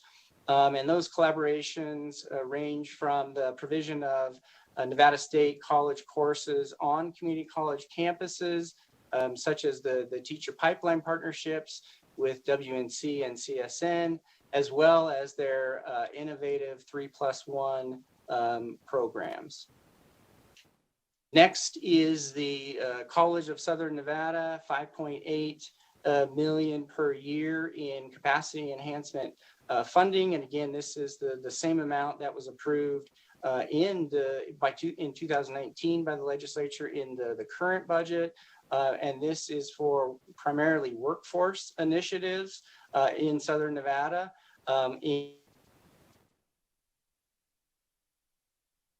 In security, as well as dual enrollment. Great Basin College, $700,000 a year, and these are for their paramedic, substance abuse counseling, land surveying, as well as expanding their nursing program into Ely. Truckee Meadows Community College, governor's budget includes TMCC's capacity enhancement funding. And these funds are being used to ensure students are able to progress through their degree pathways as seamlessly as possible, and to maximize the use of space at TMCC, as well as expand both the advising and support staff for our students. And Western, $300,000 per year in the governor's executive budget. And this is for 3 areas. It's a Jumpstart College, rural nursing, and access and retention of underserved students. So the Jumpstart is for dual credit initiatives to help students, high school students, earn college credits and certifications upon graduation from high school. And finally, capacity enhancements. Desert Research Institute received $1 million per year in capacity enhancement funds in the governor's executive budget. These funds will continue to repair and replace equipment to reinforce DRI's research strength in drought forecasting and mitigation, as well as wildfire risk evaluation and weather modeling. Next, I wanted to, while some of these programs are not in NSHE's budget, we do want to recognize the importance of these programs to the Nevada system of higher education. The first is the Governor Gwynn Millennium Scholarship Program. We are grateful that the governor included $44 million in his executive budget for the Millennium Scholarship Program. We also received $4.4 million per year in our budget for the need-based Silver State Opportunity Grant Program.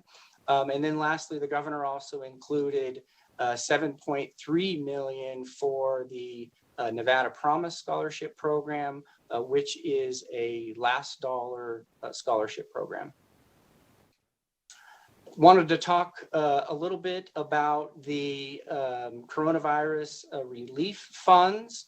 So NSHE is scheduled to receive in total $112 million in funding. A portion of that, just like with the CARES Act funds, is required to go to students as direct aid. So that direct aid is actually it's the same amount that was required under the CARES Act. So almost 30 million of that 112 million needs to be allocated directly to the students.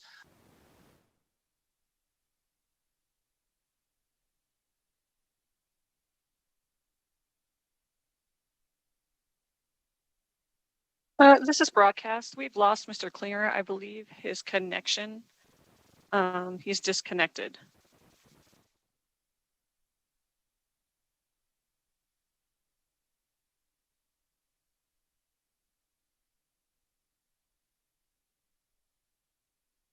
Mr. Chairman. Yes. Chairman Brooks, for the record, Chancellor Rose here. I've just sent Andrew Klinger a text to let him know that we've lost him, and hopefully he will be back momentarily. Great. Does it make sense in your presentation to, while we're trying to reconnect him, if there's anything, so we don't lose any time here, so that if there's anything that you wanted to go over later in the presentation? No, he was rounding out the numbers for you, and then we were intending to open to questions with your permission, Chair Brooks.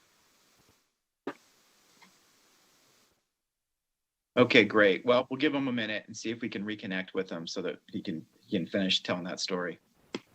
Great. Thank you, Chairman Brooks. Appreciate the flexibility.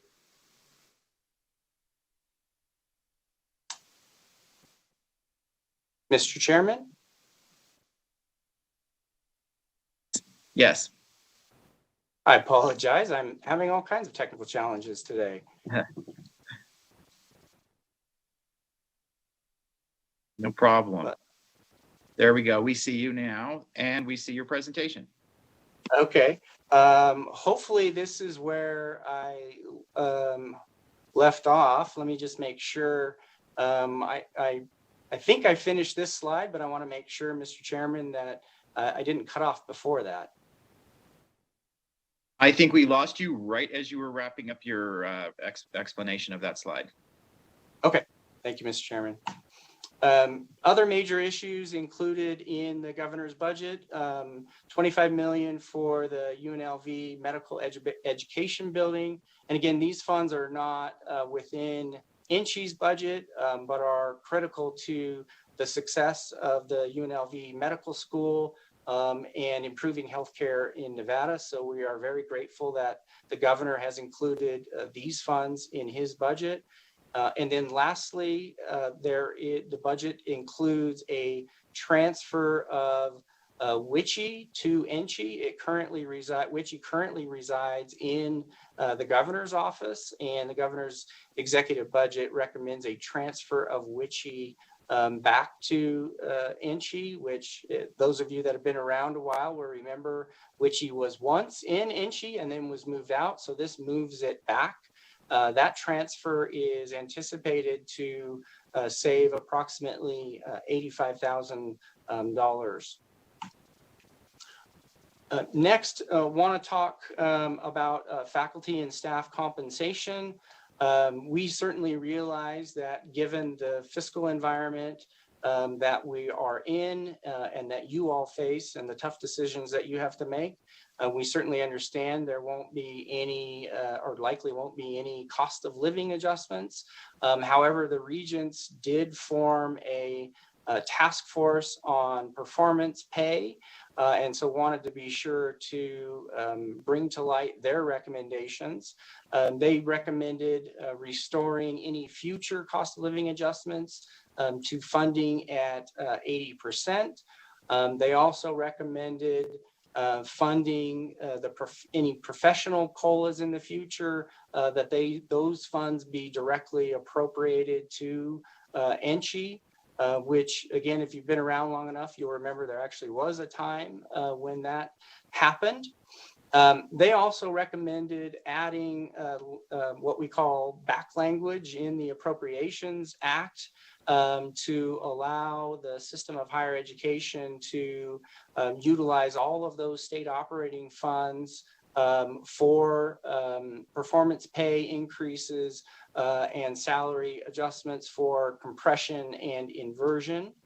And then lastly, the task force recommended, and this is a change to code. This is not anything that we are requesting from the legislature, but they recommended a change to the NCHE code that would establish a performance pay pool of at least 1% at each of the campuses.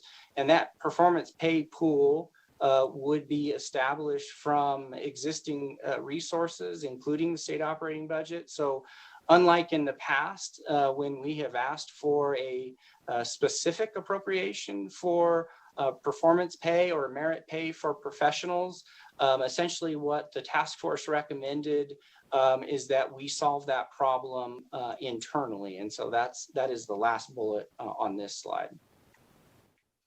Next, I want to talk about our capital improvement program that's included in the governor's executive budget. The regent's number one recommendation was the engineering building.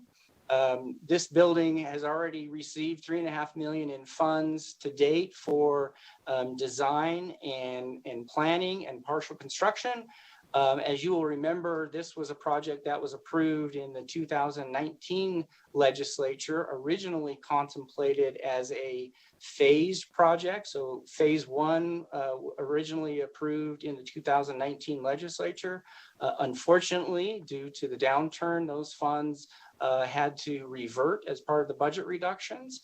But thankfully, the governor included in his executive budget the $36.8 million in state funding that's needed to fund the entire project. So no longer a phased approach. This will complete this project. And this provides an additional 52,000 square feet for much needed lab space, classrooms, and faculty research space. Next, included in the governor's executive budget, and this was the regent's number two priority, was the welding lab addition and renovation at Great Basin College. This is a project that's been in the planning phases at GBC since 2009. So again, very grateful the governor included funding for this project. This will, double the current square footage and the demand for the welding skills. There's a 95% job placement for welders coming out of GBC. So this is, again, a workforce development activity. This will help tremendously. And the last capital improvement on our list is included in the governor's budget is the Marlette Hall renovation. This is a state investment of almost 1.5 million that will renovate Marlette Hall and bring it into a modern classroom with modern technology. And again, this supports WNC's workforce development efforts, in particular in their nursing program. So again, very grateful that this is included in the governor's executive budget. And with that, Mr. Chairman, we will stop for questions. Thank you, Mr. Klinger. And I am really glad to see those three improvements or capital improvement projects included in the budget. They directly impact the workforce in a very real and immediate way. And so with that, I will open up to members for questions. And I think I have Assemblywoman Titus first on my list.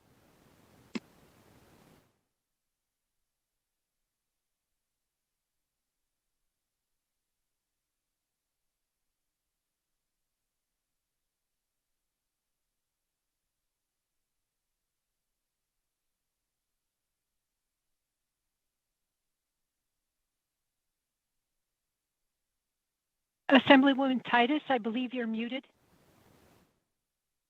All right, we'll try that again. Thank you, Mr. Chair. It's hard to keep all this technology going here. I was just saying that thank you for the question, being allowed to ask a question. I'm proud of the University of Nevada school system. As a proud graduate from the University of Nevada, Reno, I love to see where the schools are going. I'm proud that we have been able to, actually in my time in the assembly, support schools like the dentistry school in UNLV, the law school, the medical school. So thank you for all of that. My concern is on slide number 36. And with a 12% reduction across the professional school system, as we all know, there is huge issues with access to care and a number of providers that we have in our state. And I just want some reassurance from those professional schools that with that 11 to 12% reduction in the professional programs, we are not going to see any reduction in the actual class sizes. There's not enough dentists, there's not enough docs, there's not enough of any of those professionals there. So I just wanted some reassurance that that will not affect their class sizes. Thank you, Assemblywoman Titus. For the record, Chancellor Rose. At this point, I can certainly assure you that that is not our intention. In every budget reduction, our goal is to hold students harmless and to continue to improve workforce development and in our region. But with that said, if you would like more detail, I can certainly call upon the presidents from our two universities to give more explicit planning on those questions if you wish. Great, thank you. Because I need that reassurance on their planning. And we had some lofty goals with our schools of increasing classroom size and getting more dentists and more docs out there. So I just want to hear if this will be affected by this reduction. Okay, so Mr. Chairman, if I may, I would yield to Presidents Sandoval and Whitfield if they are available to answer the Assemblywoman's question more directly. Please do. Thank you. This is Brian Sandoval, President of the University of Nevada, Reno. For the record, Mr. Chairman, to you and through you to Assemblywoman Titus. There is absolutely no plan to reduce enrollment in the UNR School of Medicine or the nursing school. And thank you for that, but along that line, there were plans, I think, on increasing the sizes. So will that be put on hold, or will the plans for increasing size continue? Plan for increasing size will continue, Assemblywoman. Great, thank you. Much Thank you very appreciated. much. Assemblywoman Titus, this is Keith Whitfield, President of UNLV, for the record. Our plans are the same. I will be brutally honest, though. Not having additional funds to be able to hire additional faculty does, to some degree, hamper our efforts. We can pull it off, but we would be better served if we had additional funding so that we could hire more faculty to be able to provide even more hand-to-hand kind of combat or care in the training of our physicians. But we have plans to grow as well. And we're going to make sure that even within a restricted budget, we could actually do that. Well, to both of you, I was in the second 4-year graduating class at the University of Nevada School of Medicine in Reno. And to date myself proudly, I graduated in 1981. At that time, there wasn't a lot of hired personnel on the campus at the medical school. So what we depended on was the community partnership. And so to that, are you having any increase in success of the community partnerships so that you can have those attendings and those community partners, proud graduates, many of us are, to monitor and mentor your students? Are you doing that community outreach? Has that increased at all? Mr. Chairman, if I may, Brian Sandoval for the record. Please, can go direct. All right, thank you. To you and through you to Assemblywoman Titus.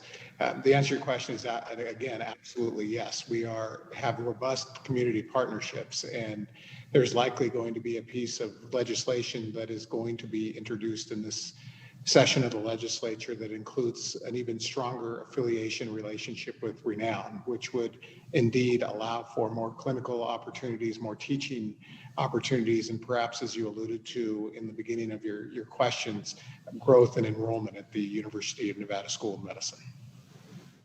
Thank you. And Assemblywoman Titus, Keith Whitfield, President of UNLV, for the record. We have similar plans to be able to increase our connections with local providers, particularly UMC, the University Medical Center. We also have some other partners that we've been developing, particularly in some of the subspecialties. Some great collaborations, not only for our students, but also for fellowships for once those students finish, so that hopefully they'll actually stay in the city and in the state. Great, thank you both, and thank you for all you're doing. I'm proud to be a Nevada graduate, and I'm sure my little grandmother, who graduated in 1912 from the University of Nevada, is proud of where you have progressed. And thank you, folks, for all you're doing.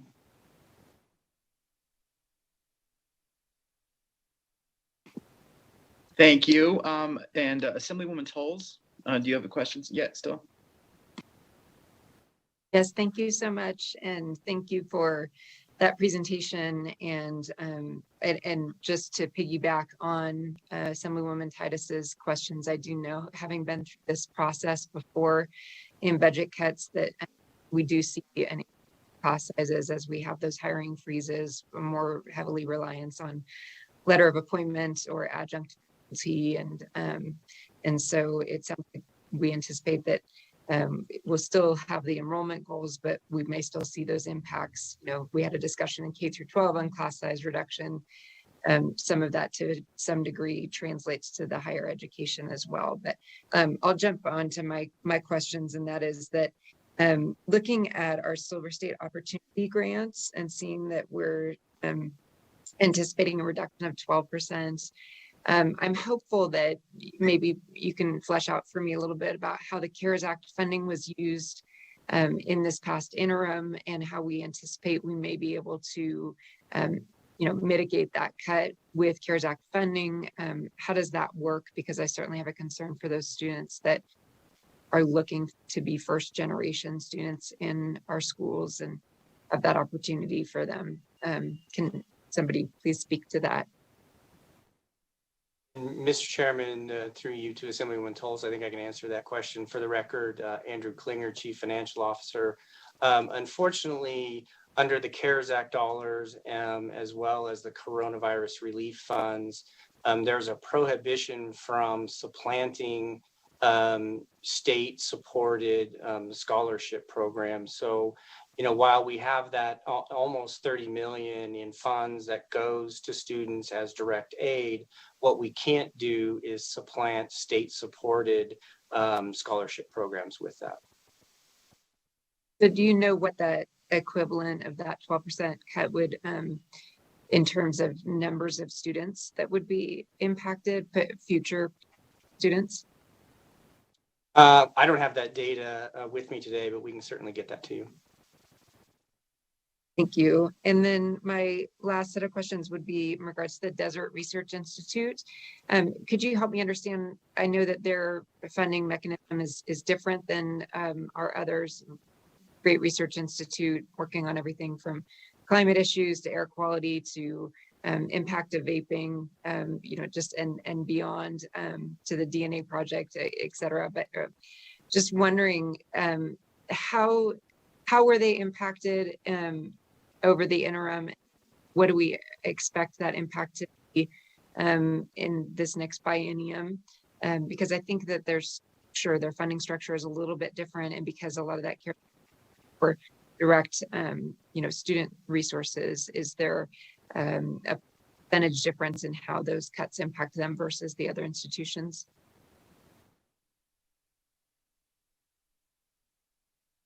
Again, this is Andrew Klinger, Chief Financial Officer, for the record, and perhaps DRI can respond, but I'll jump in and just say the first thing I'll say is both the CARES Act as well as the coronavirus relief funds, none of those dollars, unfortunately, go to DRI to offset any impact they have felt from the pandemic or state reductions.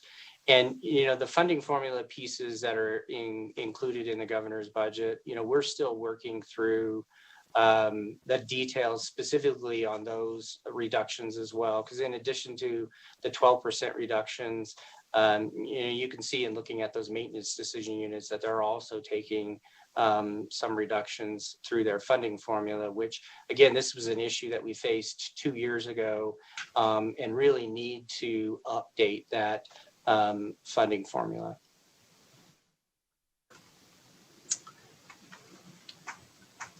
Mr. Chair.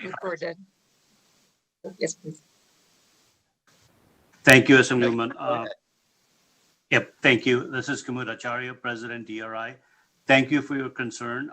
Yes, we've had to deal with reduction in our state portion of the budget during the interim, and also we're looking at those additional cuts in the next year. Fortunately, though, our scientists are working very hard, and as you know that we're incredibly grateful for the support that we get from the state, but we also generate additional funding from grants and contracts. Our faculty have been able to work from home diligently, and the revenue, the ICR generation, the revenue, grants and contracts has not been impacted as much as we had expected. So let me remind you that every dollar that we get from the state, we get additional $4.82 from sponsored grants and contracts. So those dollars have been good, and they've allowed us to continue to do our research. We've also left some of our positions vacant to make sure that we have enough money for our faculty. So we're dealing with the pain, but hopefully this will be over soon, and then we'll be able to continue. But thank you so much for your concerns. And I think that I don't expect too much impact directly on our research and the type of work that we do and the support that we provide to students and faculty. Thank you. Thank you. I appreciate hearing that. And thanks for clarifying how the federal grants and private dollars have helped. Thank you. Senator Kiekeper. Hey, Mr. Chairman. Mr. Klinger, I wanted to follow up on your response to Assemblywoman Toll's question regarding the coronavirus relief funds. You'd indicated that they can't be used to supplant state-supported scholarships. Does that also include the 15% tuition carve-out at each institution that's used for student support? For the record, Andrew Klinger, Chief Financial Officer. Well, a portion of what we call the student access funds is state funds. The portion that's student fees, I don't know if it could, supplant those dollars or not. That's a question I'll have to get back to you on. Does each individual institution, are they going to have authority over how they utilize the coronavirus relief funds? Yes, Senator, those funds, just like the CARES Act dollars, those funds go directly to the institutions. Under the CARES Act dollars, there was an application process, but I'm still not clear on how these funds will be applied for, but essentially they will go directly to the institutions. Okay, I appreciate that. And then I think my final question could be for the chancellor or either of the university presidents. My understanding is that the Carnegie designation is done on a 3-year rolling basis, which means they should probably be coming back up for certification. And I'm curious about your confidence at retaining that very high research designation for both your institutions, and whether the funding cuts that are implemented both during the current fiscal year and in the governor's proposed budget are going to impact your ability to retain that status. Thank you, Mr. Chairman, to you and through you. I appreciate that question very much, and I'll give again a high-level answer, and if the presidents wish to augment my response, I would welcome them in doing so. So you are correct. It is a cyclical process that the institutions go through to obtain and then retain their status as very high research institutions. And I appreciate your concern on this matter, because while our institutions are very focused around this work and advancing their research agenda, one of the challenges in doing so, as our president alluded to in the previous questions, is the hiring and retention of high caliber, highly productive research faculty. And so I think that is one of the concerns during any downturn. Of course, now it's well to remember that every R1 institution in the nation is dealing with this very same challenge. So it's not just a Nevada problem, it's a national problem that in some ways will be, I think, have to figure into this next rotation of review. But if Presidents Whitfield or Sandoval want to add any color commentary to that, or anything specific to their planning for this cycle, I again would happily yield my time, Mr. Chairman. Mr. Chairman, and I forgot who asked the question, Keith Whitfield from UNLV for the record.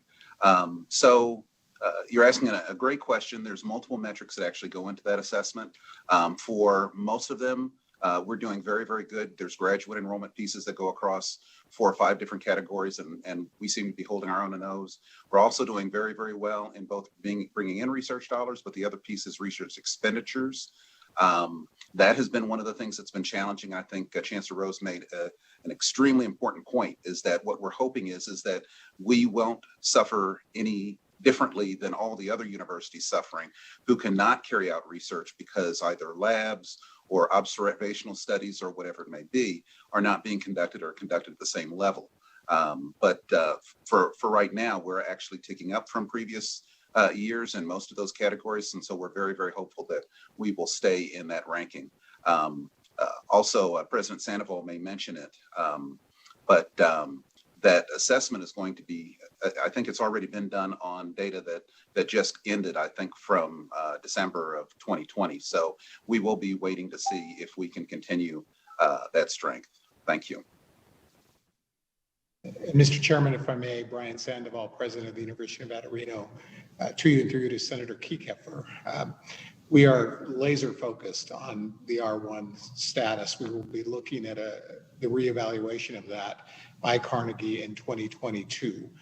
With regard to our metrics, we feel like we're on track. One of the concerns for us is attracting faculty, and we are out in the field attracting faculty, but we want to ensure that we have the resources to bring them there. But we're pleased with the amount of research dollars that are coming in and our expenditures.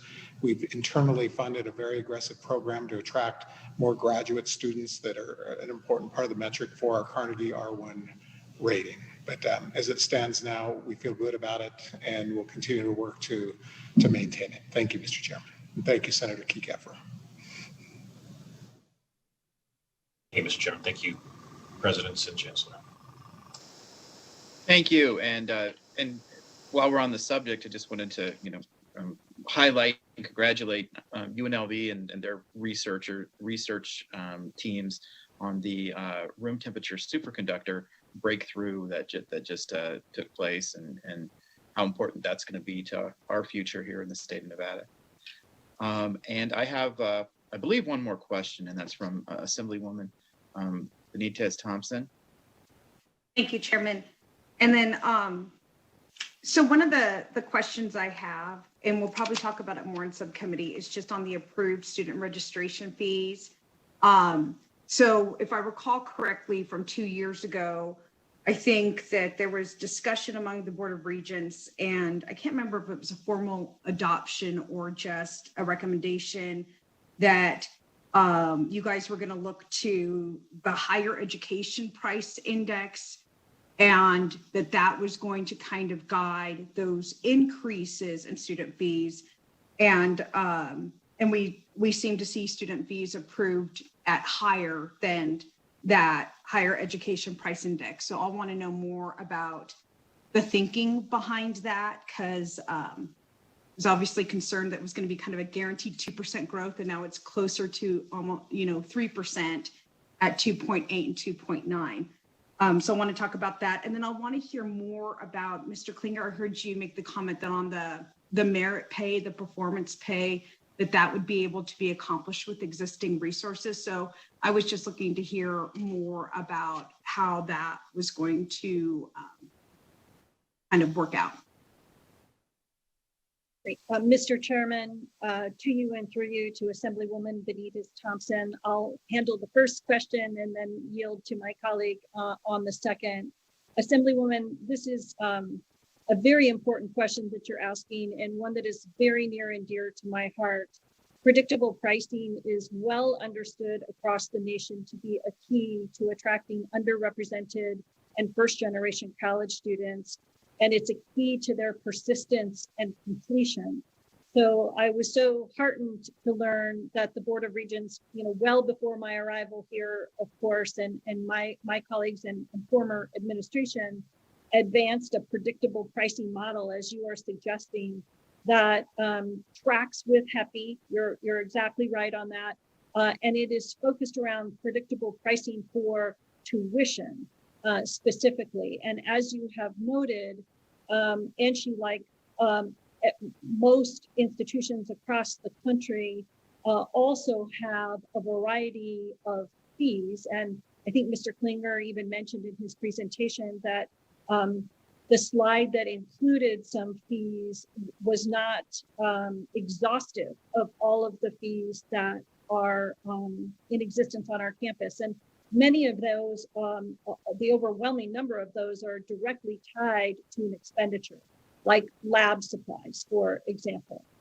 So they're very transparent in terms of their usage. But in terms of making them predictable to prospective students, I think that is an ongoing conversation nationally.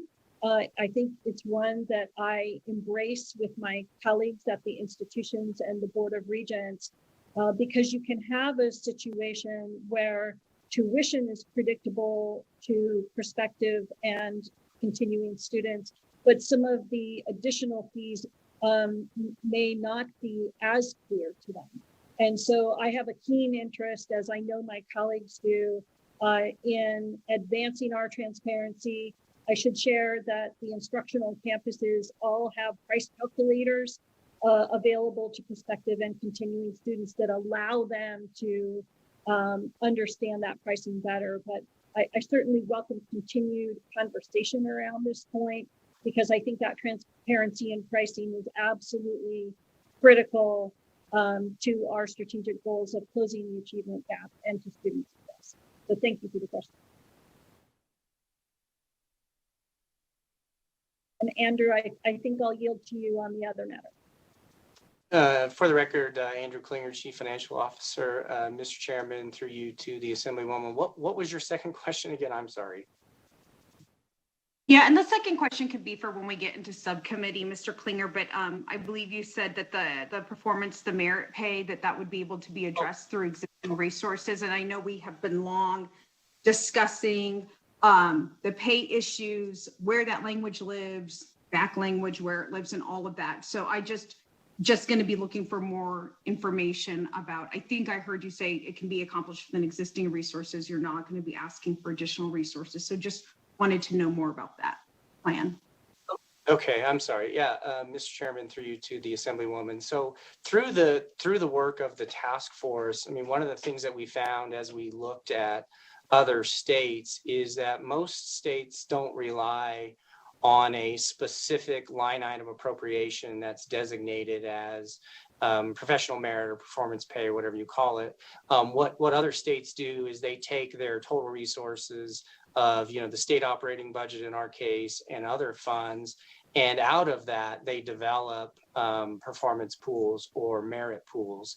And so it would be sort of under that same model that the state provides the resources it provides. The state doesn't provide a specific carve out for merit pay, but then with that, the institutions would then establish on their campuses a 1% merit or performance pool out of those funds. Now, there are provisions in the recommendation from the task force that, under circumstances that we face currently with the financial crisis, that institutions could come to the Board of Regents and say, given our fiscal circumstances, we're going to have to ask for a waiver from this provision for this year. So I would anticipate, depending on where the budgets end up for this biennium, that the institutions would likely come forward and ask for waivers. But the idea would be to put those provisions in place so that, again, the campuses can essentially try and solve this problem within existing resources.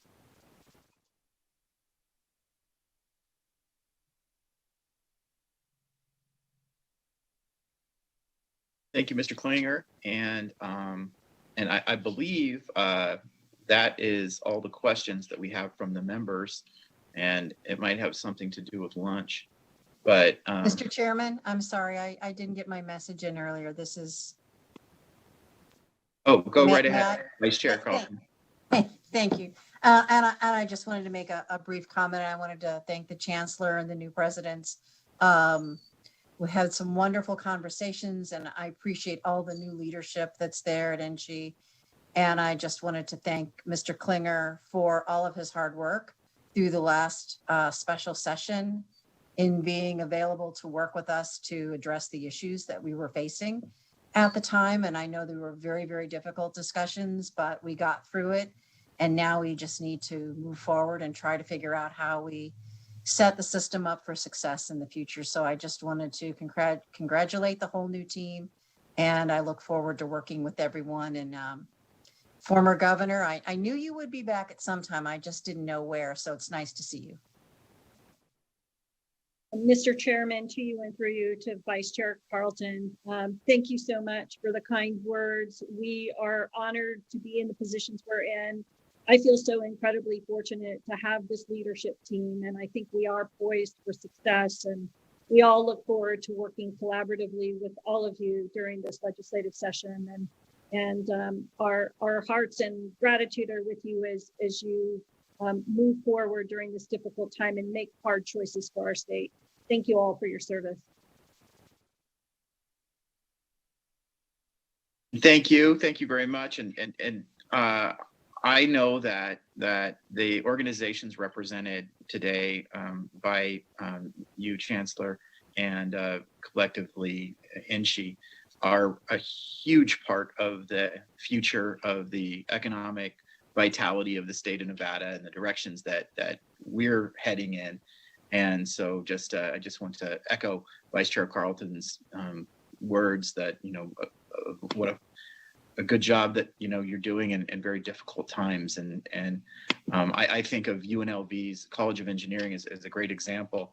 And in my career, how I would hire folks directly out of the College of Engineering at UNLV to put them right into the workforce, and how important that was for the success of my business. And so seeing them expand that through the new building is going to be, I think, just a very, very direct way that we're going to inject good paying jobs or students right into good paying jobs. So keep up the good work, and thank you for your presentation, Chancellor Rose and Mr. Klinger and all the presidents that were present today. And we will be seeing you very soon in our budget hearings. And with that, I think we would want to take a lunch break, and it's 12:30 right now. And I think it's if we could take a 45-minute break and start promptly at 1:15, and please be in your seats with your video on so that we know exactly when we can start. But let's start promptly at 1:15, and then at that point we'll be hearing from the Office of the Military, and we'll continue with our remaining agenda items. But 1:15 right back here with your cameras on. Thank you. Thank you, Mr. Chairman.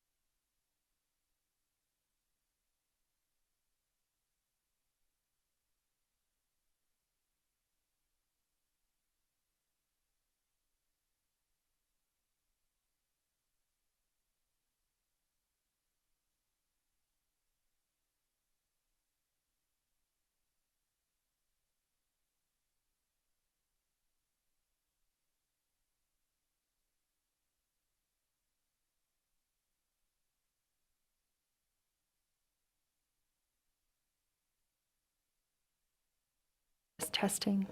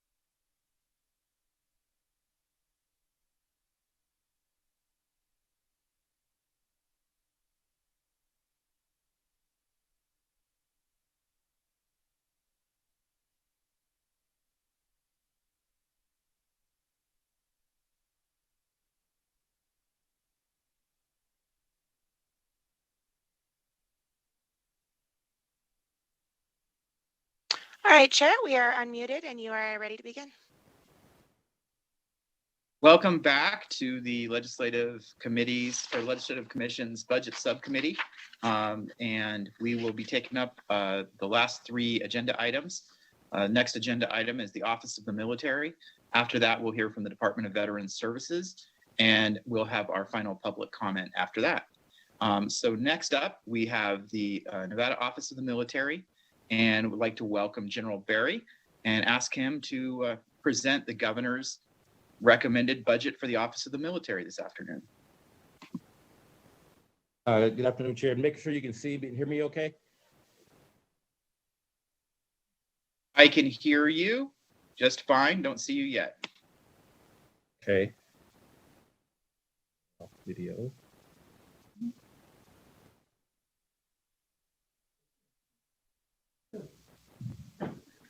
We're working through some technical difficulties real quick.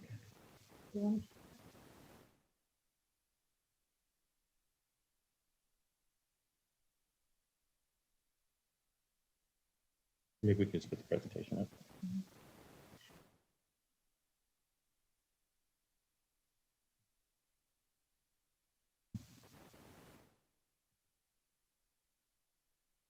Can you see the presentation okay?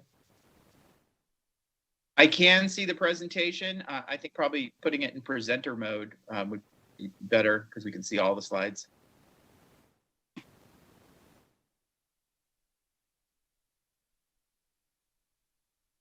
Does that work okay?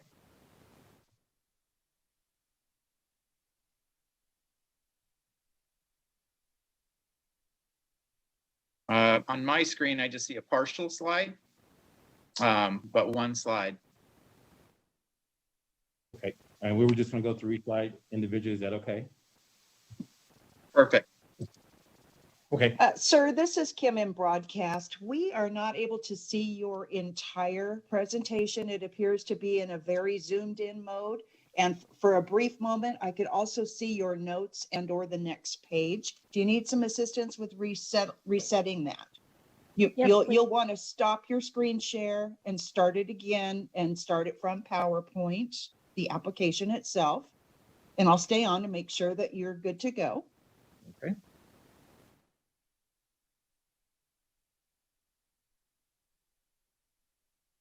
%100 better. Yay. Thank you so much.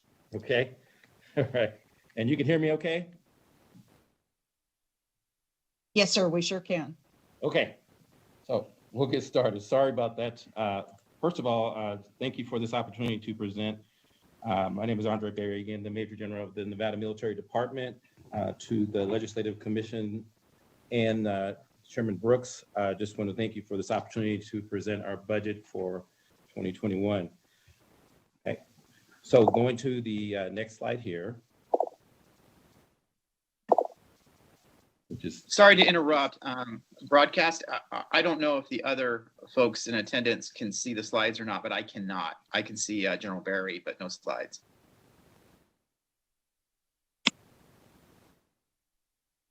Just one moment. Let me get General Berry highlighted. Just one moment for me.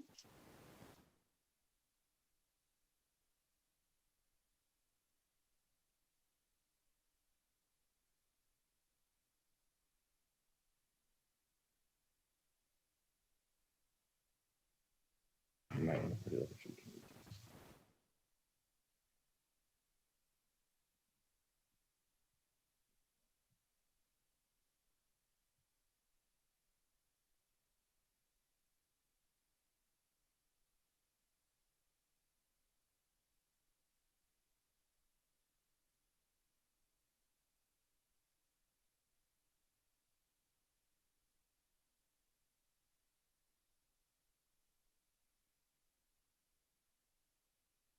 Just one moment, sir. We're having just a tiny bit of difficulty. We'll be right with you.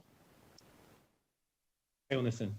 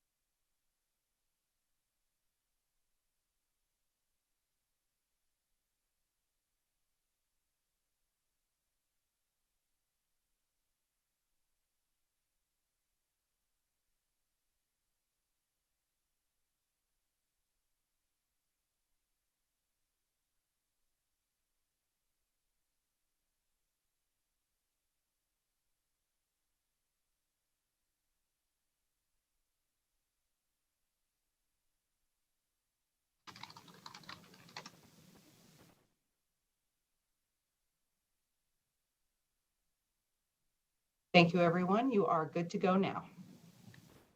Okay. Sorry about that, and appreciate everybody's patience as we get through this. And the slide we're on, I'm going to talk about the National Guard just for a second. When you talk about the National Guard, and specifically the Nevada National Guard, the Guard has three roles. The first role is to fight and win our nation's wars, which is when we deploy personnel overseas. The second role is to protect the homeland, which is like domestic operations, whether it be wildfires or floods, pandemics, et cetera. And the third role of the National Guard is to have strong partnerships. We have two partnerships, strategic partnerships with Tonga and Fiji. Globally, there are over 92,000 National Guard members, 20% of the National Guard force that are currently in some kind of mission. And they are engaged in homeland and overseas missions today. Right now, we have our 422 Bravo company for the Nevada Army National Guard, which is deployed overseas. We currently have over 200 Nevada National Guard members in the Washington, D.C. area that are helping with the inauguration. We also have over 400 members currently working what's called the COVID-19 or the pandemic right now. This includes testing, vaccines, food distribution, contact tracing, PPE distribution, logistics, working in the Southern Nevada Veterans Home, lab support, food bank support. We assisted with civil unrest this past summer. We have conducted over 700,000 COVID tests up to now. And if you talk about touch points in terms of contact tracing and testing, there has been over 2 million contacts that we have made as it relates to testing. And while the last 12 months have been what we call unprecedented, we will continue to expand every mission, both here and abroad, living true to our motto of the National Guard, always there, always ready. So when we start talking about the National Guard in terms of what it brings to the fight each day, and this is our mission that you see up here. The Nevada National Guard provides ready organizations and individuals to perform state and federal missions globally and domestically. Over 2020, our personnel were up to 4,478 National Guardsmen with an additional approximately 177 civilians in our workforce. The Nevada Army National Guard is the most visible military entity in Nevada with armories and facilities in 6 of our state's 16 counties with 11 primary bases and armories and readiness centers. The Nevada Air Guard is composed of the 152nd Airlift Wing, the 152nd Intelligence Squadron, and the 232nd Operations Squadron. We're currently going through a mission transformation, what will be called the 232nd Combat Training Squadron very soon, and they are located at Nellis Air Force Base. Our organization remains ready and prepared to expand as needed and to meet the future military needs and our homeland mission. I think those are very important because we have the potential to grow. We are positioned and committed and focused on potential growth. We have met every assignment and requirement that we have been asked to do. So if you look at this slide here, it just gives you a little bit of an overview of what I'm talking about in terms of how we're spread out and the numerous mission and assignments and personnel that we have over the state. This gives you just a brief overview of what's going on and what we are tasked to do.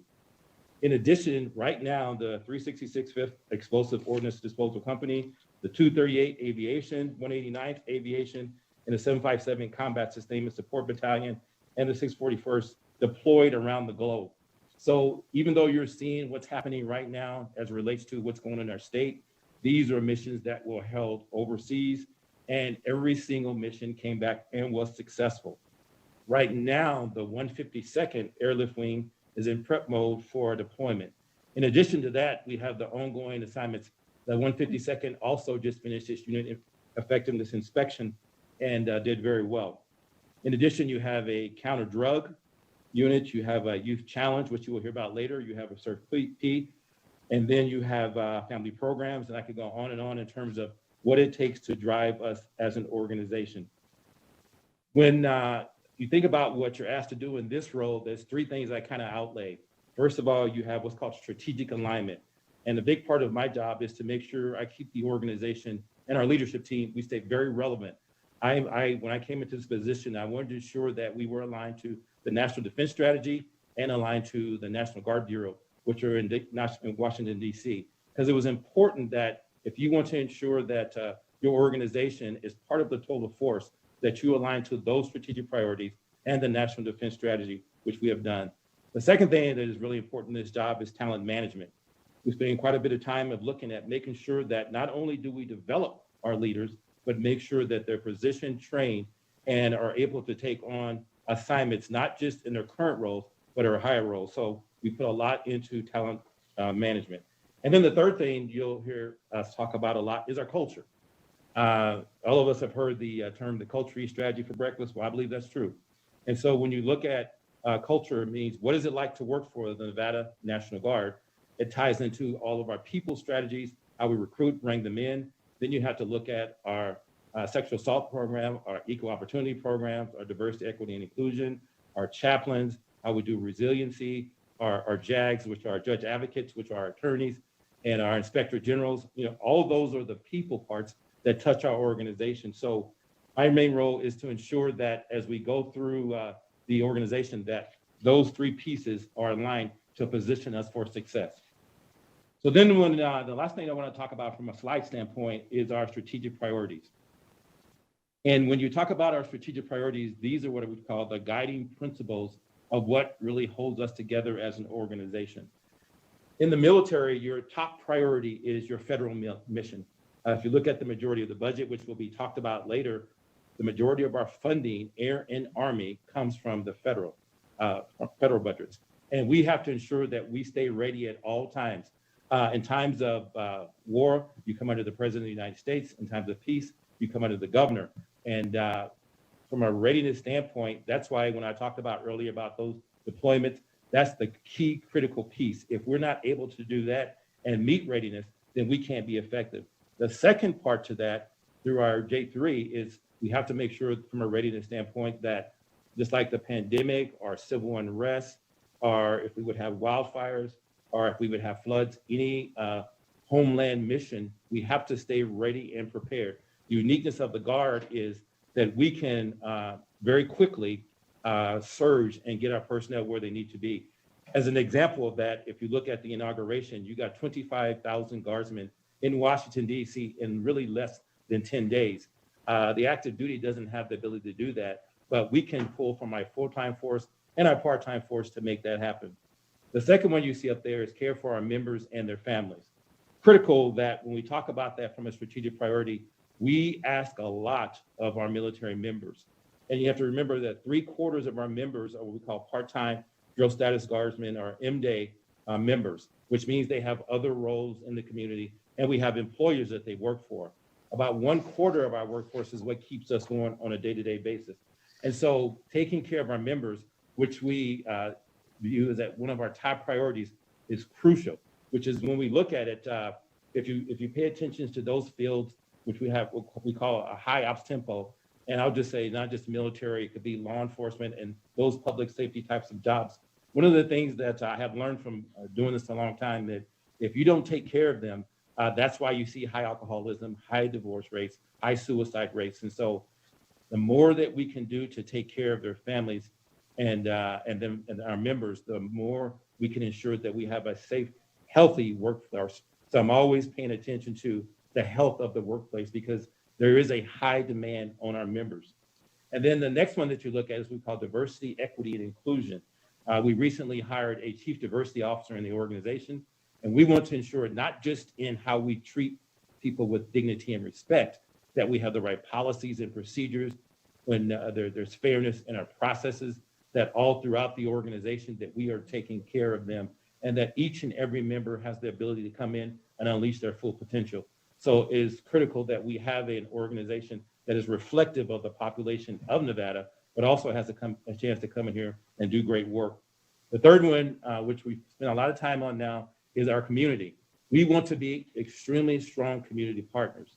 You'll hear about our Battleborn Youth Academy a little bit later. We're attempting to work to get a program called Starbase, which I'm saying is going to happen. I'm just going to put that out in the universe right now.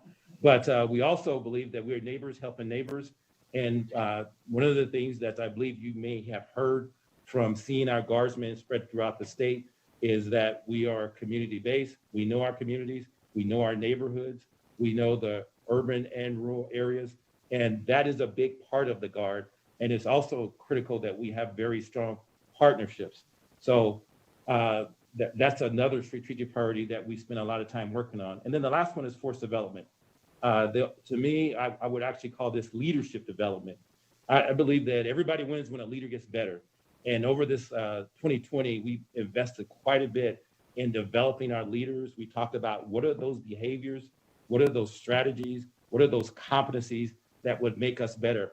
I believe a part of my role and our leadership team's role is to position the Nevada National Guard to be able to compete with other organizations across the United States and in the 54 territory states. And what's critical to that is I'll never have the number of guardsmen as a Texas or a California or a Pennsylvania, but I believe I have the talent that can compete with any of the large states that are out there. And so we put a lot of time, energy, and effort into developing our force. So we also have what I call the 3 non-negotiables.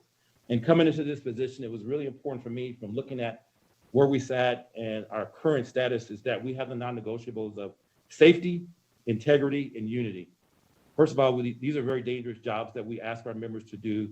And if you ever ask me what keeps me up at night is if we haven't done something right to make sure that when we send them in harm's way or we give them an assignment, that we haven't taken care of them mentally, physically, emotionally, and spiritually. So safety is extremely important, and we spend quite a bit of time on that. When we talk about unity, we have to be able, our members are spread all across the state, they're all around the globe, but they also have to be able to work as a high-performing team and work collectively together to accomplish our mission. And then we talk about integrity, just making sure we're doing the right thing. And when we represent the citizens of the state of Nevada and this nation, that you have very ethical, committed, dedicated soldiers and airmen and civilians. Our lines of effort in our strategy are people first, invest in human capital, ready and relevant, right force at the right time, and which is one of the things that we'll get a chance to talk about because we have the right force at the right time. Now we have to make sure that we're getting the right missions to partner and communicate and strengthen our bonds with our community and the total force and our infrastructure to enable the force, which means we're very much postured for growth. We have the best recruiting numbers in the nation when it comes to the Air and the Army National Guard. We have the ability to grow. When some organizations are struggling a little bit, we have the ability to expand and to grow, but we're kind of busting at the seams. I get a chance to communicate to the National Guard Bureau and the leadership there and get a chance to talk about the right missions, which, it's not appropriate to say what they are right now, but if I don't have the infrastructure to get us there, we can't get those missions. So when we talk about really driving and making sure our economy is going as a state, the Nevada National Guard is positioned to help with that. And we are, just so you know, we're aligned and committed and prepared and ready, and we have this unlimited potential. And if you talk to, one of the things I want to position our organization to do is be one of those go-to states to better enhance the total force. So your citizen soldiers are making a difference. We will strive every day to reach our vision, which is soldier and airman centric, mission ready, community oriented, and relevant to the multi-domain operating environment. I can send you what we call our 2019 and 2020 biennial report. If you want to look further into what we do as an organization, I can also send you the Nevada National Guard strategic plan, which we developed about 6 months ago, which ensures that we are laser focused and staying on track and on target to do what we can to add value to the fight. So thank you for this opportunity. I'm going to, at this time, turn it over to Cheryl. Good afternoon, Cheryl Tyler for the record. The next slide, this slide shows on top of what we request within our budget accounts, this is what National Guard provides federally to our state. So for the Nevada Air Guard, we receive approximately 77 million in the federal fiscal year 20. Now, then the Army Guard in federal fiscal year 20, we received $93,298,817.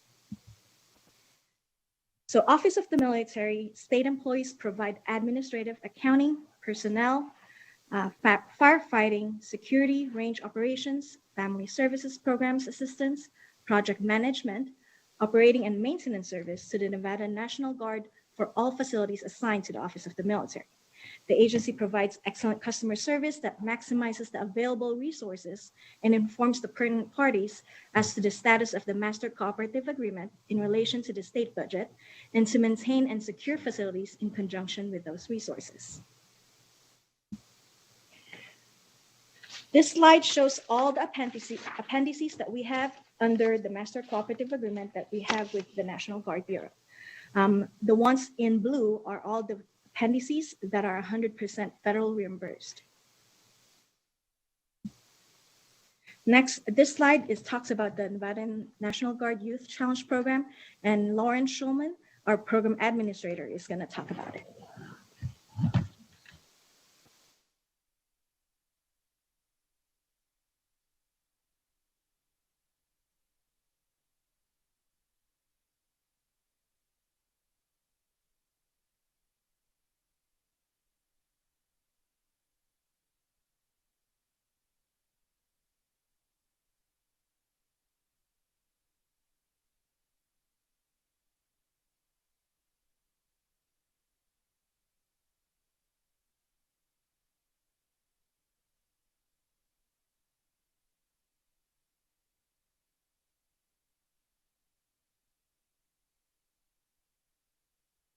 Hello, Chair. This is broadcast. It appears we are having an issue with their presentation. If you want to give us just a moment to address that. Okay, thank you.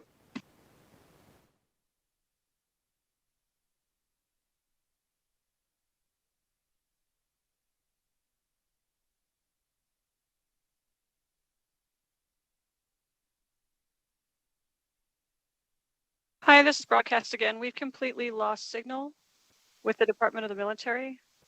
If you guys would like to continue or maybe wait a second to see if they reconnect. Let's wait for a minute and see if we can get up to reconnect.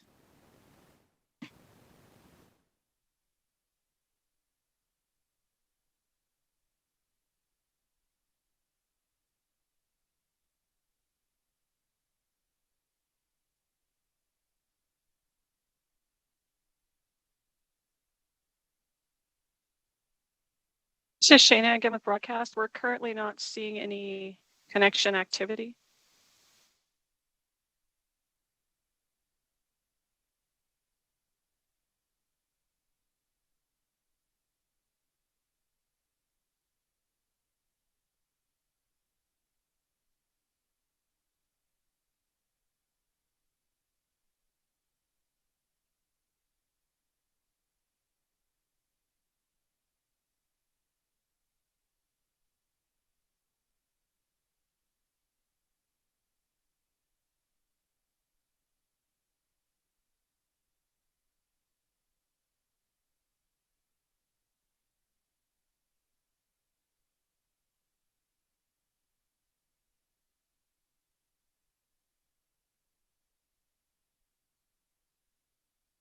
This is broadcast again. We're still not seeing anything. We're trying to connect with them to see if maybe they're having network issues. If it's frozen, they may not know.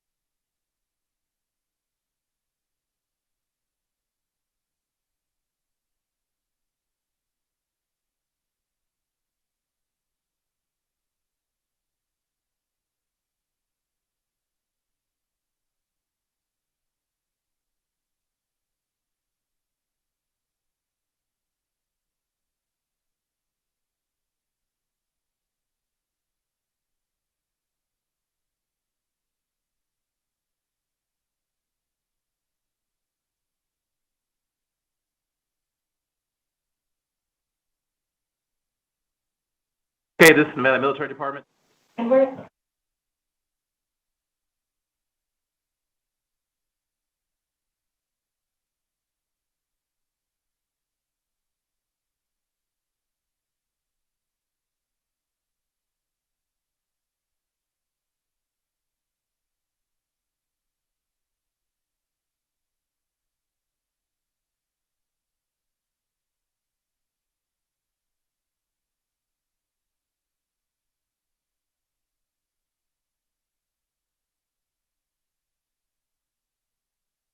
This is We can broadcast. hear Yes, you. we can hear you.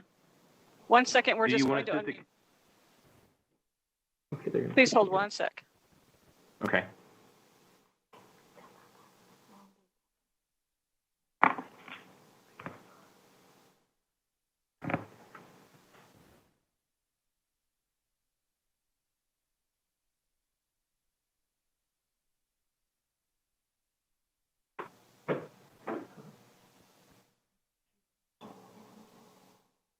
All right, Chair, it appears we have addressed this issue. If you'd like to begin, we are unmuted. If you want us just to continue, we're at the Nevada, the National Guard Youth Challenge Program. I know you may not have the slides, but if you have that master deck, we can just go off of that if you can share it. That sounds good. We all have your slide deck, and if you just want to reference the slide number as you proceed through them, that would be helpful for us. Okay. Slide 10, please.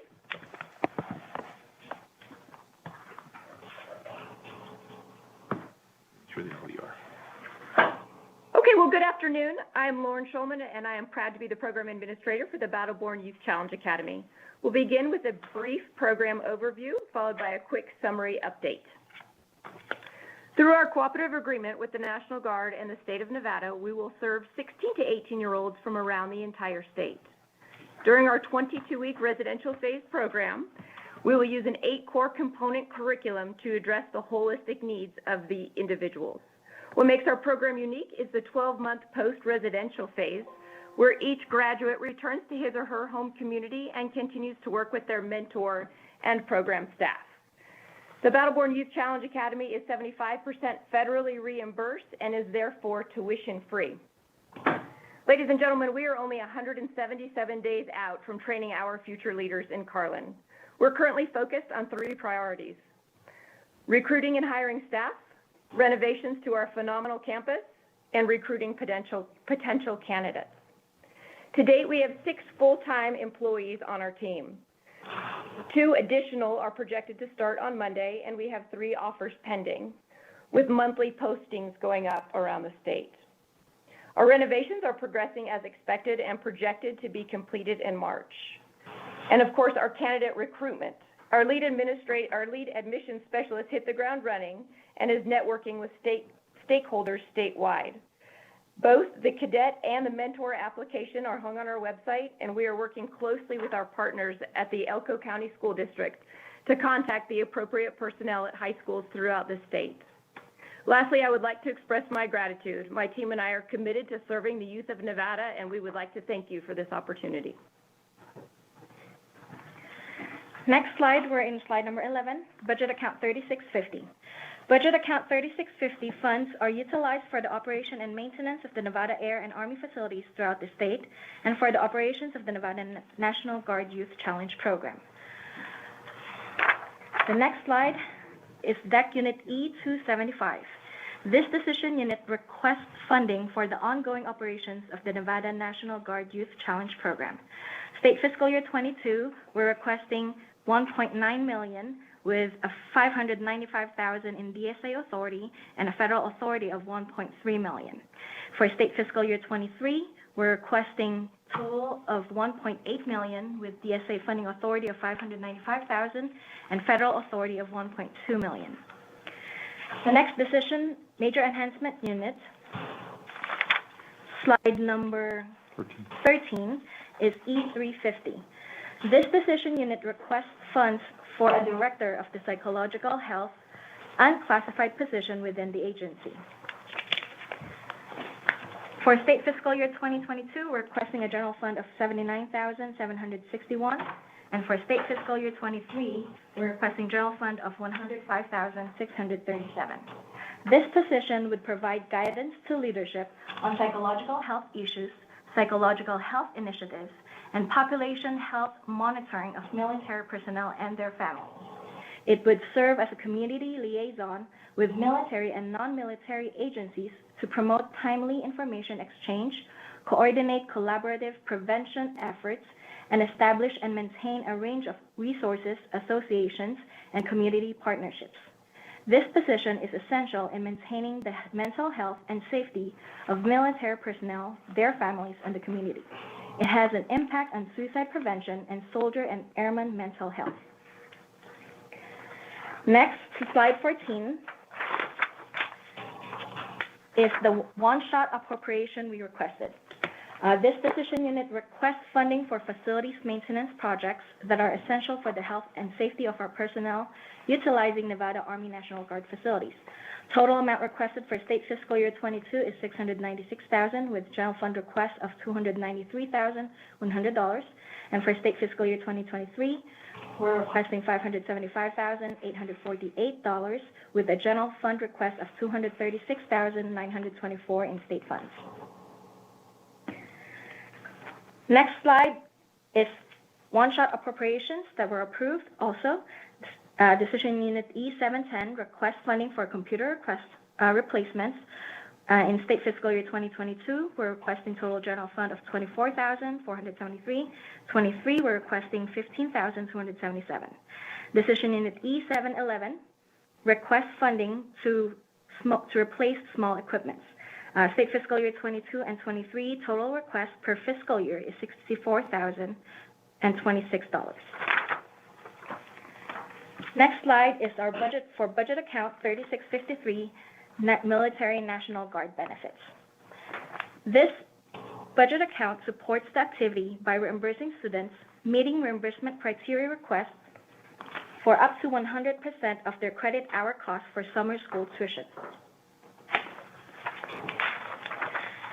Total general fund request for each fiscal year is $57,818. Slide number 17 is for budget account 3654, which is our Military Patriot Relief Fund. Military Patriot Relief Fund provides the means to assist soldiers and their families during times of financial hardship.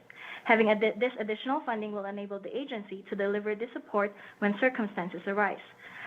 Funds also could be used for reimbursement. So Patriot Relief Fund was established as a benefit to the Nevada National Guard members to reimburse college textbooks and service members' group life insurance premiums and to provide funds for relief from financial hardship. Total general request for each state fiscal year is $113,376. The next slide talks about one of the major reorganization that's being proposed to happen for state fiscal year 2022-23. Division of Emergency Management is being proposed to move under Office of the Military. EEM is set to present their individual budget on January 25th, 2021. Next slide, number 19, are the list of CIPs that were approved last session and their current updates on each of the projects.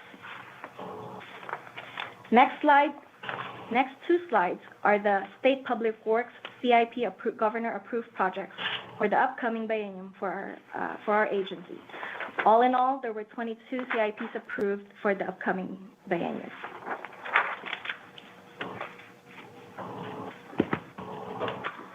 Okay, and that pretty much concludes the presentations.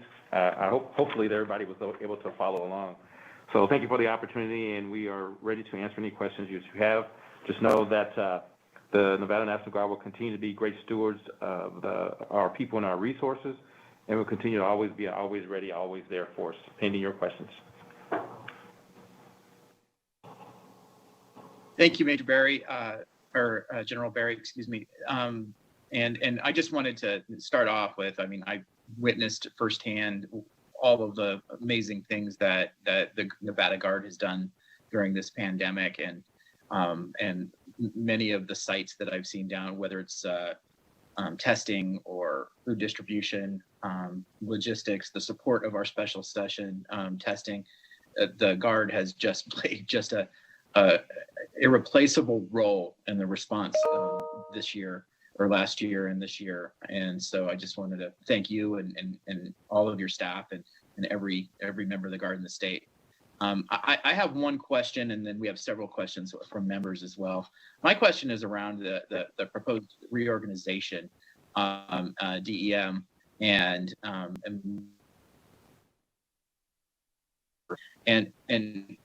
I just want to have an understanding functionally if there was the Guard was called into service by the President of the United States, and how does that affect the state's operation of DEM? Is there, and I just kind of want to understand if that creates any sort of emergency management and response issues. If, for instance, we had a president who just didn't see things the way the state saw things. Thank you for the question. For the record, this is Major General Berry. The DEM are state employees. The President has no authority over state employees. So from the standpoint of the responsibilities of the Department of Emergency Management, nothing would change. They're state employees. They come under the direction of the governor. So their job in terms of the day-to-day functions of what you see them doing, their roles and responsibilities, nothing changes. Hope that makes sense. Yes, sir. Thank you. That's what I was hoping the answer would be anyway. And so now I have a few members of the committee who'd like to ask some questions, and I'll start with Speaker Frierson. Thank you, Mr. Chair, and thank you, Major General. I couldn't state it that I appreciate what for that, Major General. Very, I think that is the have these roles. So, you for you and service. I did want to ask one thing, and it's really more of a request. Major General, you talked early in the presentation about some of the cultural things that the National Guard has policies to address, whether it's promotions and equity and all of those things that I think are very, very important. My question really is, maybe selfishly, do you have is that policy or is that set of policies reduced to writing as something that we could maybe take a look at and encourage some other agencies to adopt? Absolutely, it's policy. First of all, under the Army and Air Force, it's national policy. And then, matter of fact, if you look on my website today, I believe we have posted our EO policy.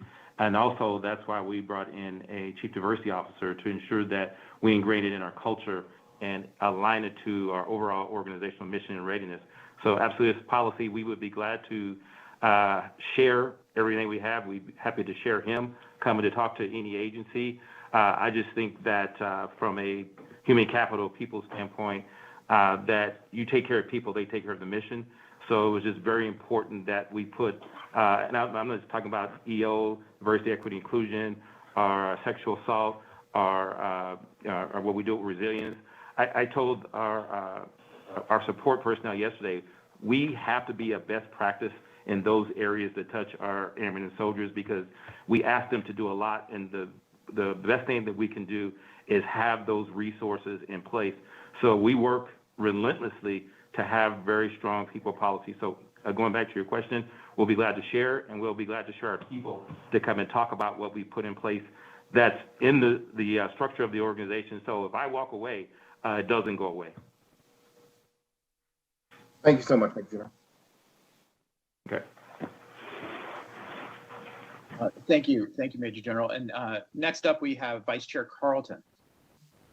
And thank you very much, Mr. Chairman. And General, I just wanted to thank you and your guardsmen. My husband went to get his vaccination earlier this week, so I'm a very happy wife right now, knowing that he's vaccinated. And he had nothing but praise for your folks, how they handled all those people at Cashman Field last Tuesday. He was just very, very impressed. So I want to thank you just, as a wife out there who now sleeps a little better knowing that her 70-year-old husband is now vaccinated. Your guys did a great job. So thank you very much for all the hard work that they're doing. Thank you for that. And make sure he gets his second one too. Oh, I will. Okay. If he doesn't behave, you call us and we'll go pick him up. So, okay.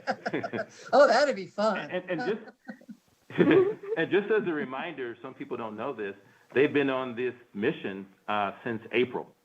Yes. For them to show up every day and be professional and respectful and engage with the community, I just appreciate the feedback that this committee is providing us, because that is so important. And they're the front line, and they see so many of our citizens, but they love this mission, and they come from the community that they are serving. So it's good to hear that our people are performing their job in a professional manner. So thank you. I really appreciate that.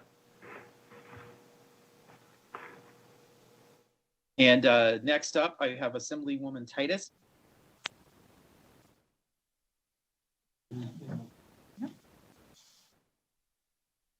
I appreciate it. Major General Barry, thank you for representing Nevada. You make Nevada proud, so thank you for your service, sir. My question relates back to your slide on strategic priorities. Part of those is recruitment and growth. And I was wondering about the percent of reenlistment rate that you have, and wonder if you have those figures, and would like a number if possible on the percent of folks that reenlist. I do not have that in front of me, but I can get that to you no later than Monday. No problem. Great. Yeah, because it'll be different for the Air and the Army.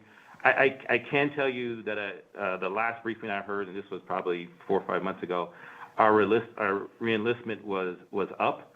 Now and sometimes we don't know if it's because of the economy. We're doing a good job. We're taking care of people. So in order to give you the best accurate number, I can have something to you by Monday, if that's okay, on both the Air and Army. Great, that would be really helpful. Thank you, sir. And Right, again, thank you for representing Nevada. Thank you, ma'am. I believe Assemblyman Levitt has a question as well. Thank you, Mr. Chair. So, as we've stated, a couple of us have stated, you've done Herculean efforts in as far as the COVID, helping out with the COVID situation. And we all noticed it as you get it during the special sessions. My question is what percentage or what number of cases have shown up to National Guardsmen as far as in Nevada? As it relates to testing positive for COVID, or when you Yeah. talk about cases, what are you referencing? Yeah, National Guardsmen that have tested positive for COVID. If I would rather have that like 101, just for the protection of our personnel. I want to make sure I'm not violating any HIPAA or anything like that. So, but I'll talk to anybody 101 and we'll share information if that's okay. Sure. Yeah. Thank you.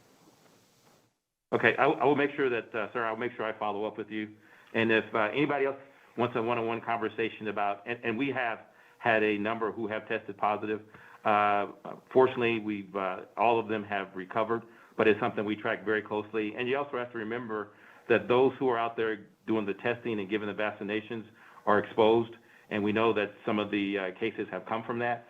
So, that's not an easy mission, but they still are signed up doing it for us, so I appreciate that. But I will talk to anybody one-on-one if they would like to see those numbers. And sir, I will follow up with you. Thank you. Thank you. I know I have Assemblywoman Miller has a question, and then I had a question after that as well. So Assemblywoman Miller, if you want to go ahead. Thank you, Chair, and thank you, Major General, for this. My question is, and I mean to echo what everyone says, all of the services that you've all been doing for us. My question is in regards to, it's my understanding that the states are being reimbursed for deploying the National Guard to Washington, D.C. for the inauguration.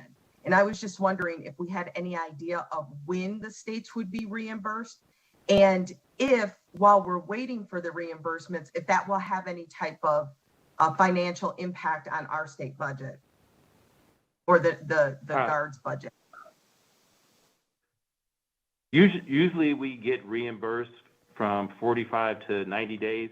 It will not have any impact on the state budget as it relates to how the billing goes and the funding, and in conversation with my PFO. So we're fine, but it's reimbursable, and we've done these missions for a while, and so no impact to the state.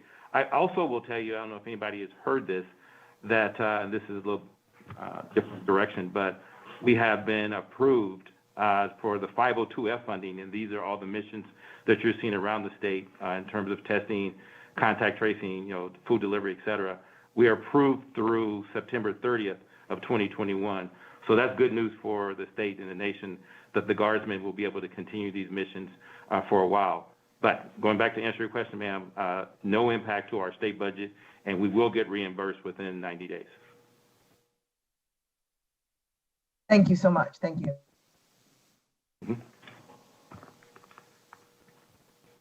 Well, thank you. And I don't, and please, any members jump in if you have questions, but I don't think that we have anyone else that had expressed an interest to ask a question. But I want to talk to you a little bit about the CIP suggestions that are in the budget, and how those would help with the Nevada National Guard's readiness, either for missions in state or out of state or out of country. And specifically, if we approve those and that they go forward and those things get built, kind of how they're going to help you. Okay, I'm going to let one of our subject matter experts talk, and then I'll follow up with that. Okay, and this is Mr. Chappell. All right, Clayton Chappell. I'm the director of installations and environment. Because of, as Major General Berry pointed out, we have been exceeding in our recruitment over the last several years, and in particular here recently. We've outgrown our facilities, and so one of the primary projects we have is on the CIP is the expansion and the addition to our Washoe County facility, which is at the Stead Airport. We're going to basically double the size of our facility there. And another one is purchasing university property, which is up near the Stead Airport, currently being used by the Navy Reserves. And that'll help expand and expand our infrastructure and help us in meeting the requirements of training and equipping our soldiers. And to add to that, one of the things that the National Guard Bureau does is they are looking at all states, and they look at your staffing, and they look at your end of year, what they call the manning, which is what percentage of your personnel are filling all of your billets and in the current missions. What has started to happen now is they're going to start to take missions from those organizations that don't meet a certain threshold. It could be like 85% of a mission, and if they don't meet it, they will open those opportunities up for Guard units around the country. Well, we're in the top echelon of organizations that can take on more mission sets because our recruiting numbers are so good, and also I'll say our retention numbers are good. So we have the potential to grow, and that's why I encourage everybody, if you would like, for us to send you our strategic plan, because we don't want to grow for the sake of growing. We want to grow to align with the total force. As I said before, we looked at the National Defense Strategy, and then one of my roles is to stay in touch with the National Guard Bureau, the Director of the Army Guard, the Director of the Air Guard, and the Chief of the National Guard Bureau.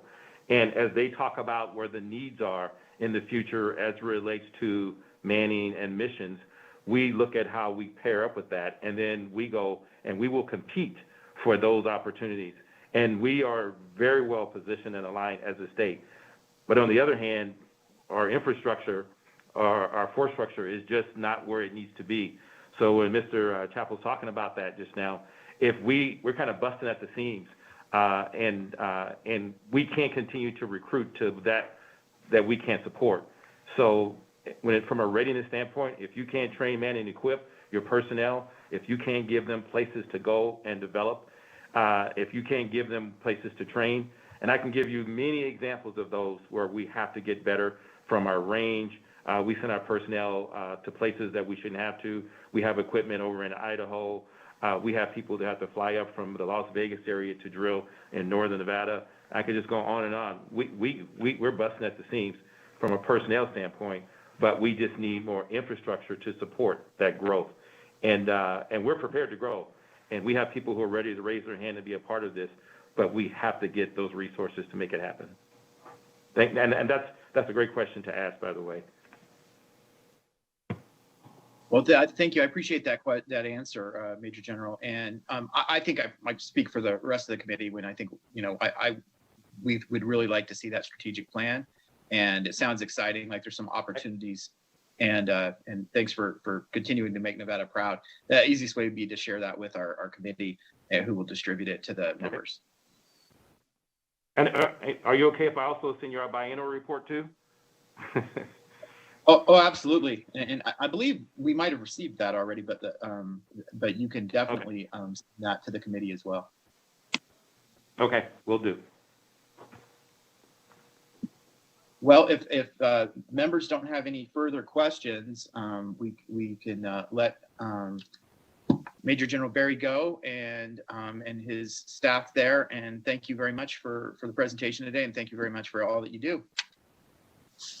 Again, thank you very much. And I really appreciate the feedback that you have given about what the soldiers and airmen are doing out there. And we look forward to continue to serve this great state. And I tell everybody this, we have the best National Guard, best airmen and soldiers, best organization in the United States, and we can compete, and we're ready to continue to do more. So thank you. Thank you. Up next, we're going to have agenda item 7, the Department of Veterans Services. And I'd like to welcome Director Miller, and if she could present the governor's recommended budget for the Department of Veterans Services.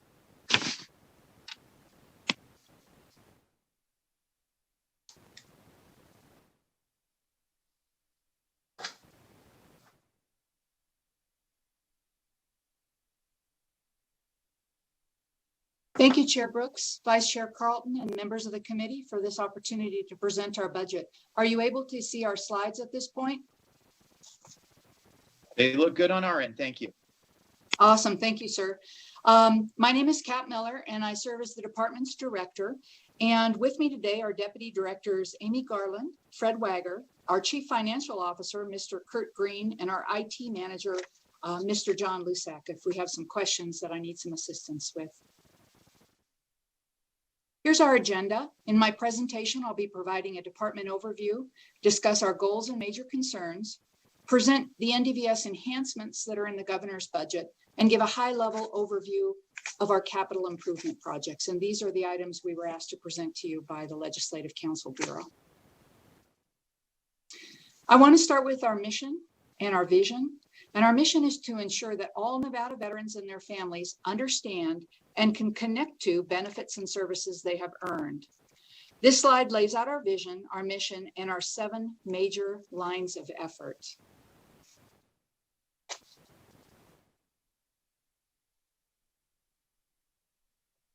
This slide lays out our programs. Note that our first program, the Veteran Service Officer Program, was created in 1943. Our 2 veteran cemeteries were established in 1990. And our first veteran skilled nursing home was constructed in Southern Nevada in 2001. A second home was constructed in Northern Nevada in 2019.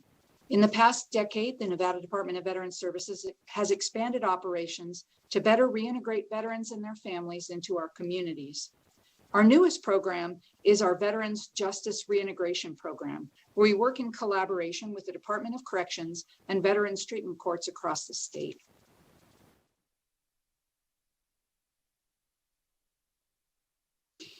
Slide 6 here shows the funds we use to operate our programs, and they come from many different sources. However, the primary revenue source is direct funds received from operations at our veterans' homes. And I noticed I missed one slide. I may have just double clicked, so I'm going to go backwards for just a minute, and I apologize for that. It's not showing up, our goals. And that's all right. I'll tell you what our goals are. Unless they're hidden there. Oh, there they are, out of order. So here's the department's 10 goals from our strategic plan. Our first goal is our oldest, reintegrate current era veterans into Nevada communities. And the last goal on this slide is our newest and hopefully will be a short-term goal, and that's respond to the COVID-19 pandemic.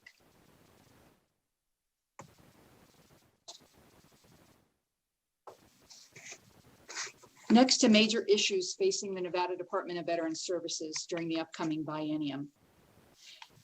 First, decreased census at our veterans' homes associated with pandemic admission holds. Decreased census equals decreased federal per diem revenues.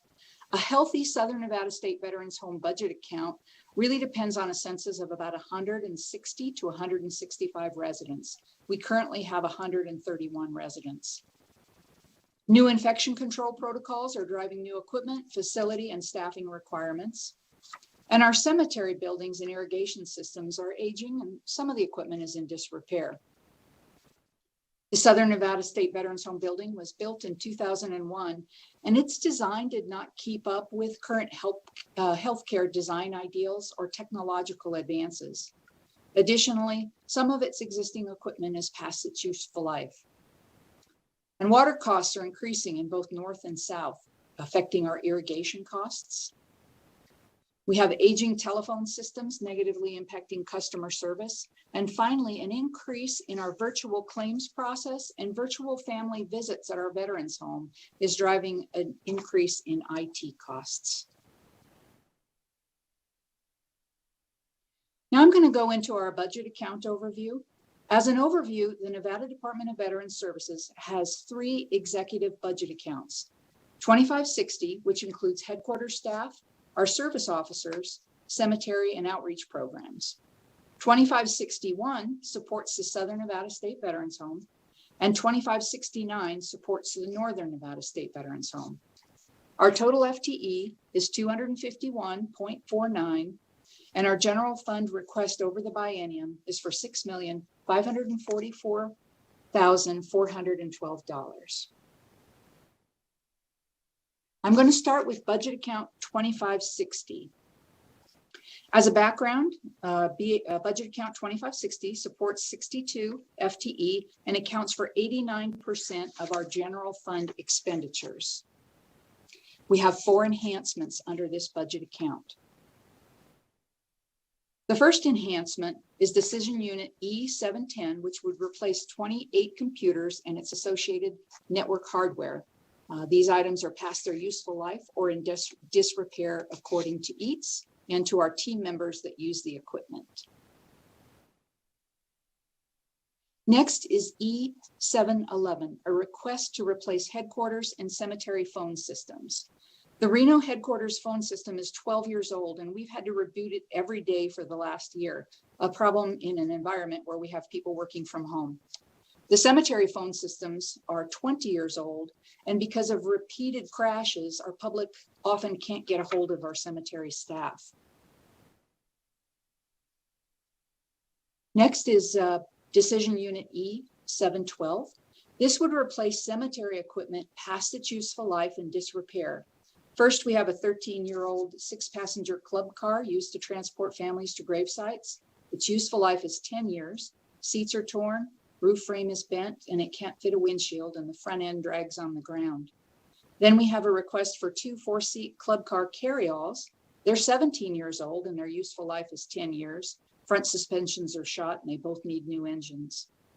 Then a sod cutter, that's the blue piece of equipment on the bottom. It's 17 years old, needs constant repair, and really doesn't cut the sod very well.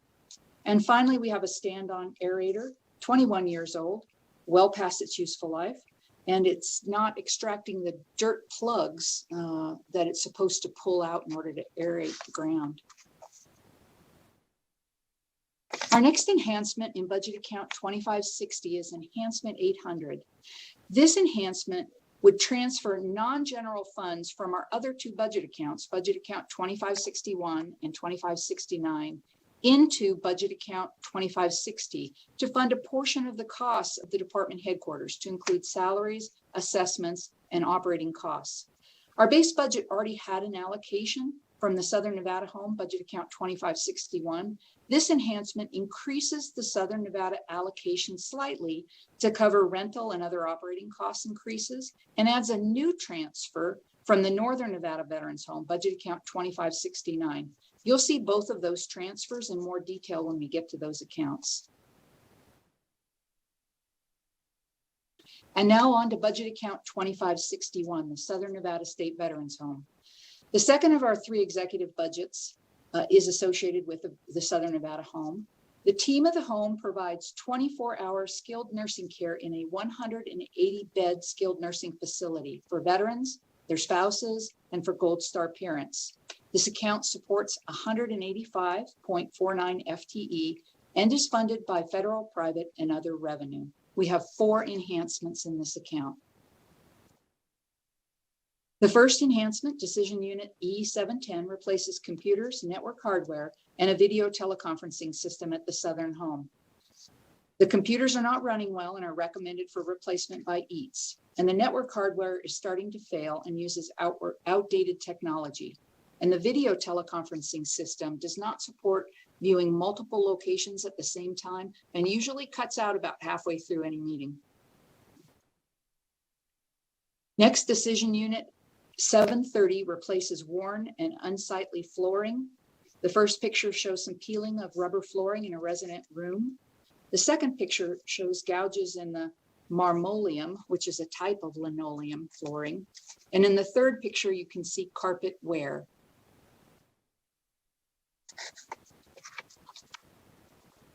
Enhancement E731 replaces 2 chillers at the Southern Nevada State Veterans Home.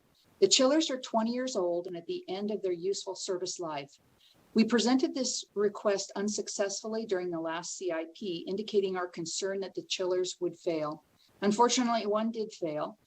And as a result, we're renting a chiller for over $15,000 a month. In addition, the chillers contain R22 refrigerant, which is no longer manufactured, making replacement scarce and expensive. NDVS is requesting to fund this enhancement with reserves during the January 27th, 2021 Interim Finance Committee meeting. If we wait for CIP project approval, we will incur additional rental costs of $684,000 before a possible installation associated with the 2021 CIP. And the last enhancement in this account is E800. It's the transfer of non-general funds to budget account 2560 as discussed earlier. This enhancement increases the Southern Nevada Home allocation slightly to cover rental and other operating cost increases associated with those headquarters staff members who support the operation of the Southern Nevada Home. And our last executive budget account is 2569, the Northern Nevada State Veterans Home. Let me do this real quick. The Northern Nevada State Veterans Home provides 24-hour skilled nursing care in a 96-bed state skilled nursing care facility. It supports 4 FTE and is funded by general fund and federal revenue. Okay, we have one that's great. enhancement for this Perfect. account. Excellent. That's great. We'll just come and load them all up tomorrow while they're loading up the bags.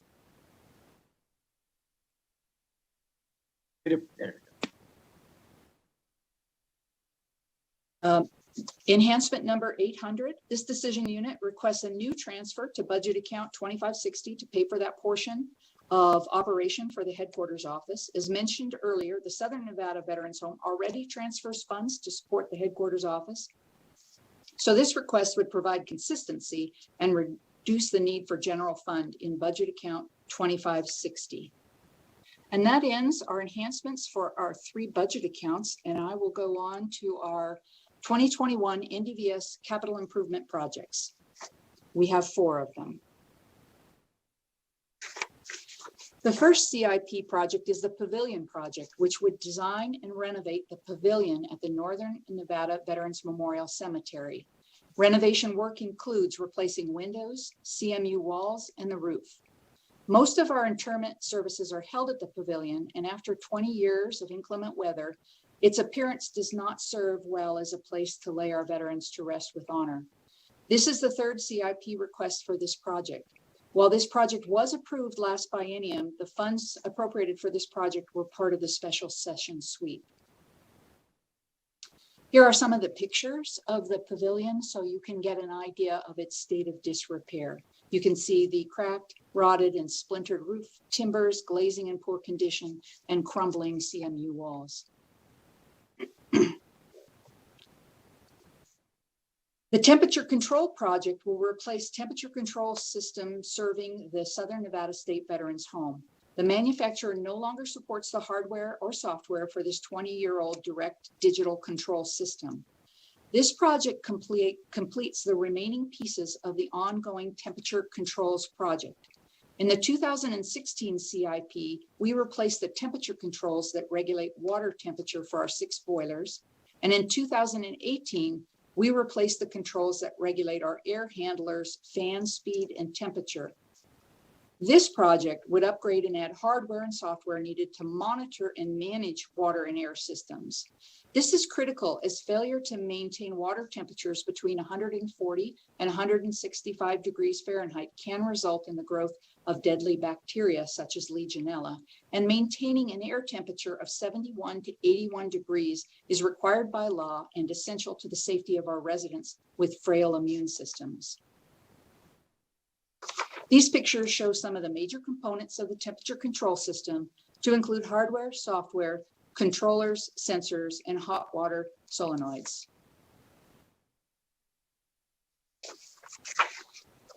Next is our Southern Nevada Veterans Memorial Cemetery expansion project. Based on projections, the Southern Nevada Cemetery's in-ground cremain interment areas will be filled in 2.4 years, and the columbarium walls will be filled in 2.1 years. This project would expand the cemetery to include 12 new columbarium walls and 4.8 acres of in-ground cremain space. $4,306,310 was approved in the last session for this project. But since then, cremains have greatly exceeded projections. As a result, we're requesting additional funding this session, expanding the project to include more area. The project is reimbursable by the VA with the exception of some program management costs estimated at about 6%. The project is number 70 on the VA's priority list. And according to the VA, we will know by 1 October 2021 if we will receive a funding letter and grant opportunity. The VA has already put this list on their priority, and they've said it's a legitimate project, but they're racked and stacked in order of need. And as funding becomes available, they just work their way down the list. And again, right now we're number 70. We had a discussion with the VA this week, and they fully expect that project to go up much higher on the list before the funding letter comes out in October. This gives you an idea of the expansion area. The green is the existing area. The area in gray is what would be expanded. The fan there on the left side are the new columbarium walls. And then the other areas are in-ground cremain areas where they go in and they already prep it and put the little vaults in there. And then so all you have to do is open up the sod when you do a burial. And the last CIP is the Southern Nevada State Veterans Home Advanced Planning Project. This is an advanced planning project to remodel the Southern Nevada State Veterans Home and bring it up to industry standard. The remodel of the home will provide a more secure and home-like environment for residents and improve work environments for dedicated staff. Since 2017, all states applying for VA nursing home construction grants must follow the VA Small House Model Design Guide, which requires single occupancy bedrooms and bathrooms. The proposed project would provide design through construction documents for the renovation. The design would include remodel of existing spaces and add an additional 14,400 square feet for residence rooms. It would redesign the main entrance, parking and porte-cochere, common areas, the central dining room, nurses station, physical therapy spaces, staff work areas, the chapel, and other support spaces. While a remodel of nursing homes built under previous guidelines is not yet required by the VA, it is not possible to follow all the procedural and operational guidelines with the current design. And the conversion to single-person rooms will dramatically improve infection control procedures and protections. Studies have shown that occupants of nursing homes with double rooms are 3.7 times more likely to contract influenza A, which is very similar in its method of transmission as COVID is. We've already applied for a VA construction grant and expect to be on their next published priority list. We can anticipate staying in a lower priority until a future session when a state 1/3 match might be pursued. And I want to be clear, we're not pursuing a state match right now. This is just an advanced planning project to do the design, figure out what the costs might be as a first step. And this picture just shows our current rooms, and they're wonderful. We have a great home down there. But when you have 2 people in one room and you don't have those physical barriers, controlling infection becomes a real challenge. For those of you that have had the opportunity to visit our Northern Nevada State Veterans Home, our goal is to make sure that the residents of the Southern Nevada home have those same amenities and same quality of life. Chair Brooks, Vice Chair Carlton, and members of the Legislative Subcommittee, thank you again for the opportunity to present this overview, and I stand ready to answer any questions. Thank you so much, Director. And we do have some questions, and I just want to make a comment. Since I last saw you last session, we had my grandfather is now buried in the Southern Nevada Cemetery, and just a lovely service there, and the entire staff has continued to just be really wonderful and was great to our family. So just wanted to give you that feedback. Assemblywoman Titus has a question for you.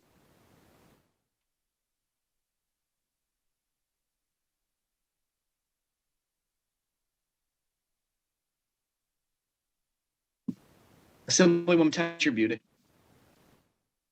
As always, sorry about that. Thank you. Thank you very much for the presentation. I appreciate what you do for Nevada veterans, and always you always hold everybody to high standards. So thank you for that. I have a couple questions. First off, in both the Northern and Southern veterans homes, you showed that one picture where you have double occupancy. In this COVID crisis, have you been now lowering the number of folks you can have there by placing only one person into a room? Kat Miller for the record. Thank you for the question, Assemblywoman Titus. Unfortunately, we were not able to do that. We were near capacity at the Southern Nevada home when the COVID crisis hit us.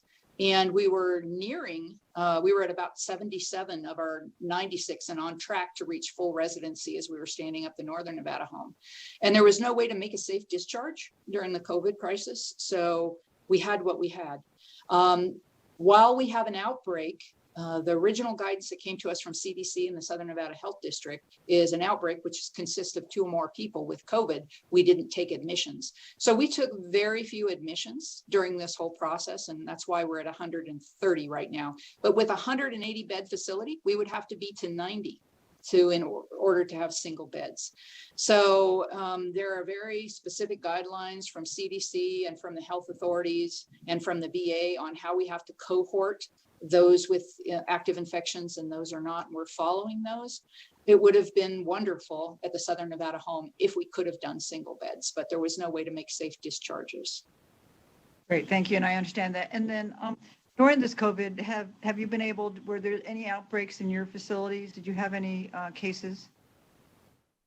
Kat Miller for the record. Yes, ma'am, we have. And if you go to Nevada Health Response dashboard, it'll lay out all the health facilities and their outbreaks. We have had, since the beginning of this outbreak, 213 positive cases, 93 residents and 120 staff members, and that's over both homes.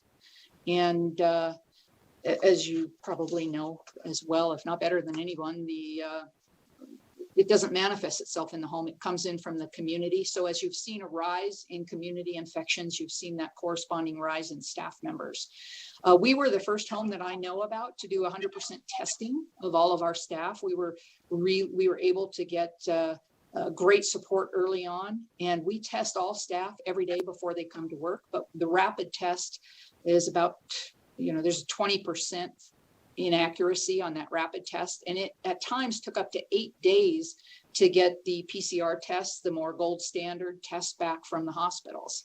So we would have asymptomatic staff members in the home, and we were very fortunate. We have PPE, the community turned out in a big way, and we had a pretty good stockpile going into this thing.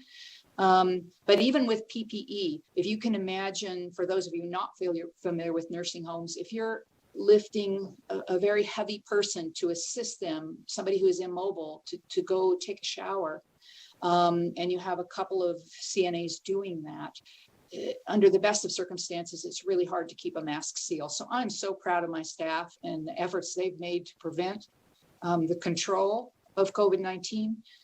But until we get everybody vaccinated, it's just impossible to completely prevent spread of COVID in a double room facility.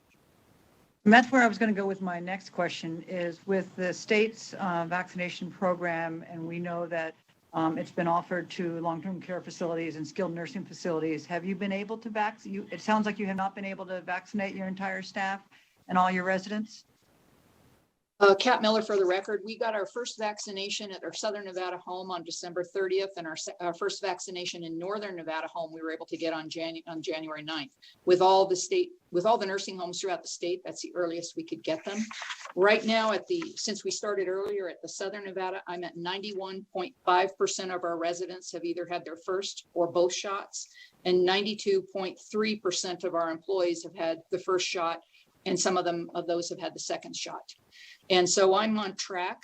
We do have some residents or staff members who have been granted an accommodation under ADA and can't take the shot. And our plan is to issue them personal PAPRs, the personal respiration systems, and that should help protect our residents. We have a small number of residents who they or their families do not want to receive the vaccine. I think I'm at 3 right now in Southern Nevada, and I'm still waiting on the numbers for Northern Nevada. But every morning, 7 days a week since March, we meet with the administrators, and we're tracking. We were tracking PPE, then we were tracking testing. Now we're tracking vaccinations by name of every resident and every staff member, every contractor, everybody who enters the building. And so I have a pretty good handle on it. And we just need more vaccines in Nevada, because the next stage is going to be, right now you have CVS coming out and Walgreens coming out to the homes, right? So what happens when they start coming out? How do we administer vaccines to those that are in the home, new residents or new staff members? And my hope is at some point there'll be enough vaccines that we can do it ourselves with our nursing staff in the homes, but we're still working through those processes. Excellent. It sounds like you're doing a tremendous job. Have you opened it? Are you receiving visitors, or is it still closed to visitors? Kat Miller for the record. We are doing outdoor visitation. We couldn't get any of those heat lamps because every restaurant in Nevada ordered those, for outdoor. But we put out a cry to the community, and we got so many donations of heat lamps. And we have the plexiglass booths. So families are able to come up and visit their loved one behind the plexiglass booth. If somebody is terribly ill, if they're on hospice, then we can do a compassionate visit and bring the family member in to visit them at that point. We also early on got lots of donations of iPads and other tablets, and brought on extra staff to help residents connect with family members by virtual means. But right now, visitation, we're waiting for guidelines from CDC and the county health department to figure out what the next steps are. We still, at the Southern Nevada home, we have 13 positive people as of today, 6 staff members and 7 residents. They're either asymptomatic or have mild symptoms. And we have 1 positive asymptomatic staff member in Northern Nevada. So we could start visitation in Northern Nevada, but I'm going to get everybody vaccinated. We have the next round comes up on January 30th. And we should be able to get a significant amount of staff up in Northern Nevada vaccinated. And then we can take a look at in-building visitation. Well, thank you for all of that. And I would say, I would hope that all other nursing facilities emulate what you are doing because you're doing a stellar job. And thank you for taking care of our veterans. Thank you very much. And Senator Brooks, thank you for the kind comments about our cemetery staff. They're working very, very hard out there too. And you know, it's hard for families right now that want to do ceremonies for their loved ones with the restrictions. And I'm real proud of the job our staff has done to try to work around that. Thank you, Director Miller. And I think Vice Chair Carlton has a question as well. Thank you, Mr. Chairman, and I apologize, Ms. Miller. I forgot to mute my microphone, and someone asked me about where to put some food away in the freezer. So I apologize for interrupting you. We're all trying to get everything done before we come to Carson. I wanted to thank you and especially Mr. Wagner for reaching out to me on a very regular basis and updating me on what's going on at the home. I greatly appreciated it, knowing where we stood and what the barriers were and what we might be able to do to help you accommodate your residents and your employees to make sure that everyone's safe. So I wanted to give him a shout out. He has done an excellent job. And also the cemetery, my husband and I are out there probably once a month or so, check on the Skivington tree and then visit friends that are out there. So I'm glad to see where you're expanding it. It was hard to tell in the photo exactly how you were doing that. So I am familiar. So the second set of columbariums that are on the far side of the ring where the tree is. So you're going to be expanding out in that direction, kind of, is it towards the airport or what section was that? It's hard to see on the map. Cap Miller, for the record, if I can open that up again and then ask Deputy Director Wagner to answer that question. He's much more familiar with that space than I am. So Fred, I'm going to put you on the spot. Thank you. This is Deputy Wagner for the record. I appreciate the question. If you look to the right where the green area is, that is where the current walls are. And that circle in the middle of that circle is your tree. And so everything southwest of there is where we're going to be developing this new area to the west of the maintenance building. Okay, so as far as the entrance that comes in the back there, will that be moved? Will the entrance go to, will it go two different ways? How will people actually be accessing this area? Because it's hard to tell on the map. Deputy Wagner for the record. Great question. I just happened to ask the superintendent that today because I was looking at this. They will actually come in and go through that circle by the existing area, go up and do the circle up above, and then take a left and go down that road. That road does not continue past that circle. They will circle and come back around and leave the same way. And you can't see it, but there is that street that goes from the little circle to the left. That also goes to the right. So you can come back out the back gate or you can go up to the front. Okay, good. Thank you very much. I appreciate that. And then just one last item, if I may, Mr. Chairman, to Ms. Miller. The issue with the chillers, which I know we'll be discussing at the IFC meeting. It's my understanding that that request never did make it to the legislature. It was deleted from the request list before we got it the last time. Am I correct? Cap Miller, for the record, Madam Vice Chair, I'm not sure. I'll have to check on that. I know I briefed it in the CIP last time, and you know, we were, but it for the IFC. Are you talking about for the IFC? It was deleted on the last IFC? No, it was deleted before the last session, so that wasn't a request that we saw in the CIP list for the 2019 session. I believe there's a lot of requests and not all of them make it onto the list. I don't believe that particular item made it on the list. So if members don't remember it, it's because I don't believe it ever actually got as far as to the CIP list that made it to us. But I'll double check that to make sure. Thank you, Madam Chair. Kat Miller for the record. And I apologize if it didn't, and I briefed it as if it did. Do you do so many briefings to the governor's finance office and to the state public works? I know I briefed it. It may very well not have come up to the legislative issue and been taken off prior to that. So I apologize if there was any confusion. No, I had some folks go, wait a minute, I don't remember that. And the reason why is I don't think we actually talked about it very deeply. So thank you very much. And we will see you at IFC.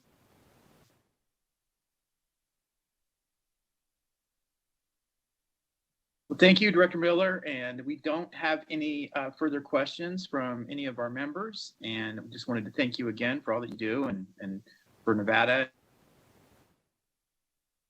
And with that, we can move to our next agenda item, which is our second public comment.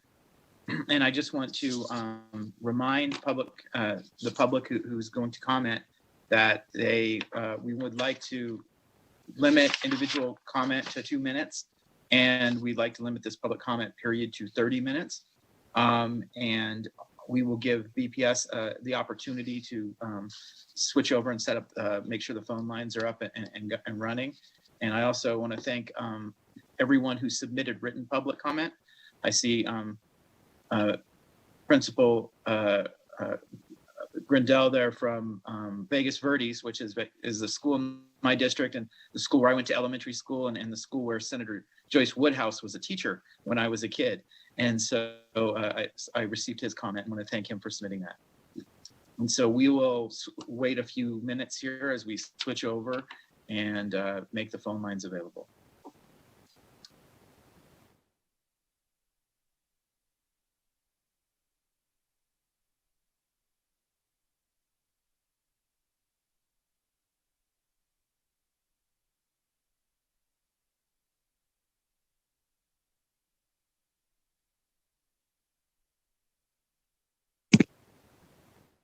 Thank you, Chair.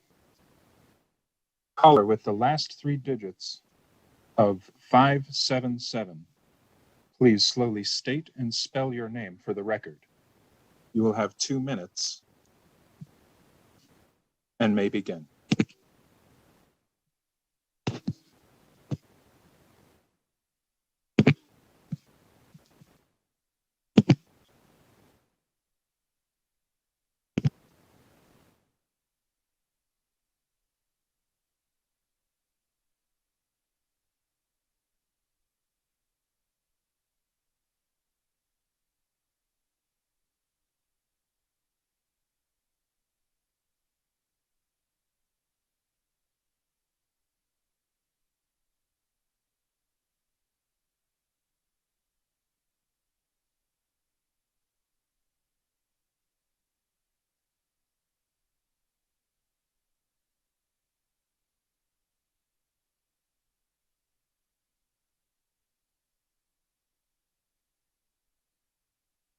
Caller with the last 3 digits of 577.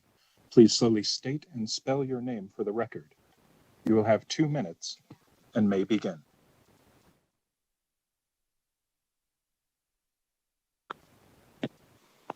My apologies about that. This is Chris Daly again from the Nevada State Education Association. This afternoon, reading comments from our president, Brian Rippett, who is a teacher from Douglas County. We must have the strength to be brave and be bold. Today's budget presentation outlining $156 million in cuts to the class size reduction program means that at least 1,000 fewer teaching positions will be funded the next biennium.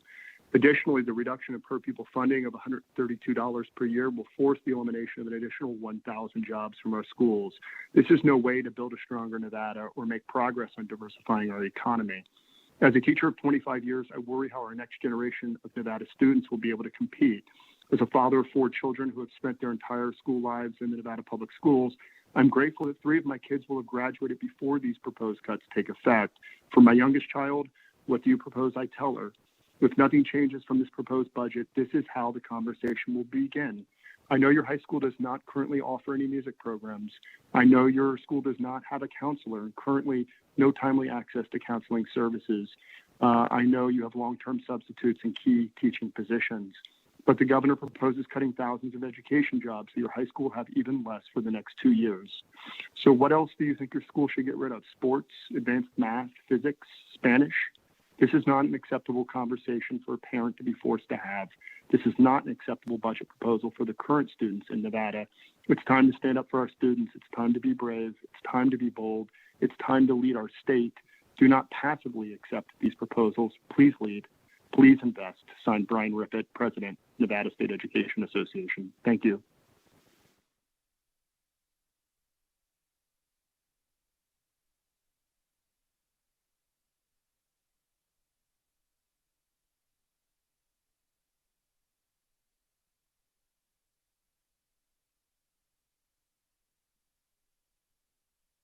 Caller with the last three digits of 309. Please slowly state and spell your name for the record. You will have 2 minutes and may begin.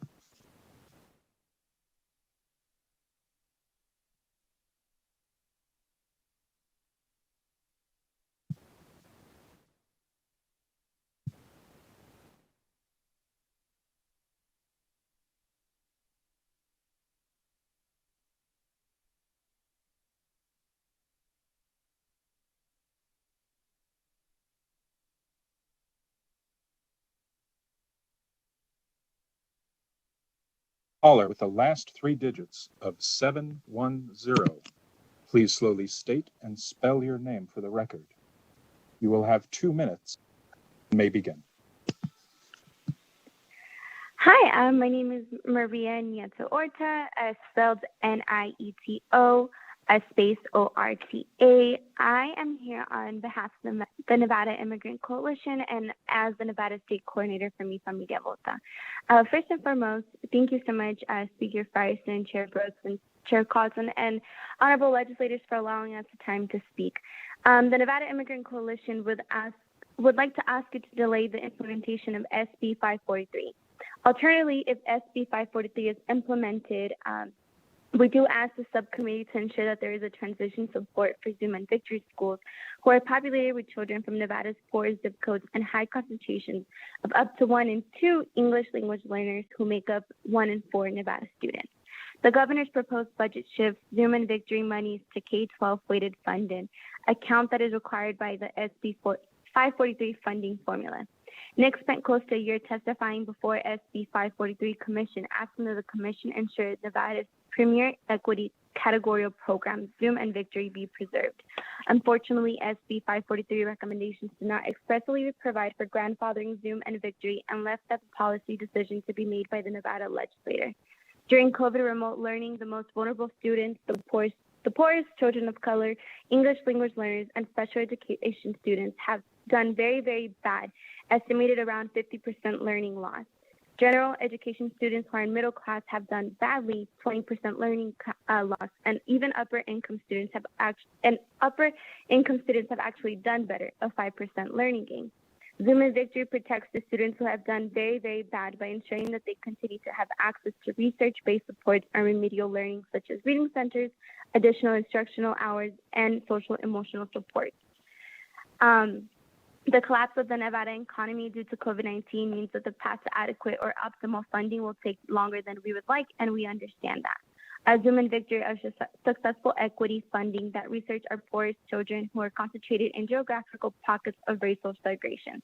Much work has gone into making sure that over the last 7 to 10 years, these programs have actually done what they are supposed to do, which is to make immigrant student classrooms environments better. This is not the time to switch to weighted funding. Rather, it is appropriate that the legislators continue guardrails that protect the children who have suffered the most during COVID. In our experience, Nevada school districts rarely prioritize supports of the poor. Rather, they tend to prioritize the needs of adults. We ask that you please continue to protect our most vulnerable children. Thank you.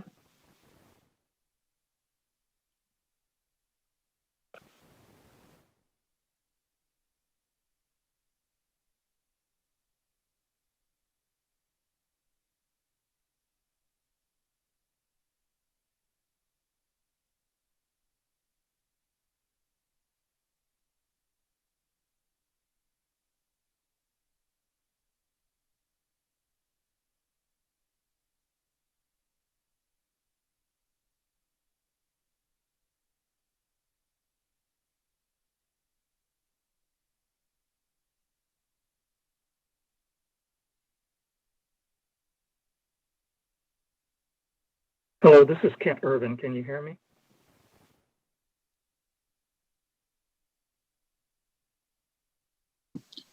We can hear you, Mr. Irvin. Hear you, caller. Okay, sorry, I didn't get an announcement. Kent Irvin, E-R-V-I-N. Good afternoon, Chair Brooks, Vice Chair Carlton, and committee members. I'm representing the Nevada Faculty Alliance, the statewide independent association of faculty at the colleges and universities of the Nevada system of higher education. We work to empower faculty to be fully engaged in our mission to help students succeed. Our faculty and students have made extraordinary efforts to keep learning going while moving to remote operations during the pandemic. Just look at the technical difficulties you all had today and think about doing that to hold classes. We look forward to working with you during the session on advancing higher education in Nevada.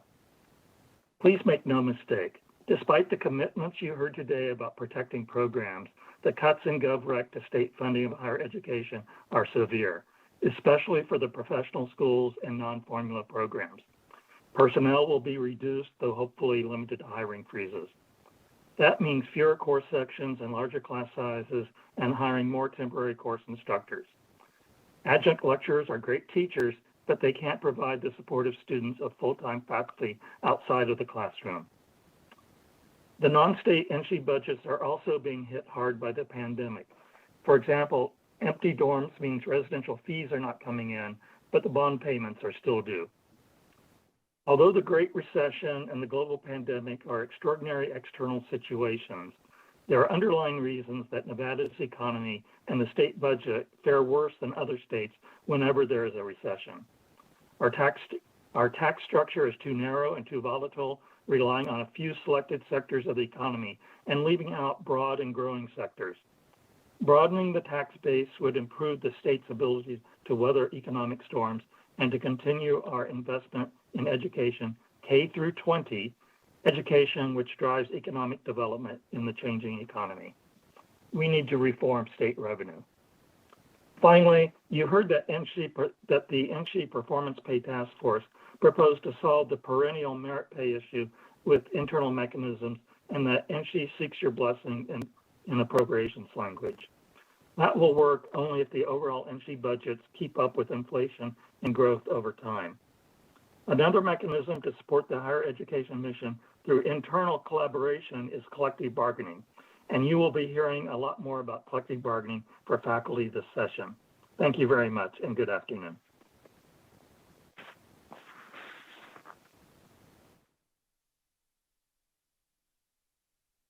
Chair, the public line is open and working, but there are no more callers at this time. Thank you. And so I want to thank all the public comment and written and called in this afternoon. And with that, our meeting is over. And so we're ready to adjourn. And I just want to remind the members that the subcommittee will reconvene 8:30 a.m.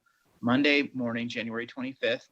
And we will be taking up the Public Employees Benefits Program, Public Safety, DMV, Transportation, and the Department of Corrections on Monday. So another long and important day.